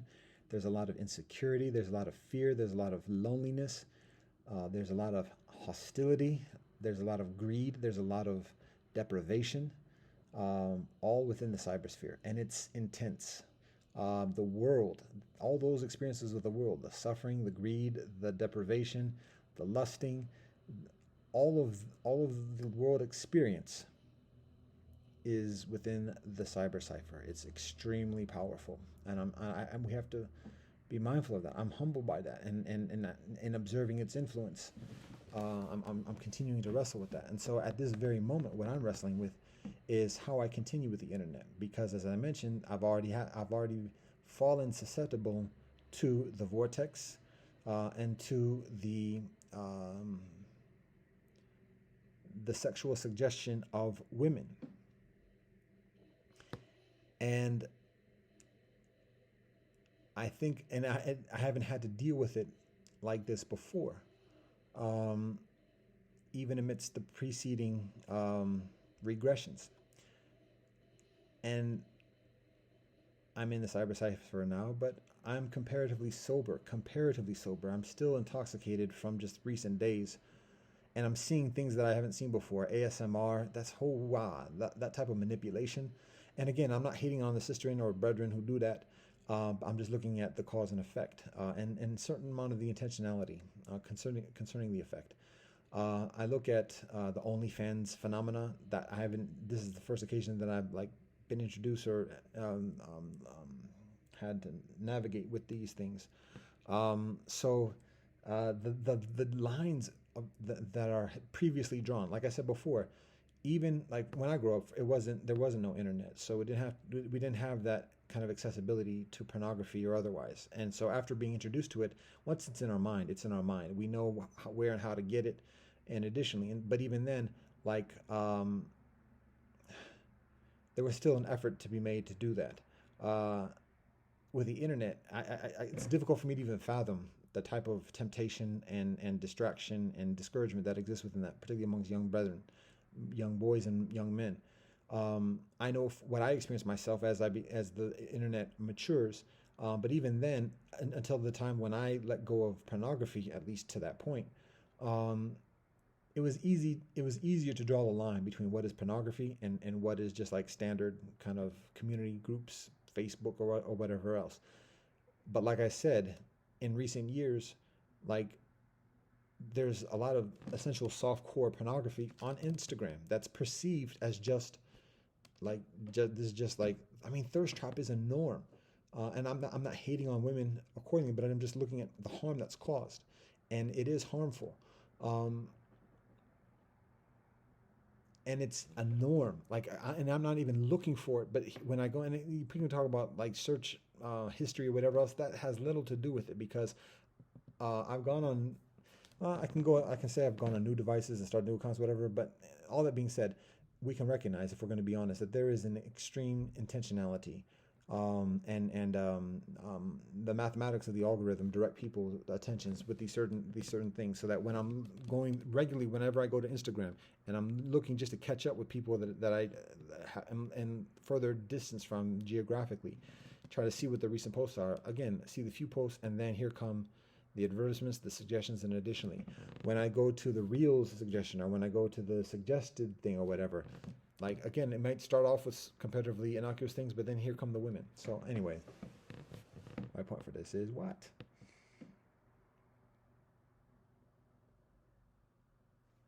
4 hours? Yeah, we're 4 hours now, almost.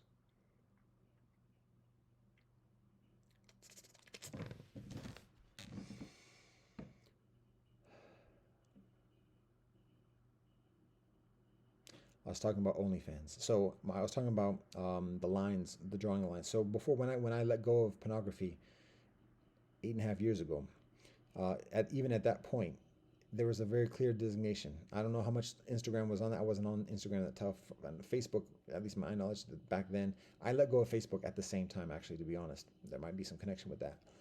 Um, but social media at that point was not as prevalent in terms of a normalcy of thirst trapping and all that type of scenario. And thirst trapping isn't just women wearing bathing suits and everything else like that. I mean, it's obviously it's like it's a it's a regular job. It's a regular industry at this point, utilized for many different things. I mean, they're all different genres of vlogging, and additionally, and very often, even a vlogger, particularly a young sister, who might be like just a chef or might just do home decoration or whatever. At some point, particularly on Instagram, she's sharing certain lifestyle photographs that enhance the experience of whatever else she's doing. But then at the same time, in those life experience photographs, very often, again, this is my experience personally, but also my awareness generally of the circumstances, in those life experience photographs of her public account, at least, the photographs are basically just of her. It's very little of her family, her any children in her family, and that's very understandable. But at the same time, she's portraying an image and has a certain intentionality with that. And then very often she has photographs of her in bathing suits and bikinis, and in nice dresses, sometimes often tight-fitting dresses. In addition, so now at that point, she's not just a matter of home decorating or even makeup tutorials or um, uh, cooking cuisine or whatever, but now she's utilizing her sexual um, prowess to promote this other element of her business. And it may her constituency, her audience may be primarily other women, but even then, I mean, it's a matter of her portraying herself as an example, and teaching others, or the women, or competing in that comparative context. So, all that being said, my point here is that 8 years ago, 9 years ago, it was easy to draw lines. Don't go to this website. Don't go to that website. Just keep away from that. At this point, like I say, when I'm going to normal things, quote unquote normal things, there's a direct draw into the things that are less healthy, um, that are increasingly gratuitous, thirst trapping, and additionally. So that makes it difficult to discern how to um, proceed with the discipline, because again, it's difficult to categorically uh, stop or avoid or distance from the mechanisms through which we regularly communicate with others. Um, uh, I endeavor to do it on a periodic basis, like for a period of a month or otherwise. But even just in returning, there's that continual susceptibility. There's a consideration being off the internet categorically, but then there's a very severe detriment or a severe um, um, challenge in terms of just maintaining ordinary communication, and like the clock is ticking on this. It's like there's not a lot of time to like sit and think and like experiment, whatever. Yo, life is going on. In that process, people are meeting, people are marrying, having children, and additionally, and our relationships are maturing. People are getting older and gray hairs and everything. So yo, we have to find a working decision, and when we have to adjust that working decision, optimally coordinate with other kinfolk who are working and wrestling with the same thing. So um,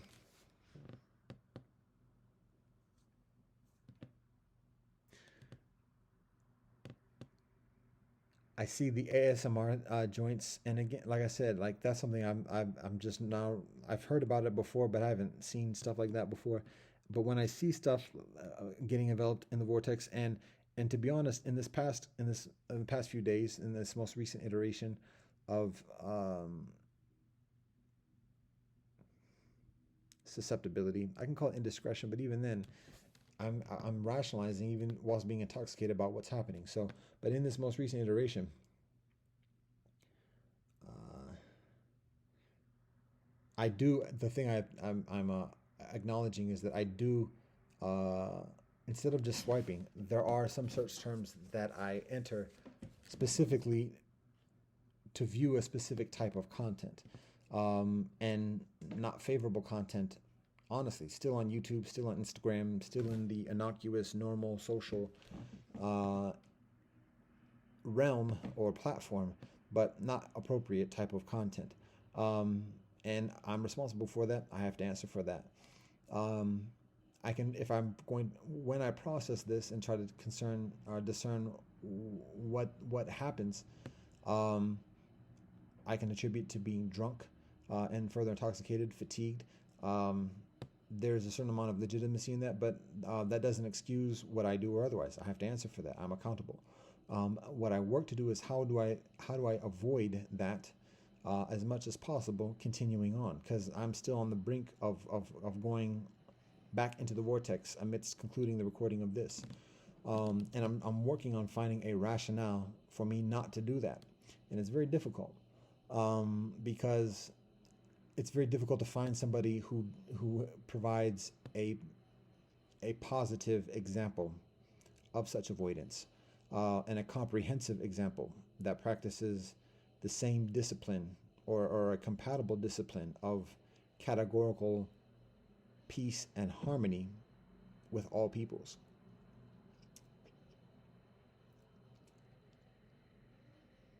So that is what I'm doing here at this moment.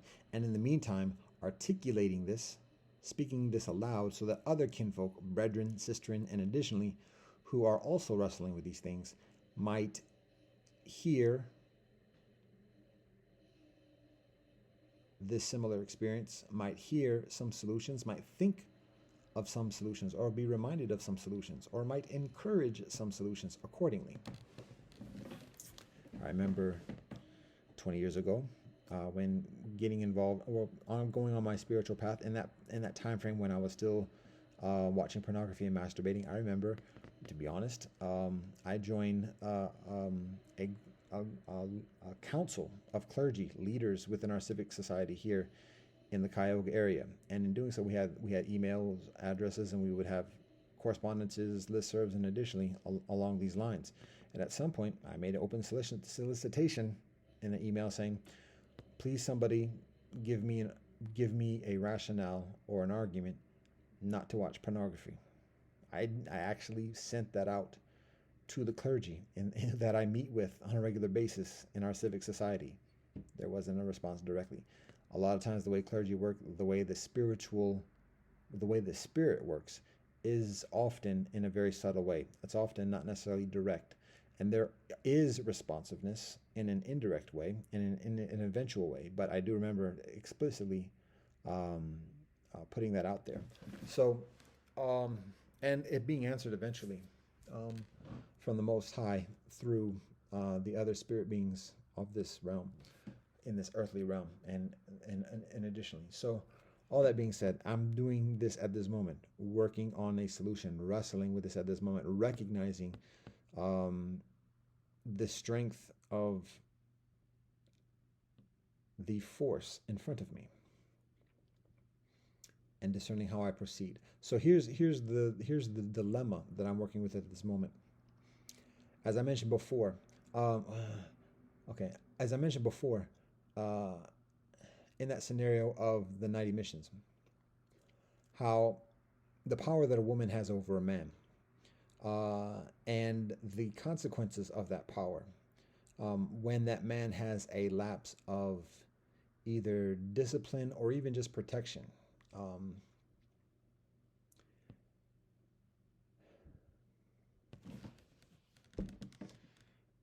and even beyond the scenario of the 90 missions, how further susceptible a man is, even when he's being disciplined, he's not thinking about sexual intercourse or sexual intimacy with a woman that he sees, however beautiful she is. In addition, even when he's being as disciplined as possible, he is still being influenced. And even when he's not lusting after her, when he has the best of intentions, in addition, he isn't even trying to be in relationship with her necessarily, he can still be influenced by her. And even if he is, when he does have a relationship with her, particularly being influenced with her, and for those who have a knowledge about that, um, can introduce women for that purpose. That's an ancient thing, seduction, for kings and statesmen, and additionally, to introduce them to a spectacular, amazing woman who's beautiful and intelligent. She may even be a virgin, and is widely touted and respected in the community. Introduce her to a statesman, and have that statesman who's so formidable and disciplined and everything just taken by her, taken by her. So we see that's the culture of social media, of the thirst trapping, and additionally, not just for statesmen and kings, but for the breadth of brethren on the net.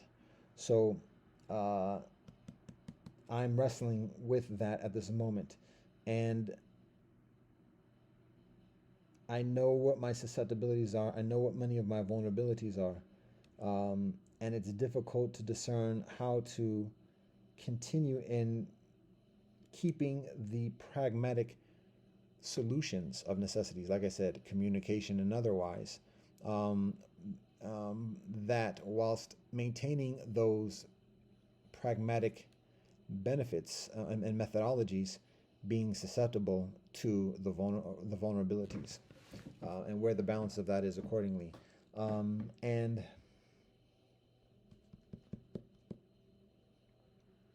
hmm, in the meanwhile, like I said before, for traditional communities, it's less of a dilemma. There is a dilemma, but it's less of a dilemma, particularly within the Orthodox. And when I say Orthodox, it's Judaism, Islam, Christianity. Whenever the people are like severe practitioners, by severe I mean like very conservative practitioners, and I mean that in a positive way, very conservative practitioners of one tradition. One is very supported and protected within one's own community. And so there are arrangements of marriage and support of marriage. So the men tend to not be as susceptible to those types of temptations and vulnerabilities because the men are already married and that marriage is supported. And the consequences of abrogation of those protocols of marriage and fidelity are much further higher for a man in that position, to be able, so such that he's less motivated. Now, obviously, there's still susceptibilities and weaknesses, and additionally, but generally, a traditional religious man is supported and is married and additionally supported in that respect. In the secular realm, it's kind of like the Wild Wild West. And a man is not supported, generally speaking, to be married, to have children, um, and but at the same time, like there's less consequences of him doing things that are egregious because again, there's very little rules. They're very little concerned about ethics or what. It's the wild wild west. As long as he can get away with it, quote unquote. Usually, if it's mutually consensual, if the parties are of age, but that's a whole nother situation right there, and that's actually relevant.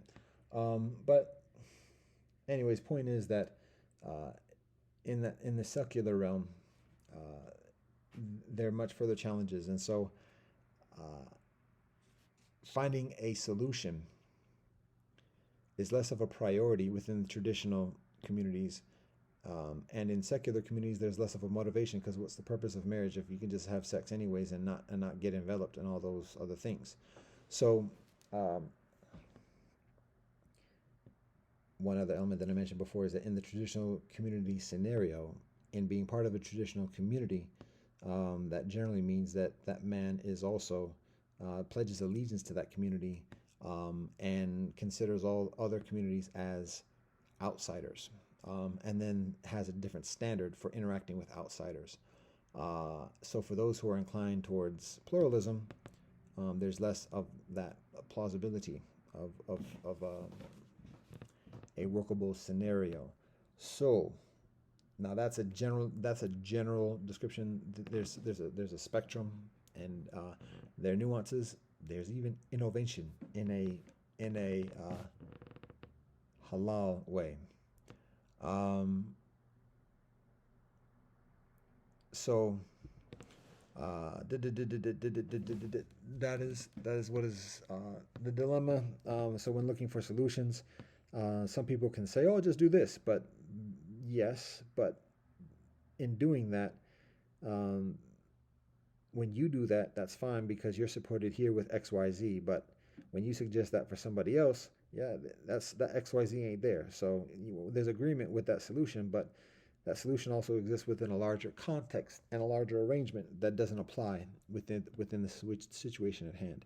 So it's less of a genuine solution or even an honest solution because many people are aware of that. And also, many people contribute to the hostilities and antagonisms that exist within the secular realm to make their less support and protection for marriage in that respect, because traditional communities have less of an incentive to directly support marriage within other communities or protect marriage within other communities. So, in the meanwhile, a whole lot of people, a whole lot of men, a whole lot of women are subject to the adversities in that wild, wild west experience.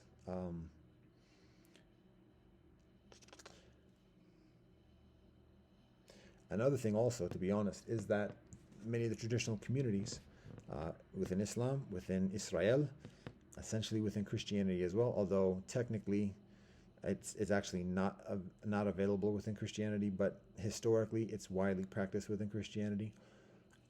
Essentially, lightweight within Hinduism. Well, in terms of doctrine, it's less available within the authoritative doctrines of Hinduism, Buddhism, or even Taoism.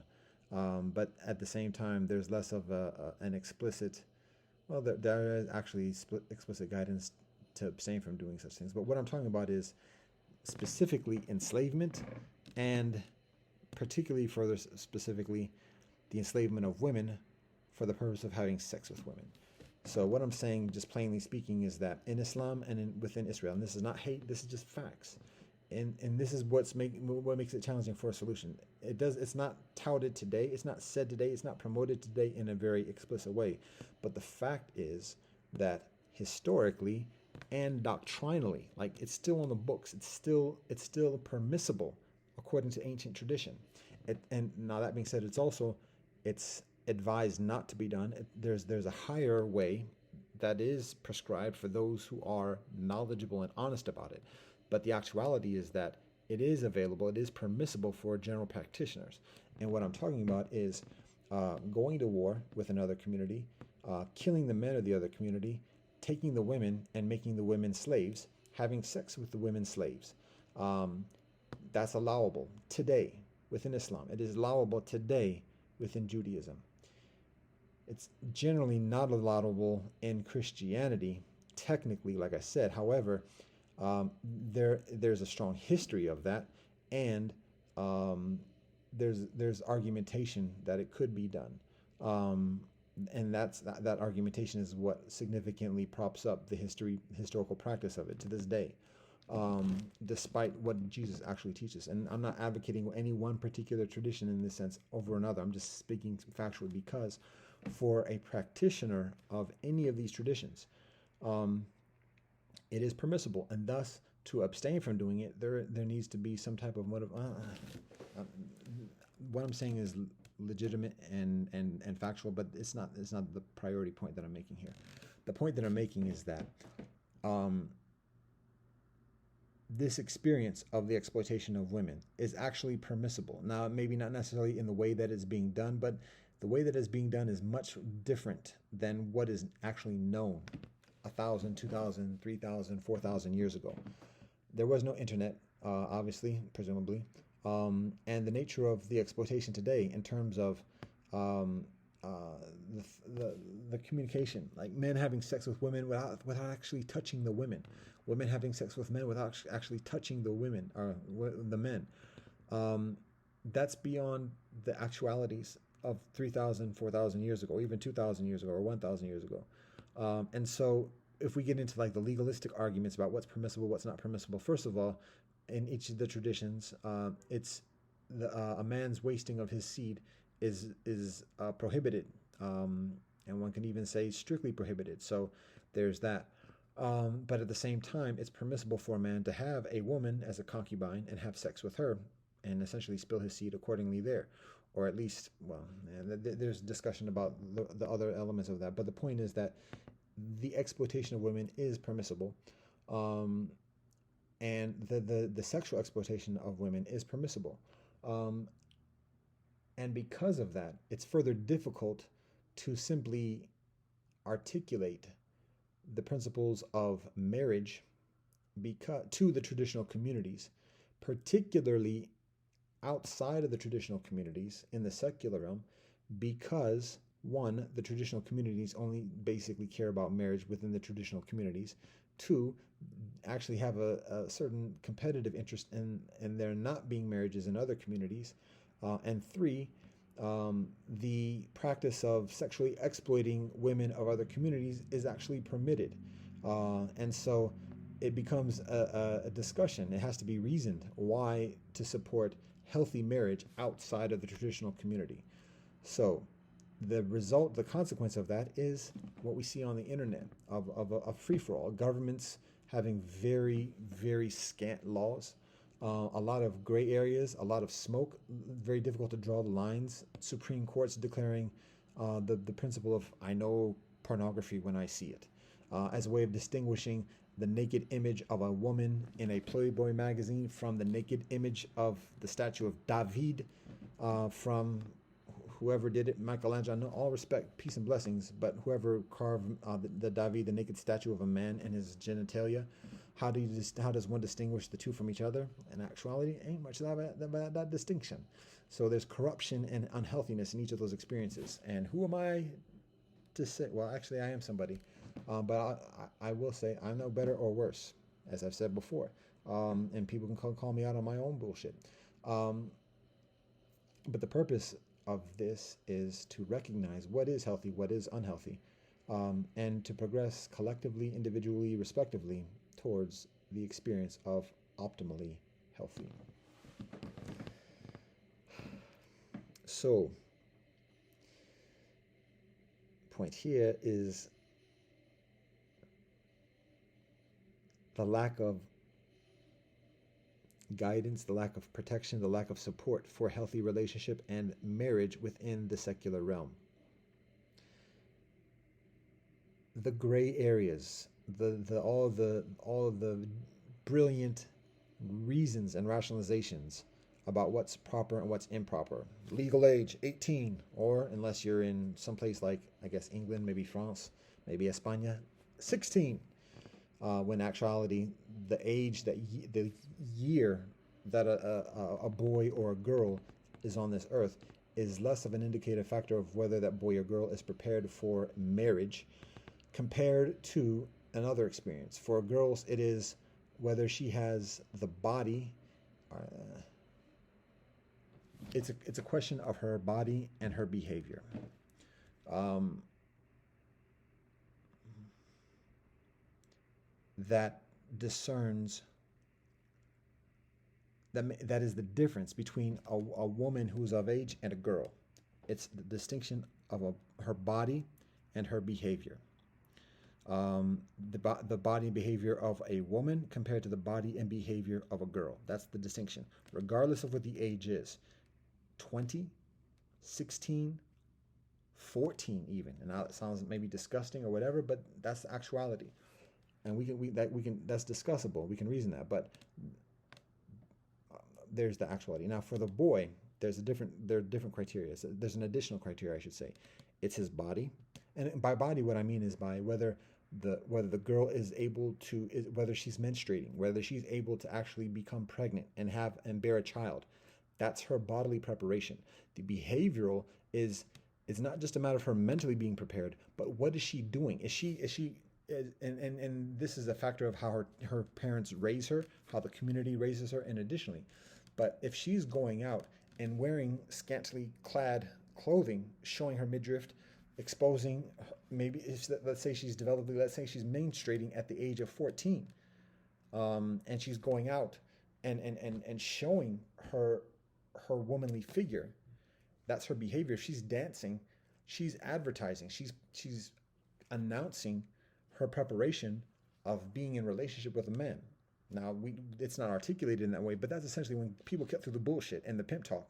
That's what is happening, and she might be conditioned and trained and discouraged by all the different messaging and everything from her parents, teachers, social media, and additionally to be that way. She's just trying to be with everybody else, but at the same time, her behavior is such of a woman who is preparing and announcing her readiness for being in relationship with a man as a husband and wife and bringing in children into this life, even when she's a 14.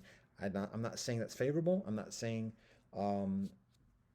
whatever, but that it's beneficial just to recognize that. So for a boy, it's the same thing, but there's an additional one. So it's his body, whether he's actually producing semen, whether he's actually father a child, just physically, physiologically. So it's the body, and then it's the behavior. Whether he's now here's we go with responsibility with behavior, because behavior is not just a matter of him being having a sexual urge or whatever, but him being perhaps further responsible, and having a job and making those type of preparations. And additionally, now the third factor that distinguishes a boy from a man that isn't applicable to the girl from a woman is brain. So for a girl, again, it's body and behavior. That's what distinguishes a woman from a girl. What distinguishes a man from a boy is body, behavior, and brain. Because a man is increasingly aware of the ways of the world and knows what is involved, has a knowledge about what's going on. Doesn't have to know everything, but has a knowledge about what's going on in a way that he is prepared to father a child, well, how about, let's do this in sequence, to marry a woman, support a woman, a wife, protect a wife, and have a child with that wife, and raise that child with his wife as father and mother, as far and more. Brain. But particularly knowledge about the ways of the world. And like having some knowledge about the games that are being run, and additionally, in a proficient way.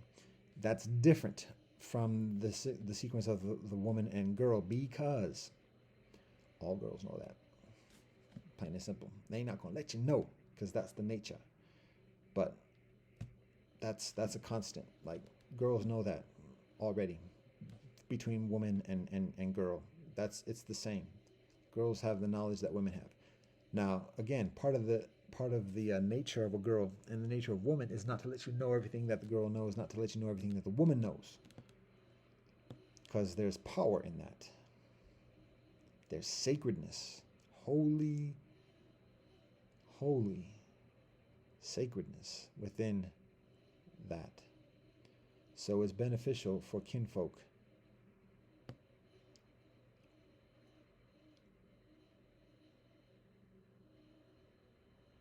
to preserve and share this optimally.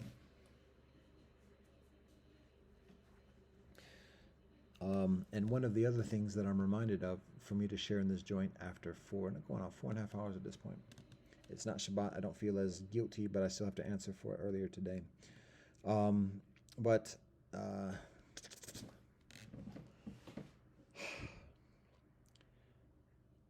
one thing that is shared with me,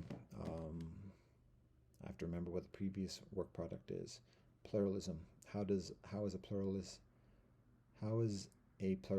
marriage of pluralism supported within secular society? Another benefit, another awakening or insight that is shared with me in the recent days amidst this experience, is the virgin equivalency for man. So by this I mean within women, across the traditions, across the ages, one of the things that's most significantly valued in a woman is virginity. And when a woman loses her virginity, there's the stigmatization of impurity. So that whenever a woman has intimacy with further than just one man, and particularly when she has intimacy with many men, whenever a woman has intimacy with many men, she's perceived as a slut, or, if as the case may be, a harlot, a prostitute.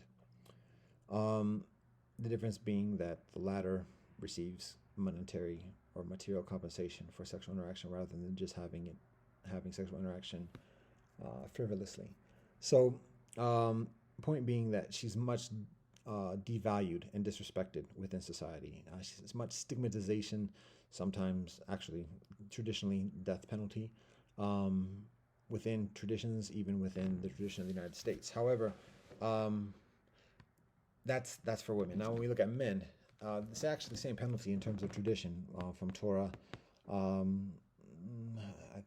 think it's comparable within Quran, but same thing, death. But there are nuances with that, a lot of details, a lot of different scenarios. But point is that when a man is no longer a virgin, it's not the same stigmatization. It's a double standard. Yeah, whether it's fair, we can look further into it, because even though there may be an absence of a stigmatization and maybe actually further touting of a man after he has sex with a woman as being a true man, that's falsity, but true manliness is being committed to a woman and having committed marriage with a woman that he has sex with. But a man is not stigmatized in the same way that a woman is. And in actuality, he's actually stigmatized for not having sexual intercourse with a woman. So, point is that in what way is a man considered a slut or a harlot or prostitute? So obviously there's the male version of a prostitute called a gigolo, which is a man who has sex with women or actually other men for monetary compensation. But even then, he's not looked at in the same way as a woman is, because there's just a lot of vitriol towards a woman who's perceived as a harlot, or actually who just has sex with numerous men. And a man having that type of sexual intimacy with other women is not perceived, doesn't receive that same stigmatization. So in what way does a man lose his virginity to a woman? If it's not through sex, it has to be through some other means. And in what way is a man considered just used up by women, like who's just been used and abused and just like devalued as a woman who has sex with many men? In what way does that apply to a man? So it's not by sex, because men actually have further reverence, generally speaking, outside of a traditional, even within religious traditions, towards a man who has sex with many women. So it's not sex. In what way does a woman use up a man, so that when it happens, like, a man is just disrespected? So we can look at it easily, and this is what I consider through the years, like some obvious examples or some obvious kind of susceptibilities, which would be if a man just gives his money and just like basically falls in love with a woman, doesn't even have sex with her, and just like gives her everything that he has, just paying everything for her and everything, then he looks like what they call a simp, or just a I'm trying to think of other words from back in the day, but anyways, weak or whatever else. So he's being used up. She's just using him for his money. So that's one way, but I think it actually goes further than that. Another way is if a man like devotes his life, is like devoted, like his allegiance and everything, whilst the woman, but that's in the context of one woman. The particular consideration is like, how do many women, how is a man ever used up by numerous women? That in what way does a woman, or excuse me, in what way does a man interact with numerous women, such that through that interaction with numerous women, he is actually devalued? Again, it may be he's sugar daddying or whatever numerous women, and just being used for that. Those other women aren't committing anything for him, or are just sucking him dry in terms of all his wealth and everything. Um, but that still doesn't seem to hit like a woman having sex with many men. Like he still doesn't seem to be devalued in that way. Um, I'm trying to think of other scenarios of a man giving of himself in terms of materiality or power or other things. Sometimes a man in that kind of similar scenario, approximate scenario, is called a captain. I'm not going to say the rest of that term, but basically the idea is like he's trying to save all these women and they don't care about him. But anyways, there's another concept or another term, or another description that is shared with me recently in the past couple of days, and that is, in the same way that a woman shares her sexual intimacy with many men and is thus considered a slut, or if she's receiving material compensation or money for her sharing her sexual intimacy, then a prostitute.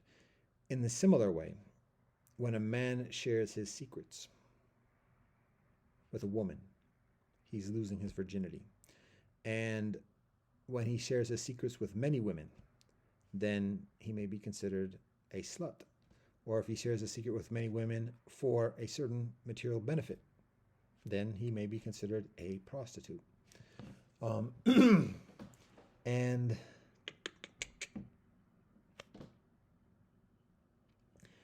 one simple way of describing it is that the actual act is when, for a woman, is when a man enters into the body of a woman.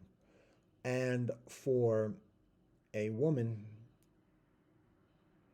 or for a man, it is when a woman enters into the secret recesses of his mind. She knows his secrets, and can utilize those secrets to manipulate him, to manipulate the conditions around him, the people around him, accordingly. And if he shares those secrets with many women, all types of insecurity, vulnerability, and additionally. Now, this is a working hypothesis or a working thesis, because they're two distinct scenarios of redemption from those experiences.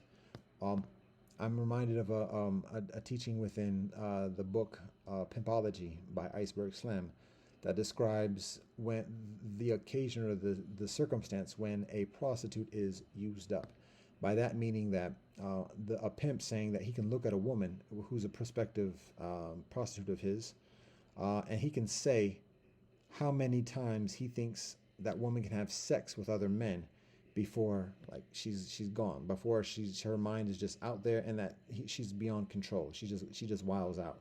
How many times can he sell her to other men before she's beyond his manipulation, and just leave her to the streets or kill her or otherwise?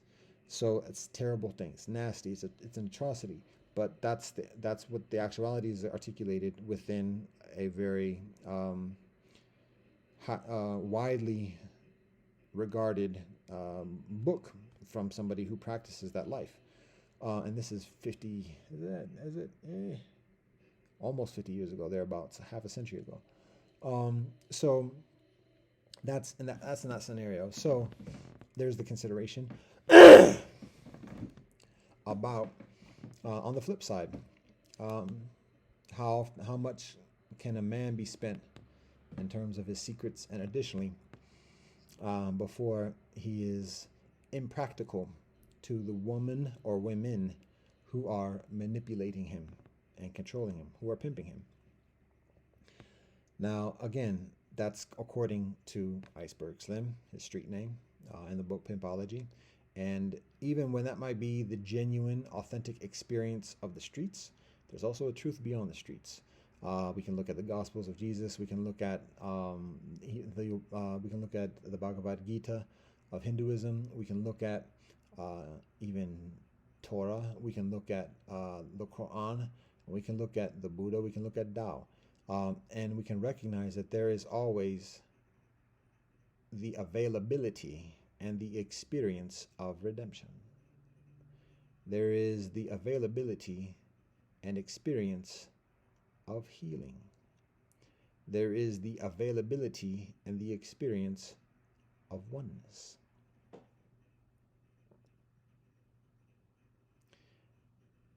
So even after a prostitute is spent beyond her pre-calculated capabilities, she still has the availability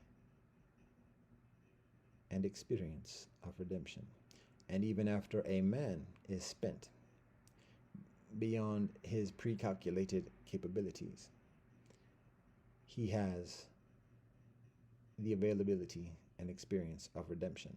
Now, it happens through a process. It happens through intentionality. It happens through continuity, continuation. So it's something that is done.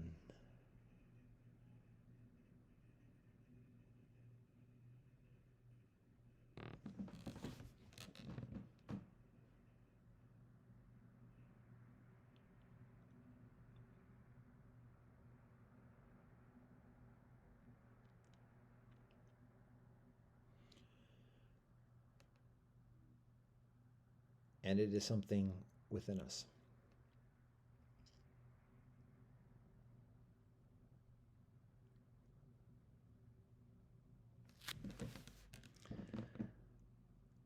So, bringing it back to what I am addressing a few minutes ago.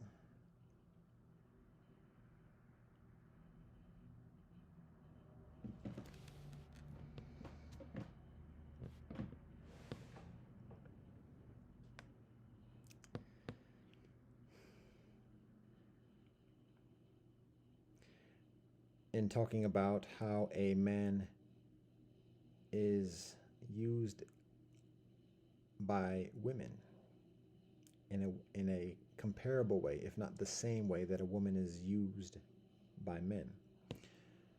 Secrets. His secrets, telling his business, telling his vulnerabilities. It is a working thesis at this point. However, there are also distinctions between the scenario of a man and the scenario of a woman. In the scenario of secrets, there is another path in that experience. I mean, a man can just be used up to the point of self patheticness, and just like until he's abusing himself and despondent. A man can change his ways and try to be secretive at some point and live a life of modesty and off the grid or low key, just to avoid those who know his secrets. But there's another methodology. There's another path in this scenario, which is that of that shared by the prophets, whereby all the man's business is known, and instead, the only reason why his secrets being known has an occasion of devaluing him is when he is searching for some type of status and leverage within conventional society.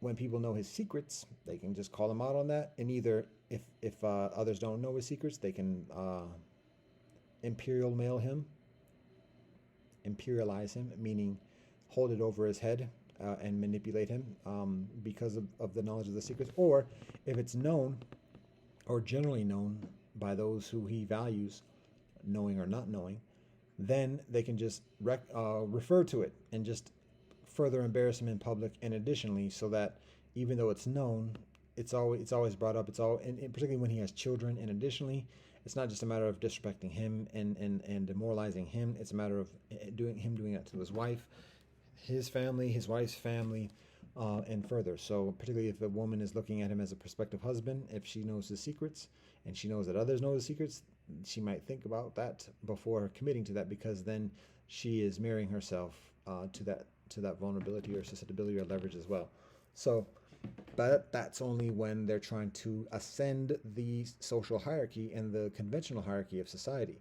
When others don't give two shits or two fucks about society or convention, doesn't matter about the secrets. And that's the path of the prophets. That's the path that the prophets provide and share and teach. Because in actuality, when those secrets are revealed, those secrets are empowering. Wait a minute, how can you empower others? We don't. But what we do is we cultivate a culture of truth. And when a man's secrets, and particularly a man who's knowledgeable and influential within society, when his secrets are made known, it's like a game of chicken, or a game of he raises the bar so that the secrets of society are made known. When society tries to flex and leverage him on those secrets to try to hold him, imperialize him and hold leverage over him, if he just reveals his secrets, what up? The secrets of society are revealed, and essentially, yes, the constructs of convention crumble, because when those secrets are known, people are less tolerant of the leadership and the hierarchies, and so it just crumbles on its own. And the purpose is not, the intention is not for that, but that's the nature of it.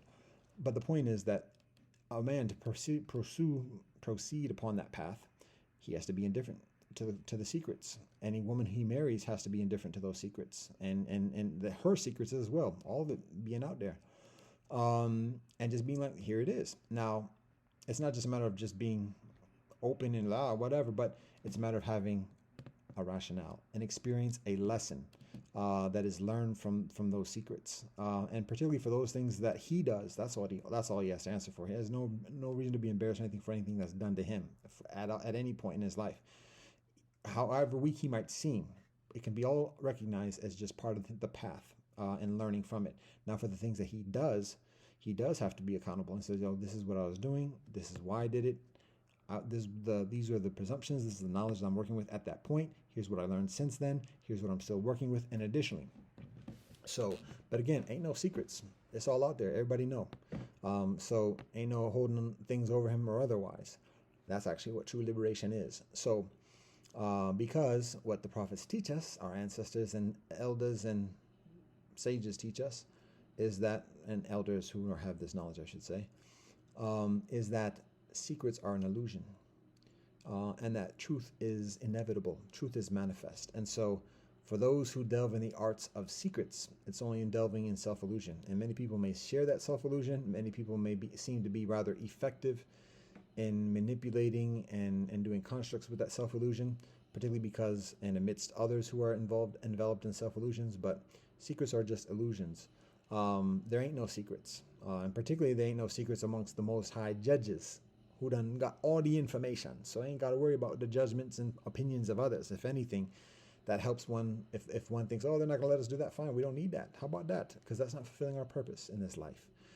So we only worry about the judgment of those who have true judgment and true knowledge. And ain't no secrets to them kinfolk. Haha. So we can talk about what that is and what I say by them. And we can talk about that too. There's only one Most High. So that's in terms of secrets. Now, in terms of the woman redemption, it is a matter of changing her ways. It is a matter of stopping, as Jesus says in John chapter 8, I think, the woman who's found committing adultery, because everybody who's condemning her is the one who committed adultery with her. Everybody, when he says that, let him who is without sin cast the first stone. Voila, tears, y'all, tears. And everybody walks away because everybody knows they own dirt. They got them secrets. But that's not where the story ends. Jesus looks up and says, where does everybody go? Has nobody condemned you? Nobody, Master. Then neither do I. Go and sin no further. You're forgiven, forgiveness, redemption. Now walk straight. If you like. If you don't like, then you may not like. How about that? So let's just walk straight. Now, when we recognize the pragmatics of that, what does a woman do who's 30, who's 35, who only knows the OnlyFans life or the other types of game that are commensurate with that? Because when a woman matures, just like with a man, but to a different degree, so to speak, she's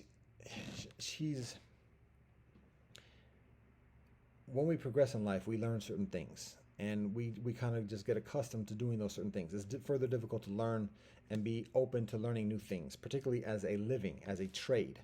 So when we do that, we let go of other things that we might have. Like sometimes, like I can't focus, like myself, I have to let go of sports or whatever else, and focus on the things that I'm focusing on to prepare my trade, my occupation in this life. Similarly, with a woman, she may know a lot of things growing up, cooking, cleaning, telling stories, dancing, this and the other. But for women who progress along a path that leads to making money from having or utilizing her sexual prowess, and might get a lot of compensation for doing that in terms of monetary, in that process, she distances herself from a lot of those other things that are healthy, and that a lot of other women, either as wives and mothers or as other as caterers or otherwise, do food preparation, cleaning, and additionally. And so it is a considerable process for a woman to learn another skill set in this life after getting accustomed to simply utilizing her sexual prowess to gain favor and compensation from men in society. But it's doable. It is available. It is experienced. And so they're basic things, simple things to learn. The first thing is to live an honest life, a modest life, to acclimate a woman's self to receiving, to feeling or accepting the favor and attention and support of men who value her in a healthy way and not in a selfish and greedy way. And it's going to be fewer men. It's going to be men who are much less flashy, whose brilliance is much further hidden. And so it requires patience, and it requires modesty, and it requires some acclimation. So that's part of the process of the ongoing redemption and experience. And in that process, there's a prospect of finding a man, marrying a husband who accepts her for who she is, where she comes from, who guides her in a healthy way, who teaches her healthy discipline, and who supports her and values her in that healthy way. And in that process of mutual acclamation, either he directly or through his relations and through cultivating relations with her established relations, supports her and encourages her in remembering cooking, remembering cleaning, remembering things that help to cultivate the homestead, the experience of the residence, the living area where the man and woman, husband and wife live, that also support the children and raise and guide the children, the songs and stories that tell the children. And then one of those things, or a number of those things, sharing with other families, sharing with other members of the community in a way that the community and the other families genuinely value and genuinely compensate materially. So learning some songs and stories, sharing those songs and stories within the house with with the husband, with the children, with relatives, and then sharing those songs and stories with other members of the community, other families, other children at schools, at congregations, and additionally, and receiving compensation for that, being supported as a livelihood for that, and applying those skill sets of patience and interaction and attention, attentiveness, and even just simple smiling, charisma, engagement, uh, and further behaviors that are applied previously in a comparatively unhealthy, unsupportive way, now in a healthy and supportive way. So, all right, those are some of the things in that respect, in terms of um, proceeding forth. Uh,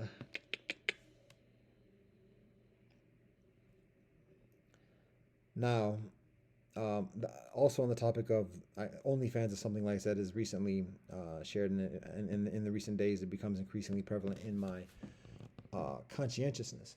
So along these lines, I'm also aware, and particularly in preceding days and weeks when I'm already enveloped in the online vortex.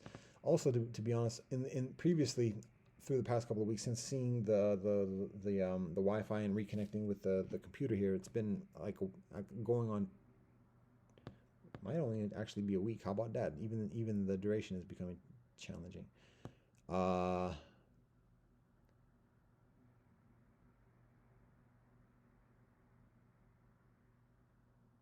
it's been a week. A week. Wow. I've only been on the computer for a week. Wow. See the vortex. All right. My own self. Um, so now return to what I was talking about.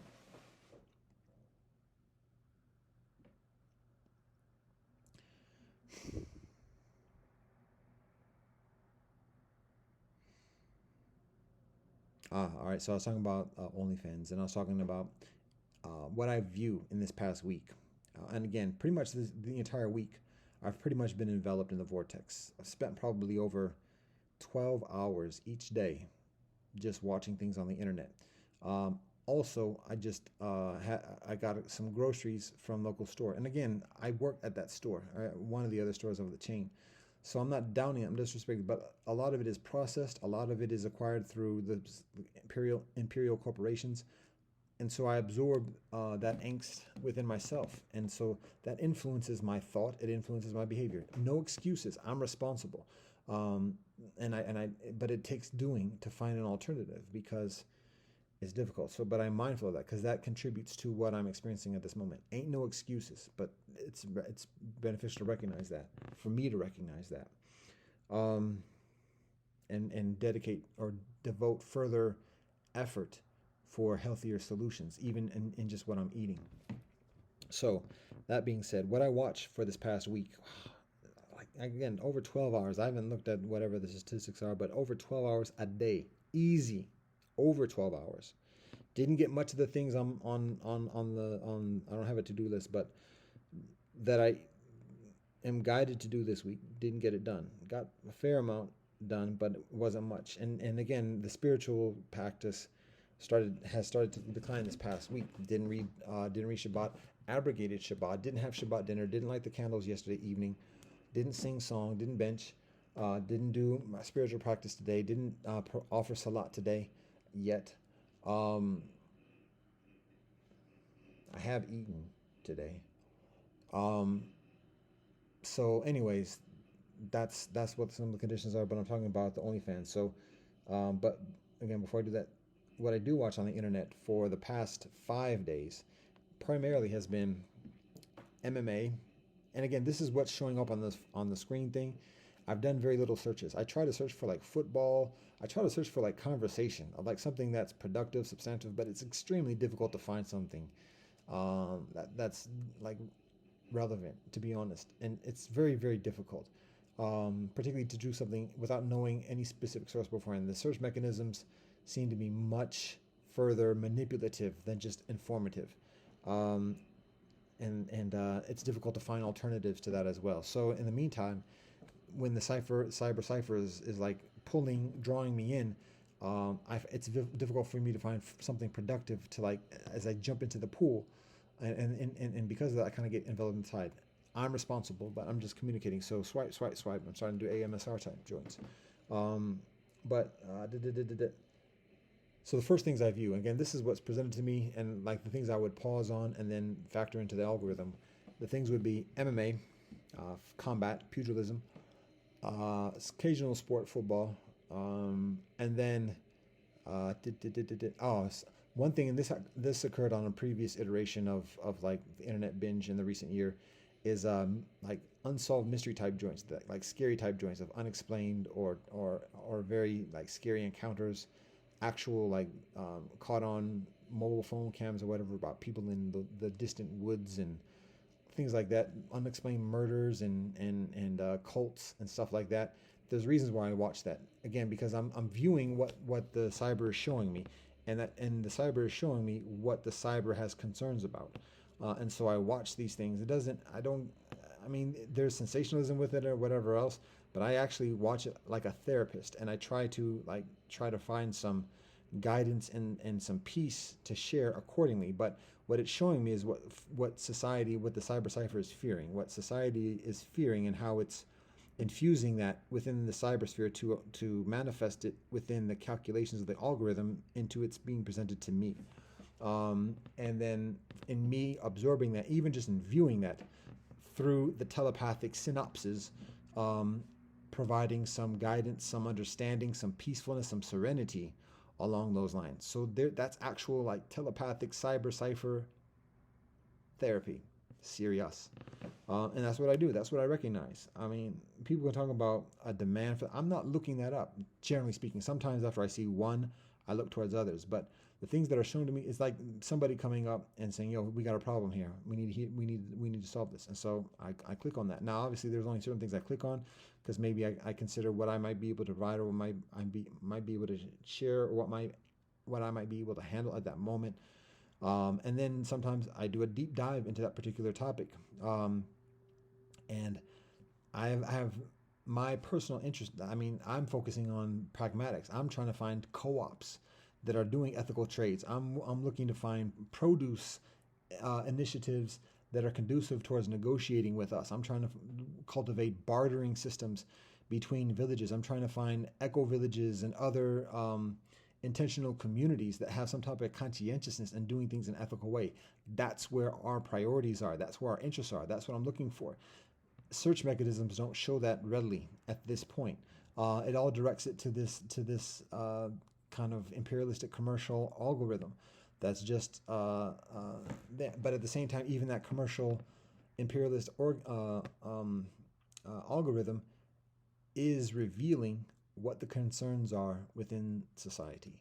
So because of that, I provide audience. Now, at the same time, when I do that, it's influencing me. So after watching pugilism and unsolved mysteries and murders and pedophilia, and additionally, and then getting some, I don't pay a lot of attention to politics, and I've been getting a number of suggestions about that. I'm trying to think what other topic, but those are the major joints. There was another one that involved like something about masculinity in terms of fighting or otherwise. So after giving ear to that for a number of days, over 12 hours a day, there's a comparative imbalance. I need some kind of interaction or otherwise with women. And so I know I'm already being set up. I know I'm setting myself up for that. And I'm thinking, okay, still have comparative discipline, but I have also that susceptibility. And even just the flip phone Wi-Fi is enough, even amidst the buffering and pausing and everything else like that. Swipe, swipe, swipe turns into immersion and envelopment. So anyways, all that being said, in that sequence, particularly in looking at further into the experience of women, I'll also say this. I've said this before.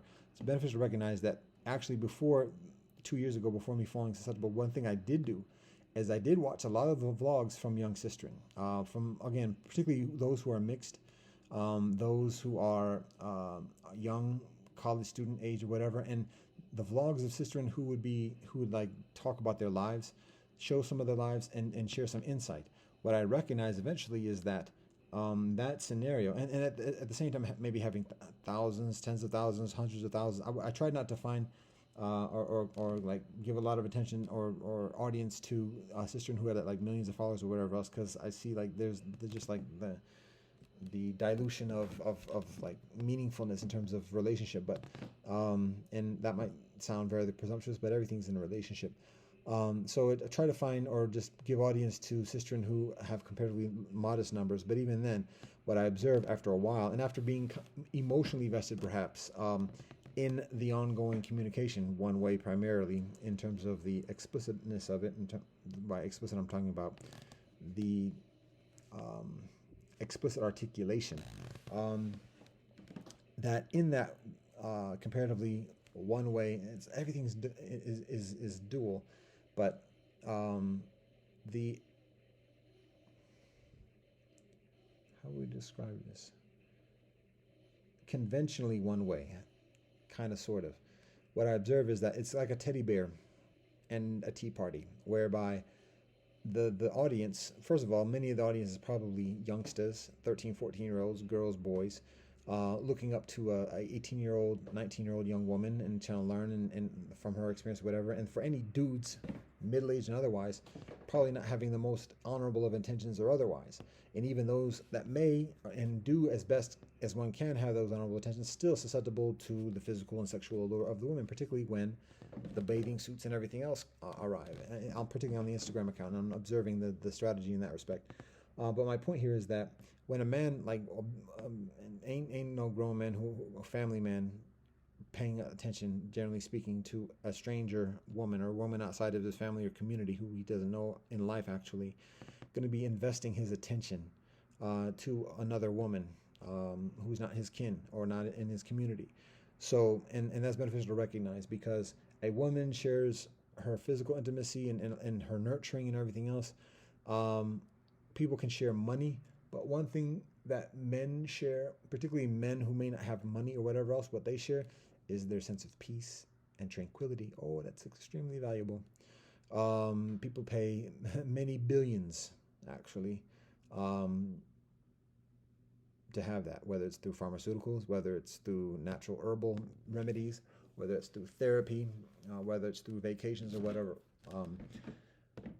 Particularly women have a high value and need for the type of peace and tranquility that kinfolk, men such as myself, share, men including myself, share.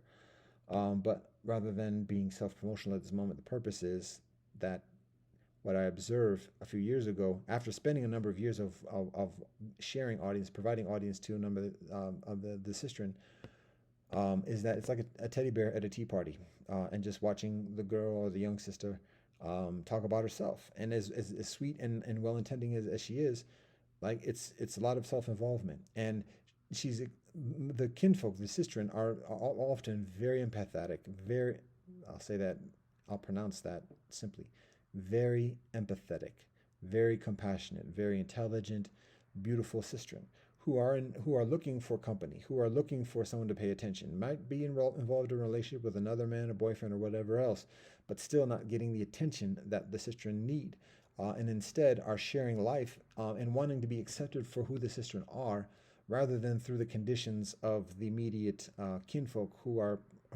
in immediate relationship with her. And so thus the sistren do the vlogs, and just articulate life as the sistren experience it, but at the same time to a not captivated audience, but to a mirrored or one-way mirror audience, whereby there's not a lot of interaction, there's not a lot of reciprocity.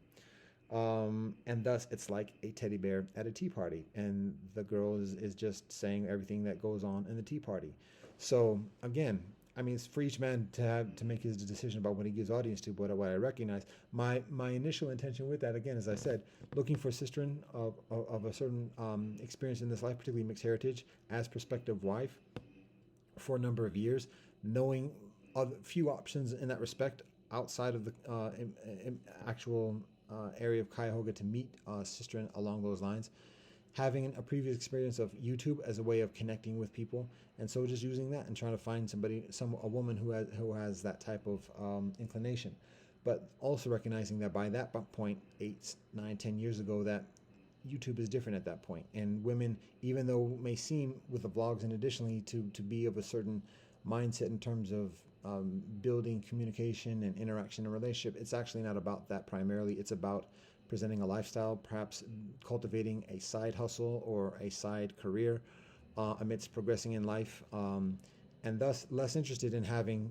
actual mutual conversation with other kinfolk. Not even doing the meetups or whatever that emerges like 10, 15 years ago. So when I recognize that and maybe sober up within that a few years ago, I also recognize that. And anyways, I'm rambling at this point. We're at 5 hours. I'll get. I said I was near the point at like maybe 2 hours ago. It's not easy stuff to talk about, and so there is this there, and I'm trying to be all inclusive so that it can be all articulated at this moment. As I mentioned, I'm wrestling with decisions at this moment, and so I guess I'll get to that. Oh, I was talking about OnlyFans. So actually, my point for saying that is that I become increasingly aware of it, and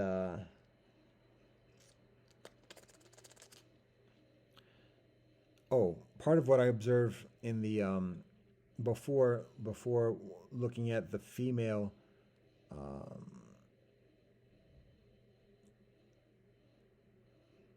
content. Oh, how do I put that? Wow, we're all so much objectifying in this culture. Um, Before looking at the social media posts that primarily present sistren. What I also view in preceding days, earlier this past week, is some talk show kind of clips that talk about women, and that particularly talk about women on OnlyFans, and that particularly do the what's referred to as slut shaming of just like degrading, belittling women who do OnlyFans. Now, the actuality is what the men are saying is accurate. That women who are involved in the sex trade and additionally may make a lot of money in the short term, but at tremendous sacrifices in the long term. That one thing that many women seem to overlook for those who have healthy relationships or standing relationships with loved ones, family members, friends who love the women, the type of pain and suffering that the woman's involvement with the OnlyFans or the sex trade causes towards the family and friends who love the woman and support the woman. Now, obviously, not everything is perfect. Even a lot of times, the same family who support the woman are some of the same kinfolk who abuse the woman too. So, ain't no easy kind of like clear cut situations. But the actuality is that, particularly when a woman is interested in eventual marriage, which it seems like majority of the OnlyFans women, particularly even those who communicate or practice or involved in lesbian interactions or otherwise, um, still have an interest in being married with a man and settling down, being a wife, being a mother, having children, and additionally. And what some of the brethren are communicating in these talk show clips is that how difficult it is for the children, even some of the OnlyFans women who already have children, who even have grown children, like teenagers, that's not necessarily grown, but grown older children, teenagers particularly, how embarrassing and how difficult it is for the children, for the mother to be that way. And so it's a wake up call for the sistren who often are enveloped in the intoxication of the culture and all the stroking, and that's a better word. We have a better word than that. All the pandering, and the pimp talk of like acceptance and individual expression and all these other types of things that basically condone and discourage kinfolk into this type of behavior. So the brethren are accurate when articulating these concerns. However, at the same time, as I remember a talk show, a radio host saying this a number of years ago when he was interviewing a former pornography actress, him admitting at the very beginning that he, even to that day, has his own challenges with pornography. So he doesn't have the standing to speak or condemn or criticize categorically the sister that he's interviewing or what she previously does. Now that's extremely bold, a courageous statement. And he was this was like on standard radio. This is about like 10 years ago, something like that. this is when I was starting to stop. When I stopped watching pornography, I started seeing some of these things of people who are in the industry and talk about it with the experiences, and additionally become further knowledgeable about what I already know. Um, so I remember hearing him say that in that talk show. And the thing is, when these brethren that I see just this past week are basically condemning and admonishing and criticizing and belittling the sistren, slut shaming, the what's being said, the subject, the content of what's being said is accurate.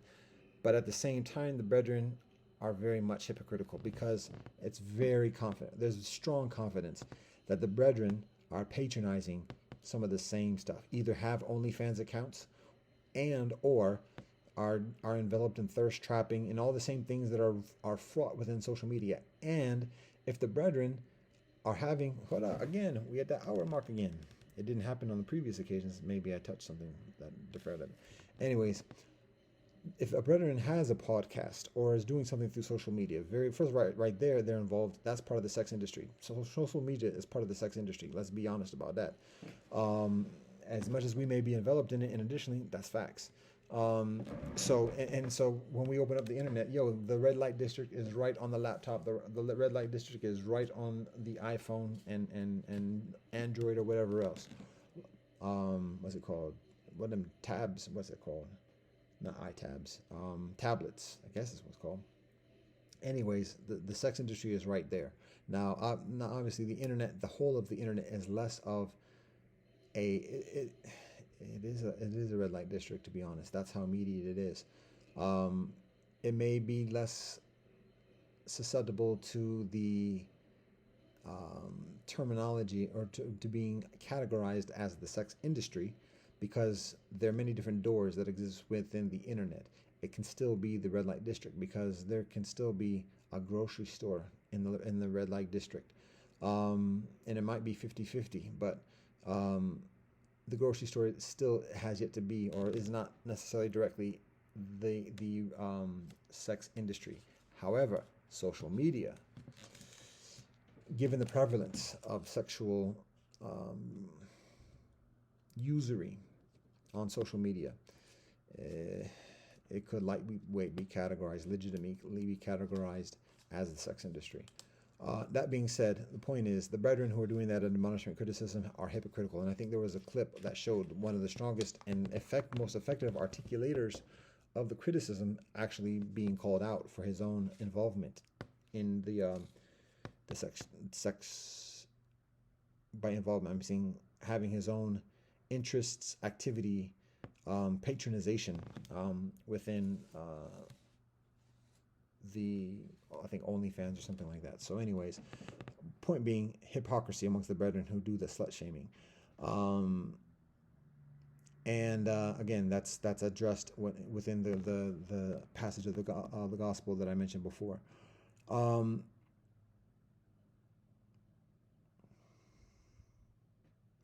That being said, what I observe with ASMR, again, this is the first occasion I see this, but I see very extreme manipulation. And what I see, I see that, first of all, there are a lot of different categories of ASMR.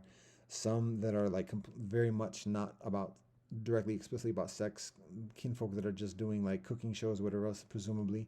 There are some that are doing cooking shows or other topical kind of shows, but then on their Instagram account, there's the middle ground of having lifestyle photographs of in swimsuits or dressed, particularly women. And then in looking at the links of the Instagram account, then there's the link to the OnlyFans account. And it's whoa. It wasn't necessarily on the YouTube account, but the YouTube serves a certain function of longer content and drawing in a certain audience. The audience can then be referred to the Instagram account. The Instagram account is less accessible in terms of, or less amount of interaction in terms of publicly.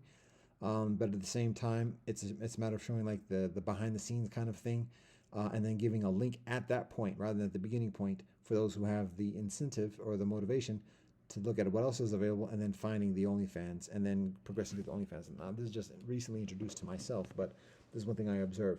So all that being said, ASMR is interesting because I recognize there seem to be a number of different categories. And even within the categories that are comparatively sexually alluring, or tempting, whether the woman is the sistren is dressed in something not necessarily overtly scandalous, but still a little bit revealing. Maybe some cleavage, maybe a short dress or whatever, but oftentimes feminine. So it's appealing to a man. It's feminine, and then also like there's role playing. There's things that are increasingly explicitly sexual. There's things that are very subtly sexual, and then get increasingly explicit, but then revert back to things. So it can always be rationalized that, oh, this is about this. Is it about that? Becomes very gray area, very smoky, and at the same time, intoxicating. And then I see all the things that are called triggers or whatever it's called. There are a number of things that are called, but the hands at the camera, the clicking sounds or different sounds to invoke psychological responses, conditioned behavior. I've seen some of ASMR having the explicit intention of hypnotizing men. A lot of times, sisters are talking about going to sleep, and it's in the context of a man having relaxing and maybe having insomnia, not being able to sleep, and thus here's a woman with a soothing feminine voice who's speaking very gently and affirmatively to the man, who's dressed. The woman is dressed femininely, but a little bit provocative, depending upon what he is searching for. So I'm observing that, I'm processing that.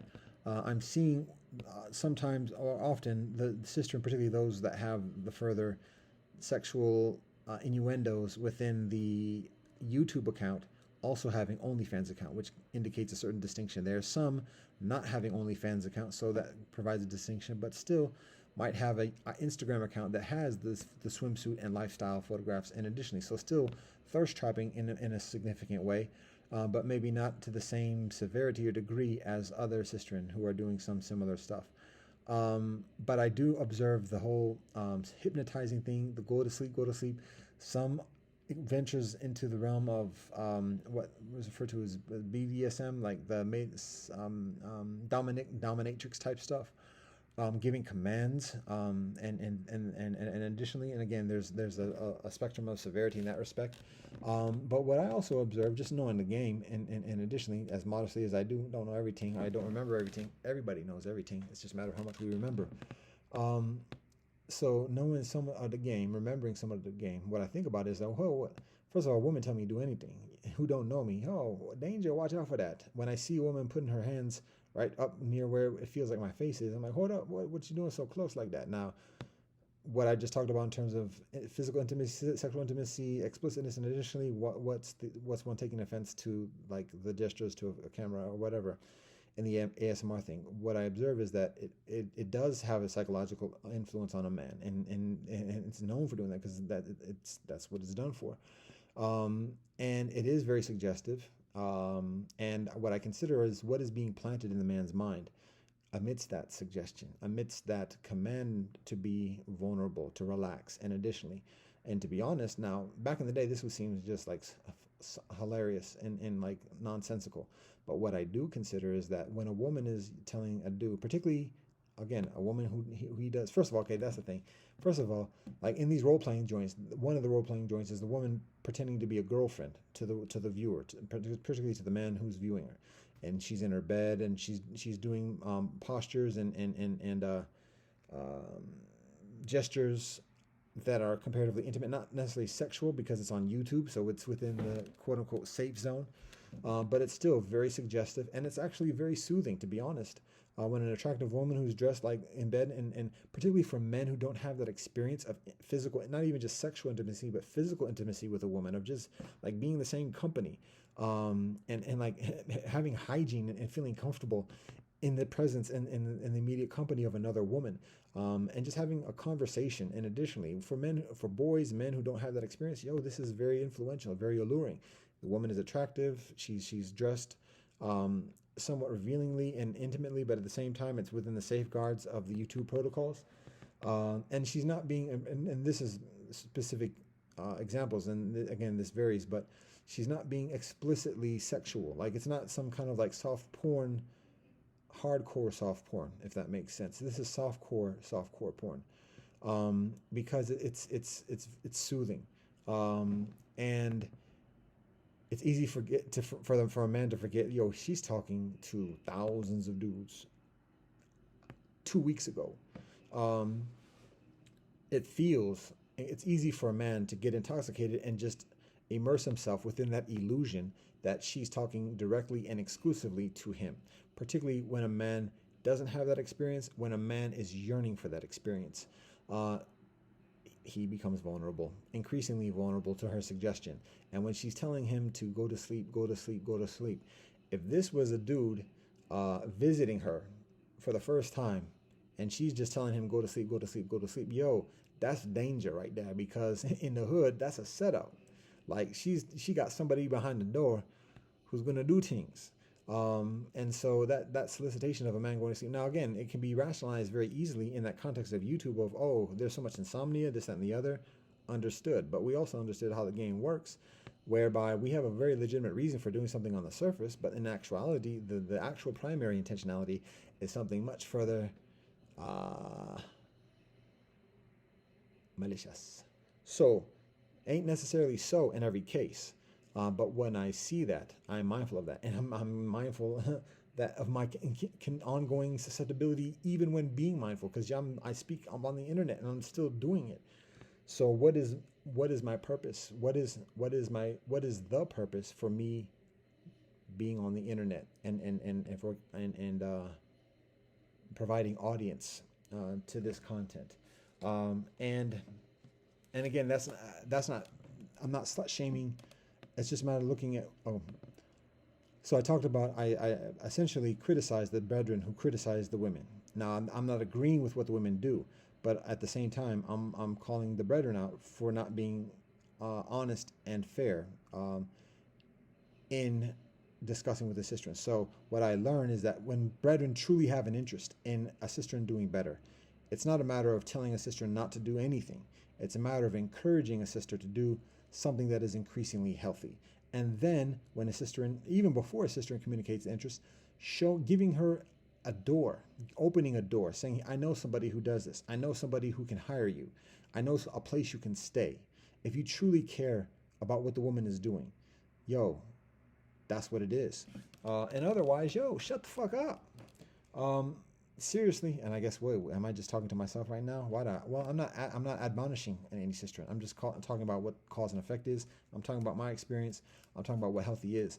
But what I'm reminded of is what Confucius teaches thousands of years ago, which is a brethren, a righteous brethren, a gentleman, a man in the way. A man in the way does not speak of affairs of governance that are not the responsibility of his direct office.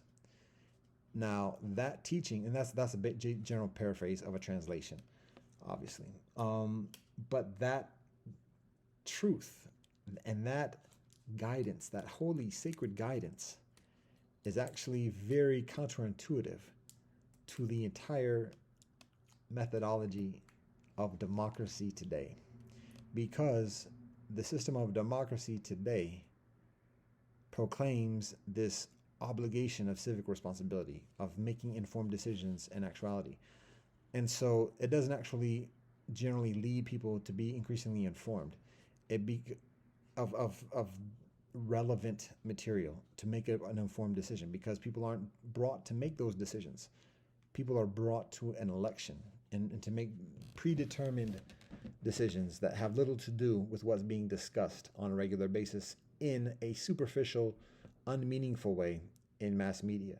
So what happens is that brethren are told to have responsibility for being knowledgeable about superficial and artificial gossip called news,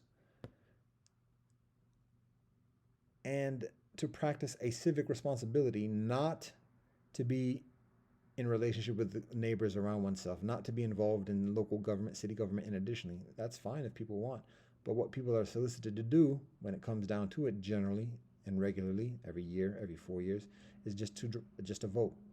And again, the things that are talked about on the news, even the artificial super things, aren't generally the things that are put to on the agenda. So it's like, point being is that in the democracy of postmodern society, in modern society, people um, are told of having a responsibility of knowing and deciding upon the big decisions of the government that previously are only made by kings and courts. Now it's the responsibility of every democratic citizen. So that's counterintuitive to what Kung Fu Tzu teaches, because with what Kung Fu Tzu teaches is that there is the king, there is an emperor, there is a magistrate who is responsible for making those decisions, and there is a hierarchy of leadership for that magistrate. So all the affairs of the government and everything else like that, it's not the kinfolk at the lower levels. There's little purpose for them to discuss that because they don't have a say. They're not making that decision. It's outside. It's beyond their pay grade. So worry what's in the pay grade, and that's people can so attribute higher or less than, but that's actuality. Other than that, it's either gossip or it has the susceptibility of being insurrection or something to that effect, of cultivating a discourse contrary to the official discourse, and potentially, I should say, different than the official discourse, and potentially contrary to the official discourse. So there's little pragmatic purpose in the government and contemporary society of Kung Fu Tzu, and there's wisdom within that, because we can only genuinely, effectively have a knowledge about so much to make a genuine, effective decision about so much. We can only be an expert in only so much. If everybody thinks they're an expert or feels the responsibility of being an expert, and who don't do the studies to be an expert, it is just a lot of dissonance of discourse, public discourse within society, and irresponsibility, and listlessness, and confusion, and apathy, and eventually contrarianness. So, my point for all that, going back to, I was talking about the OnlyFans. So in this respect, even in this context, in this experience of the postmodern democracy, it's beneficial still for kinfolk to recognize that principle, that truth, in staying in our own lane, and staying within our pay grade. So when it comes to matters of society, and additionally, well, look at me, look at me, look at me. But what's beneficial is for brethren who have a concern, rather than criticizing and admonishing kinfolk specifically, and I'm talking about particularly when on these talk shows, the brethren are talking directly to the sisterin, and like belittling the sisterin right in front of them, and that's just, it's not productive. If they genuinely cared about the sisterin, then they actually don't. From what I observe, they just want to get views. They want things to be controversial. They're doing the same things that talk media was doing 30, 40 years ago. Controversy provides views. So generally speaking, until everybody stops looking. So there's less of an interest in the sister actually being well, and like progressing along a healthy path. The interest in that context is just having a sensationalized conversation. It may provoke further conversation in a productive way, but that's not necessarily the primary intent, because if it was the intent, the discussion would be different. And again, if the intent is the well-being of the sisterin, each of those sisterin, what are the sisterin's names? Where is the sisterin's family? Do they still have communication with their parents? Any relatives, and additionally, who might be able to help, who might be able to support, who might they be able to help with all them millions or whatever that they stacked up? What arrangements can they make? What kind of advisor can they get, financially, legally, investmentally? And additionally, buying a building, a residential co-op, housing the loved ones and family together to support each other, starting up a school, starting up a co-op, food co-op, starting up some type of business that can be mutually supported and administrated by the sisterin's loved ones. They got some stack up there. So it's a matter of applying it accordingly, particularly for sisters who are 25 years old and been in the game for a few years and stacked up stuff without a knowledge of how to utilize that, without an immediate circle of kinfolk to provide advisory. It's consideration for that. Ideas for endeavors occur additionally. But anyways, that was some consideration in that respect.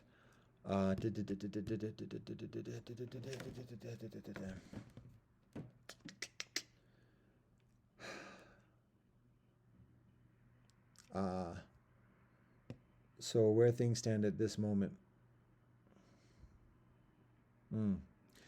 All right, so I was talking about ASMR, and what I observe is that, like, again, it's not that way. YouTube is supposed to be a safe zone, or a safer zone. There's supposed to be protocols, and actually, to be honest, it probably does keep out a whole lot of other content that is very uh, uh, adverse. So I'm not throwing YouTube under the bus. However, also, um, it's a matter of recognizing where and how uh,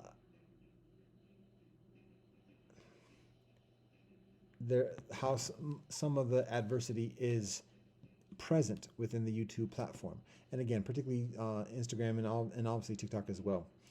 And also, who's going to do anything about this? Where is the police? Governments cannot police the internet. Governments don't have the standing to police the entirety of the internet. Any one government, any coalition even of governments, don't have the credibility and the fortitude to effectively police the internet.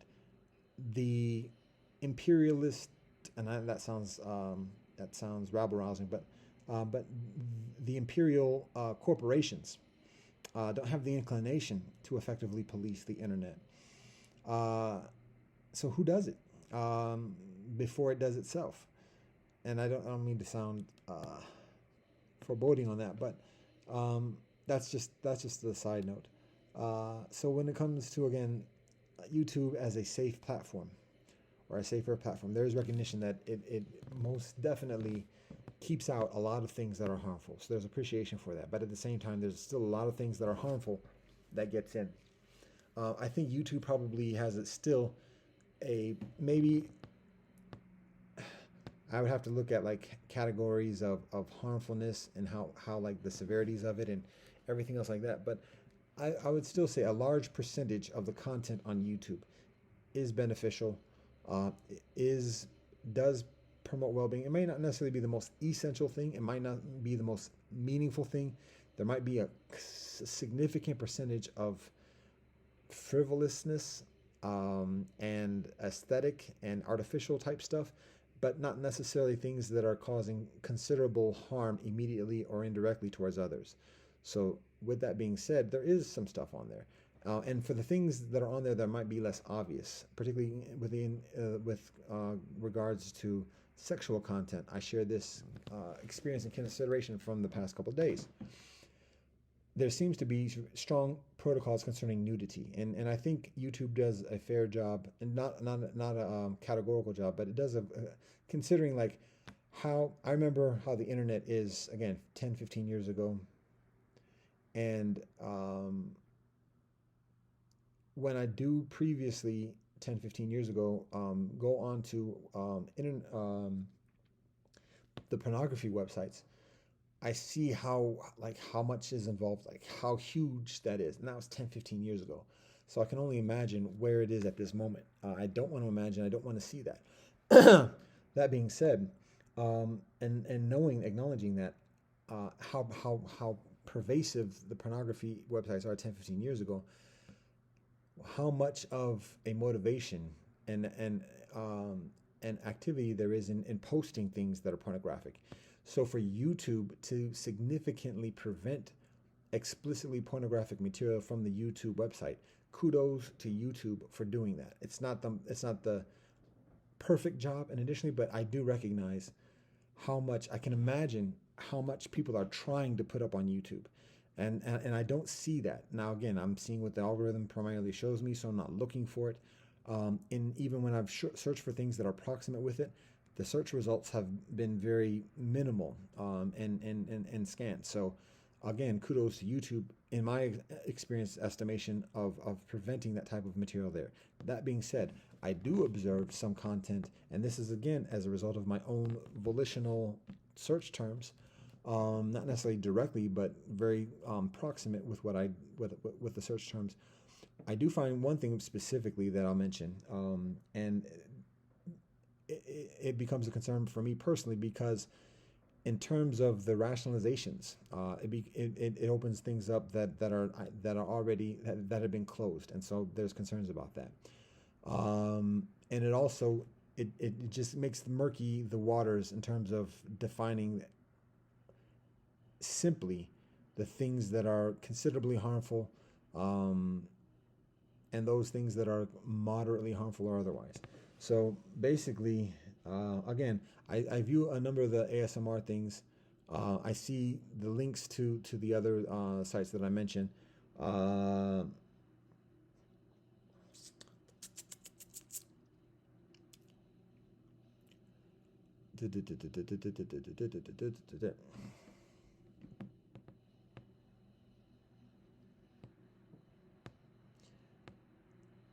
so in one of the eventually what is presented to me at some point, um, is a project, an art project, and that's actually where the gray area, like, that's where the brilliance, that's where the genius of pimp talk establishes itself and muddies the waters. And I don't mean that in a derogatory mean. I think I think it's adverse. I think it's harmful what's done, but I don't mean to be condemning, because I know how much I'm enveloped in that at this moment. So I am calling it out for what it is, without hating and without condemning kinfolk who do this. But it is what it is. So what I find is, um, a website. I have to think if I articulate what the name of this is called. First, I'll try to think about what it is. Um,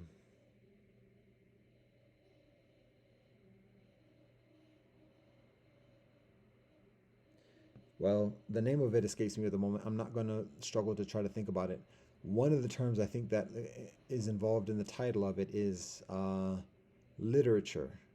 And it was something, or it is something like hilarious literature, or something further along the lines of outrageous literature. But I think it started with an H. Um, I don't think it was hilarious literature, but anyways, it's an art project. Um, and now at the stage where I'm introduced to this project is when I am already significantly enveloped in the vortex, intoxicated, and no excuses, but this is just the pretext. And I was watching a lot of ASMR, and then in watching the ASMR, I do put in search terms. Um, yeah, I actually know. I'll be honest about this. I put in a search term that basically is this project. But when I see this project, I think, whoa, wait a minute. No, this is not appropriate. But by that point, I myself searched in the term. So the search term that I looked for was, okay, I know the mind works in a certain way. So, um, no excuse. I'm responsible. At some point, during the process in the past day, I put in the search term, I think, women masturbation. I might have even put in 18 plus women masturbation or something to that effect.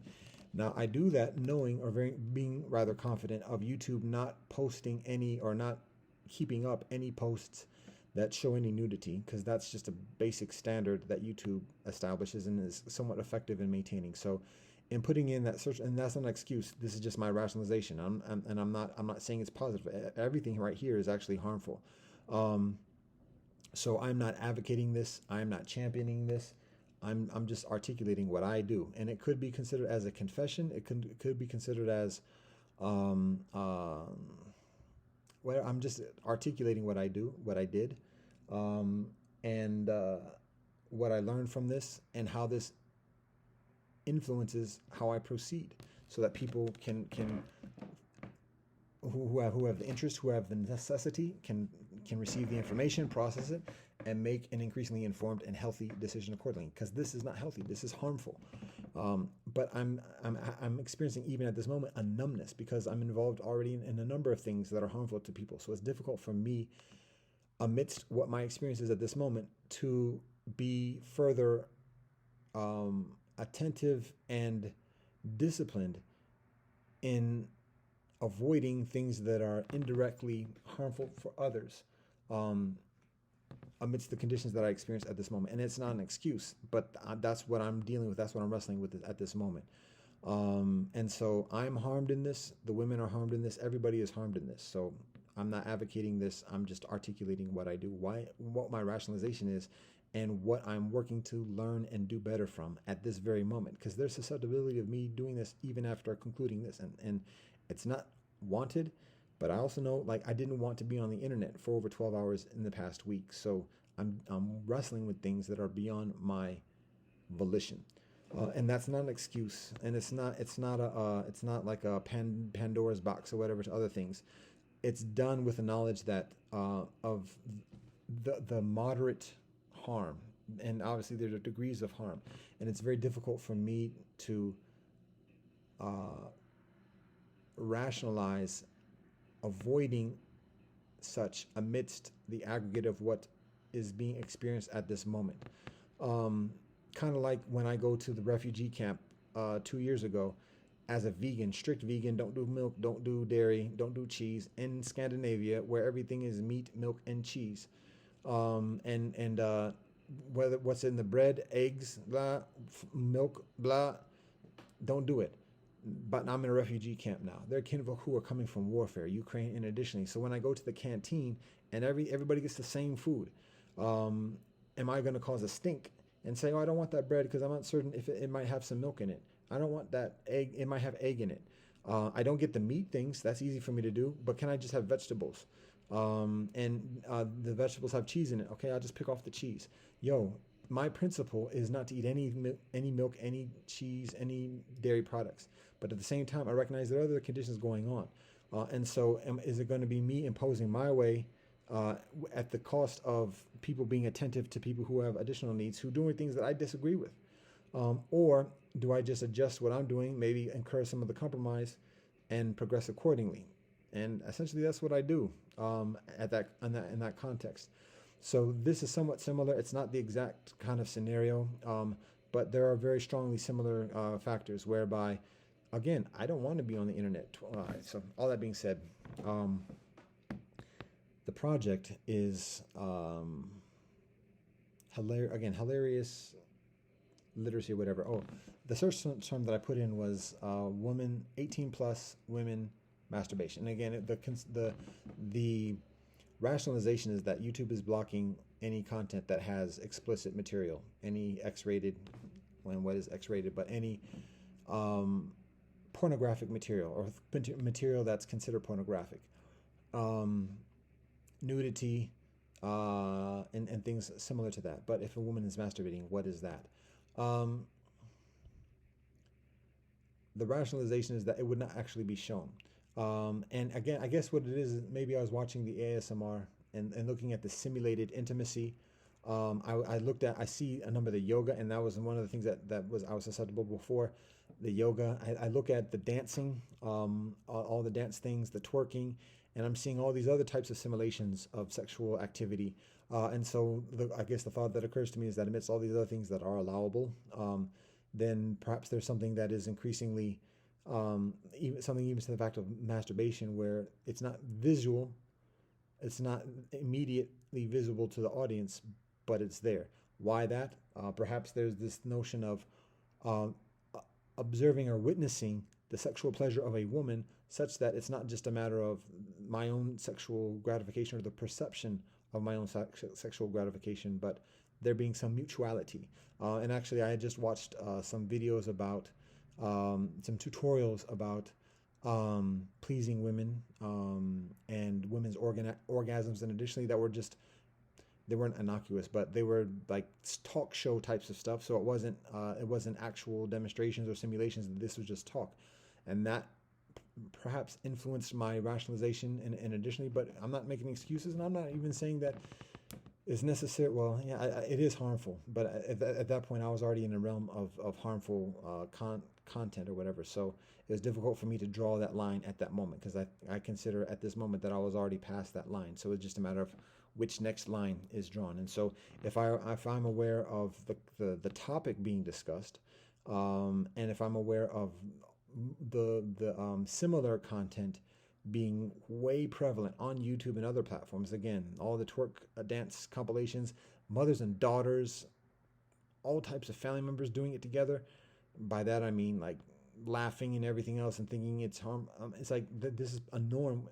Anyways, so in that awareness, the consideration is something like that along those lines being permitted and available within YouTube. And so that's what I do.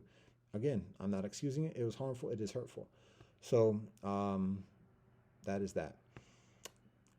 So I didn't find actually many results from that. So I might have just looked at other things, whatever. I saw one thing where there was a woman reading something, and I thought, how did this result arrive from the search term? So I just continued on looking, and again, I'm not actually even looking for ejaculation on my part at that moment.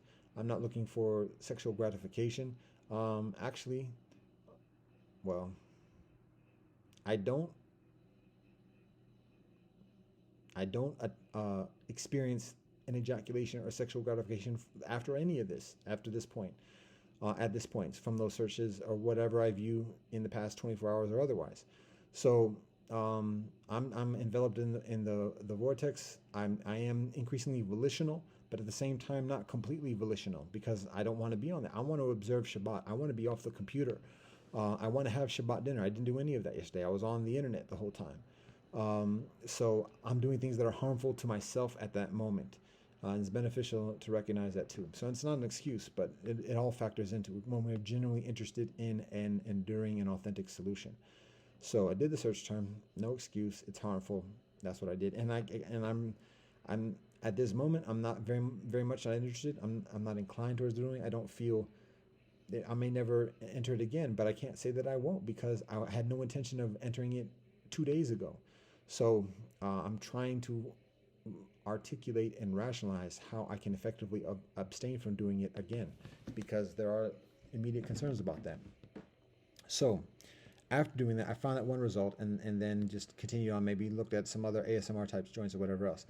Then I might have returned to a preceding thing, and then somehow I looked at maybe I looked at another video that was similar, but it was a different sister who was reading something, and it might have had a different description, or might have been presented in a different context, but it seemed further explicit or inferred or communicated that in that video the woman experiences an orgasm. So I say, okay, this is one of those art type of projects of being very subtle and not conspicuous, so as to go underneath the radar. But again, it being sexually explicit. So that actually fits within the search criteria. I don't think about all of that. I just say, oh, okay. And then I click on it and I watch it. And indeed, that's what it is. A woman is reading some classic work of literature. So it's very intellectually sophisticated. She's dressed nicely. The production quality is comparatively upstandard. It's a simple backdrop, a black backdrop. She's sitting at a dark colored desk, wearing some smart outfit, dressed nicely, presenting herself in terms of her cosmetics or whatever. And as she's reading the literature, she says what it is. She says her name, her first name, says what the literature is, and then proceeds to read from the book. And as she's reading from the book, as the minute goes on, in a couple minutes, it becomes increasingly obvious that something's going on, something that is distracting her. And as it goes on for a few additional minutes, she becomes increasingly distracted, and that distraction is appealing to a man when he hears a woman in the throes of sexual gratification. That's a stimulation for a man, and it's natural. It's not healthy, particularly when there's not a committed relationship between the man and the woman. But it is what it is. So I observe that, and eventually it becomes increasingly animated, and she reaches, presumably, an orgasm. And then afterwards, she says the name of the book, her name, and that's it. And then there's kind of like an after thing of her off camera, whatever, saying something, and some of the crew of the film crew saying something in return, and then that's it. The whole thing was maybe about 7 minutes, 8 minutes, and then after that, I watch each episode of that series. There's maybe like 10 episodes, and so it's an art project. I look at further about it, and it's supposed to be about expression, and I mean, the artistic rationalizations or whatever. But essentially, it's a woman. Now, the one question is whether she's actually manipulating herself or whether she's being manipulated by somebody else in terms of the sex her the to provide the sexual gratification.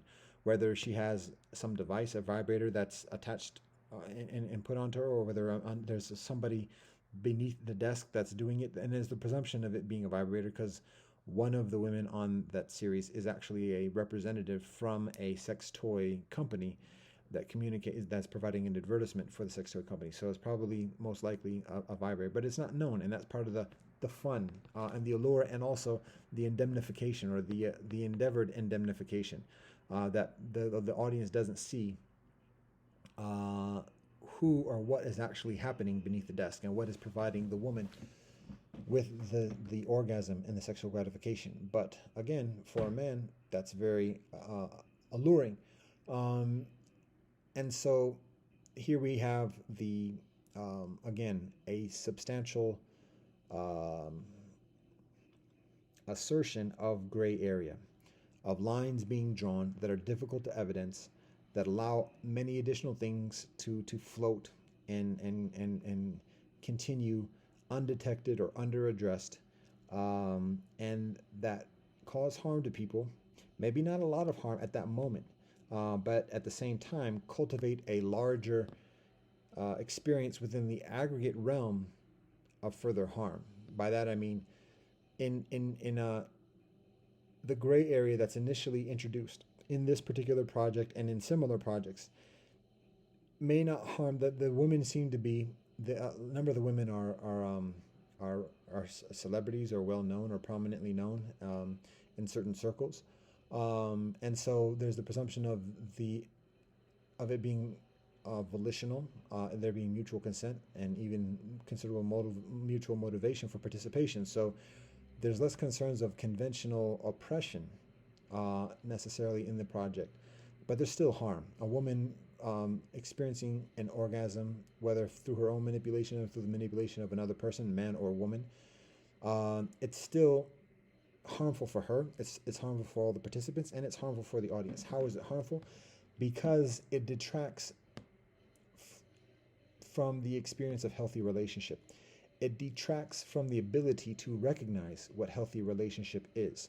Healthy relationship between a man and a woman, healthy relationship within all of Wulun, the 5 relationships of husband and wife, parent and child, teacher and student, elder brother and younger brother, friend and friend. When anyone in the public realm who has access to a computer and the YouTube can witness a very personal, sacred experience of sexual pleasure that a woman is experiencing, that dilutes the meaningfulness, and it's unhealthy. When we look at sex as a cipher, and there being a sacred connection and relationship that is established within sexual intimacy, when the participants of that sexual interaction continue on different ways, and continue on different ways that are increasingly contrary to each other, that causes dissonance within that immediate relationship, and it causes different dissonance within the aggregate of the relationships that the two kinfolk are respectively and collectively involved in. It deteriorates all relationships to a certain extent. Obviously some sexual experiences and intimacies are increasingly intense and proximate than others, and the nature of the dissonance when the separation and contrariness is experienced is further severe than other occasions. But the healthy scenario is when a man and a woman are committed with each other, and that experience is privately shared between the man and the woman. That's what healthy is. Now, that's not condemning anybody. It's not saying anybody's going to hell. It's not telling anybody to. It's not even telling anybody to repent and be baptized and saved. It's just a matter of saying cause and effect. There may be pleasure that is gained, there may be laughter, there may be a lightheartedness that is experienced. That's some of the cause.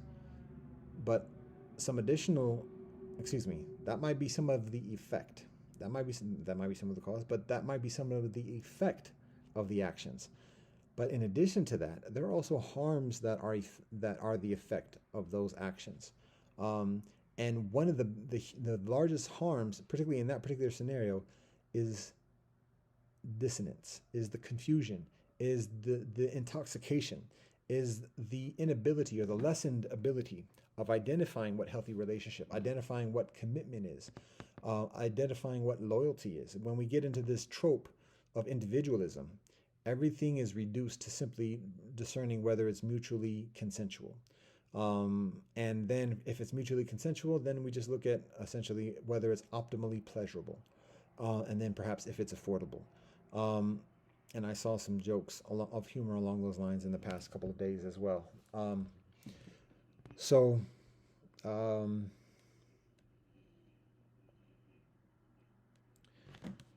that's a big harm. Is the smoke, is the confusion, is the dilution. It's the intoxication. That's the big harm. That's the big harm that's caused from this. And it's not a severe harm in terms of physical casualty. It's mental casualty and it's emotional casualty, and it's difficult to evidence. It's difficult for one to evidence within oneself. It's a hangover that continues and continues comparatively subtly, and as one gets in further enveloped in it, it becomes further chronic. But the long term consequence is that it affects one's relationships. It affects one's ability to trust. It affects one's ability to commit, and it affects society's ability in the macro experience.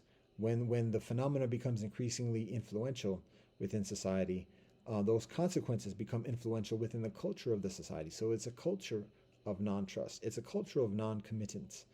Um, it's a culture of that focuses on self-gratification and intoxication, and the motivations along those lines.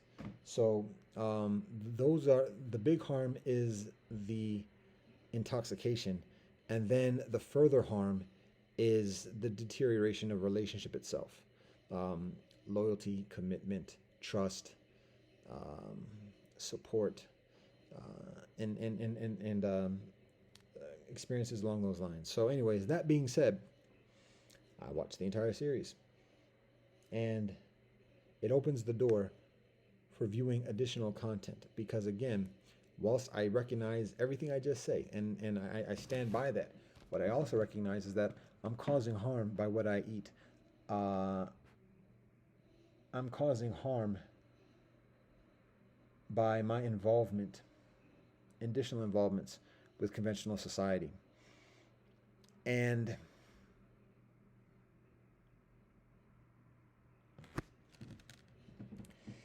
I'm observing something right now in my articulation.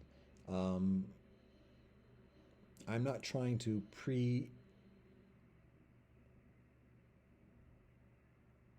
what's it called?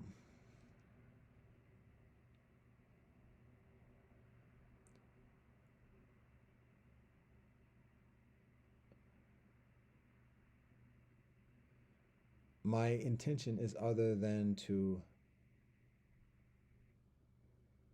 I guess, precedingly rationalize or justify further involvement and further participation within viewing this type of content. It is a matter of understanding what precipitates my preceding involvement in viewing such content, working out the rationalizations, what the teachings are concerning the behavior and concerning the rationalizations, knowing what is optimally healthy, what is genuinely healthy, but at the same time also acknowledging what the conditions are at this moment. And as I said before, when the options for a healthy relationship are severely obstructed, when there are severe hostilities against healthy relationship, being married.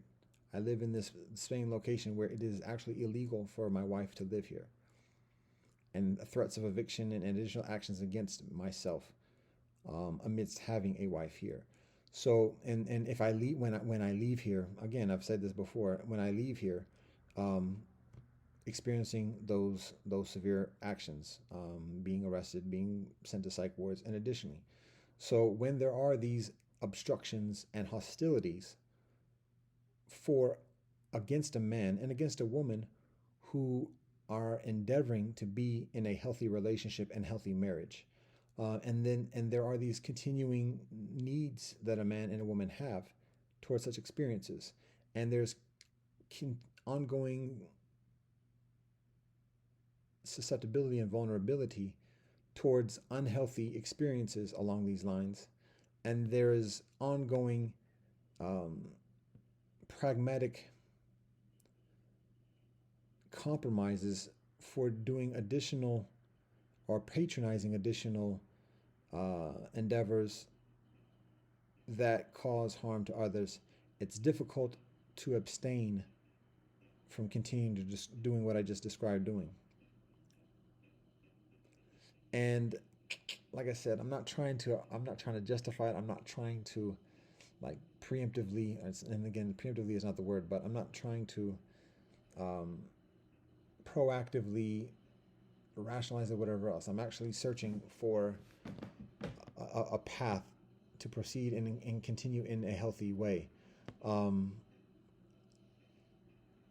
and part of the challenge is that it requires cooperation and support beyond myself. Um, that's part of the nature of marriage, and that's part of the challenge of marriage, particularly for one devoted in a spiritual path. Um, for one who is devoted in a spiritual path, and that path involves celibacy, the abstinence of any sexual intercourse. For a man who makes that monastic vow, um, presumably it's comparatively simple. Now, it might not be easy, but it's comparatively simple. Just cut off all kind of interaction. There's no prospect of and no motivation in a spiritual path for interaction with women. Now, that he may need to exercise temptation, and that might be a continual struggle. But in terms of discerning the guidance of what the proper guidance is, it's comparatively simple. Now, one has to have trust in the teacher who prescribes that and who practices that. But when there's that, okay, there it is. But for us in our spiritual path, in our spiritual community who are commanded to be married, for a man, that means being continually open and vulnerable to a relationship with a woman and susceptible to the temptations and all the games and all the grifts, all the thirst trapping and everything else that's involved in that openness and in that vulnerability. And I'm not invincible. Um, it's hubris for me to consider that. So I work to find the healthy, enduring, and pragmatic solution. So that's the up note. And at 6 hours, what up? Well, it's 6 hours that I'm not on the internet directly. So even if it is Shabbat during the initial part of this joint. Positive, positive, positive. What we wrap this up with? Positive. We started with nature. Uh, the snowflakes and the falling leaves in this winter. Yo, the falling leaves are above the tree line. The falling leaves are above the tree line amidst the snowflakes and the gray skies. Again, there's the cardinal, there are the sparrows today. There's the flying tree mouse. It might have been the flying tree mouse actually on that other occasion as well.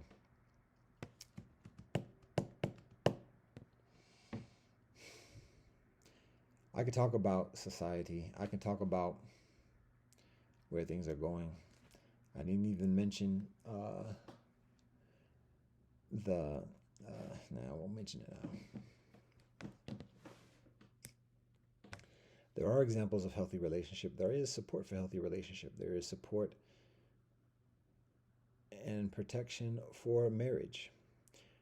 There is support and protection for marriage from traditional communities within other traditional communities. It's there.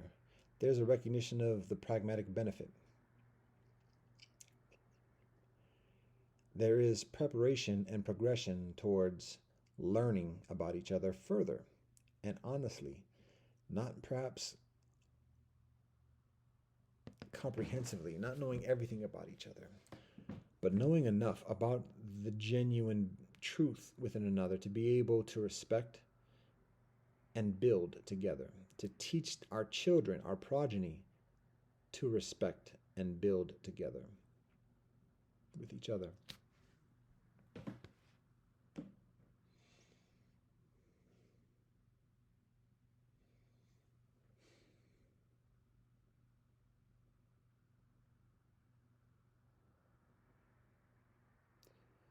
Well, I talk about the spiritual realm. I talk about the earthly realm. There's also the dream realm.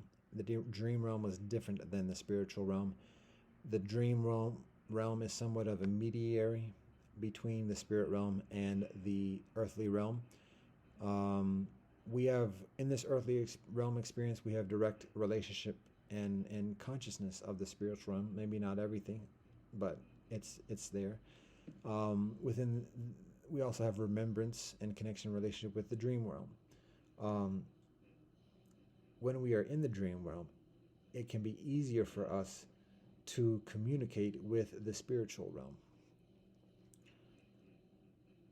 I could say it is easier for us to communicate, but there are many ways in which we can communicate with the spiritual realm in this earthly realm as well. So it's not categorically easier, but often it is easier.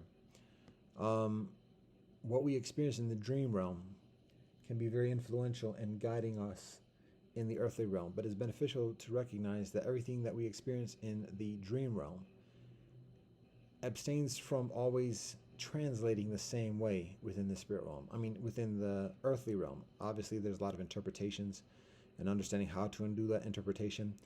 There are things that the spirit realm reveals within the dream realm, again, that requires or that involves appropriate translation accordingly. So it's beneficial for us to be mindful of how we do that.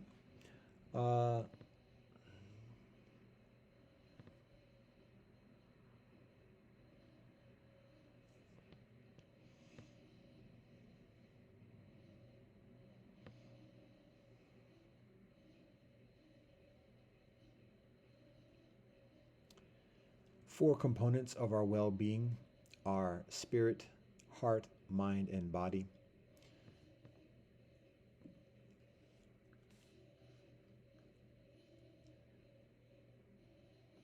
There are exercises we do to strengthen and nurture our experience in each of these components of our well-being. Physically, with our body, we can do physical exercises to strengthen and nurture the strength of our strength in our body experience, our body health. Mentally, we can study, read, talk, reason, listen to talks to strengthen our mental strength, to strengthen and nurture our mental health and well-being. In our spiritual being, our spiritual health, we can pray, we can meditate, we can sit quietly, we can do charity, do healing to strengthen and nurture our spiritual health. The heart health, our heart health, is something that exists beyond our own volition, our own intentionality. It requires mutuality. Heart experience, our heart well-being, our heart health, is our experience of relationship with others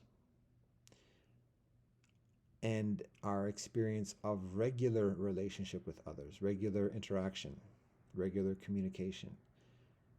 Healthy heart levels involve knowing the schedule the nuances of relationship, of behavior within our loved ones. And it requires our loved ones to have a shared interest, a mutual interest in in knowledge of our own behavior and routines and schedule. Daily, weekly, monthly, yearly. So, but that's one thing, again, that's one of the components of our well-being that exists beyond ourselves. So it's beneficial to recognize that and recognize that it's part of our health or part of our well-being. So we can be further mindful of who it is that we have a relationship, who it is that we share such a relationship with, and to honor that, to being further intentional in tending to that amidst the aggregate of our experience and without unduly compromising the aggregate of our experience. That's a key thing right there. So, but it's balance, patience, foundation of all blessings. So, that is our well-being in this earthly realm. The spiritual realm provides us guidance in this respect. In each of these four components of our well-being, the dream world helps us to reconcile the stresses, the tensions and anxieties that we experience in each of these four components of our well-being. In our earth realm experience is where we manifest congruence amidst these different realms. So amidst all this, I'm reminded of a couple common adages. Teamwork makes the dream work.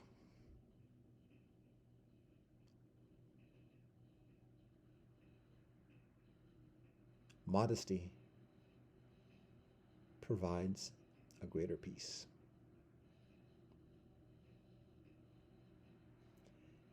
Patience is the foundation of all blessings. That being said, we give all thanks and praise to the Most High Elohim. We provide respect and honor to all our ancestors, all our prophets, all our sages, past and present, known and unknown. We provide respect and honor to His Majesty Haile Selassie I and Her Majesty Waizaro Manen. We provide respect and support to all our progeny, from the first Siete years to the next Siete generations, door for door. One heart, one mind, one perfect love, supreme, blessed love and peace in Rastafari. Alhamdulillah, Ar-Rahmani Ar-Rahim. Allahu Abham. Dao ke, Dao Fe Chang, Dao Ming ke, Ming Fe Chang, Ming Ja Rastafari.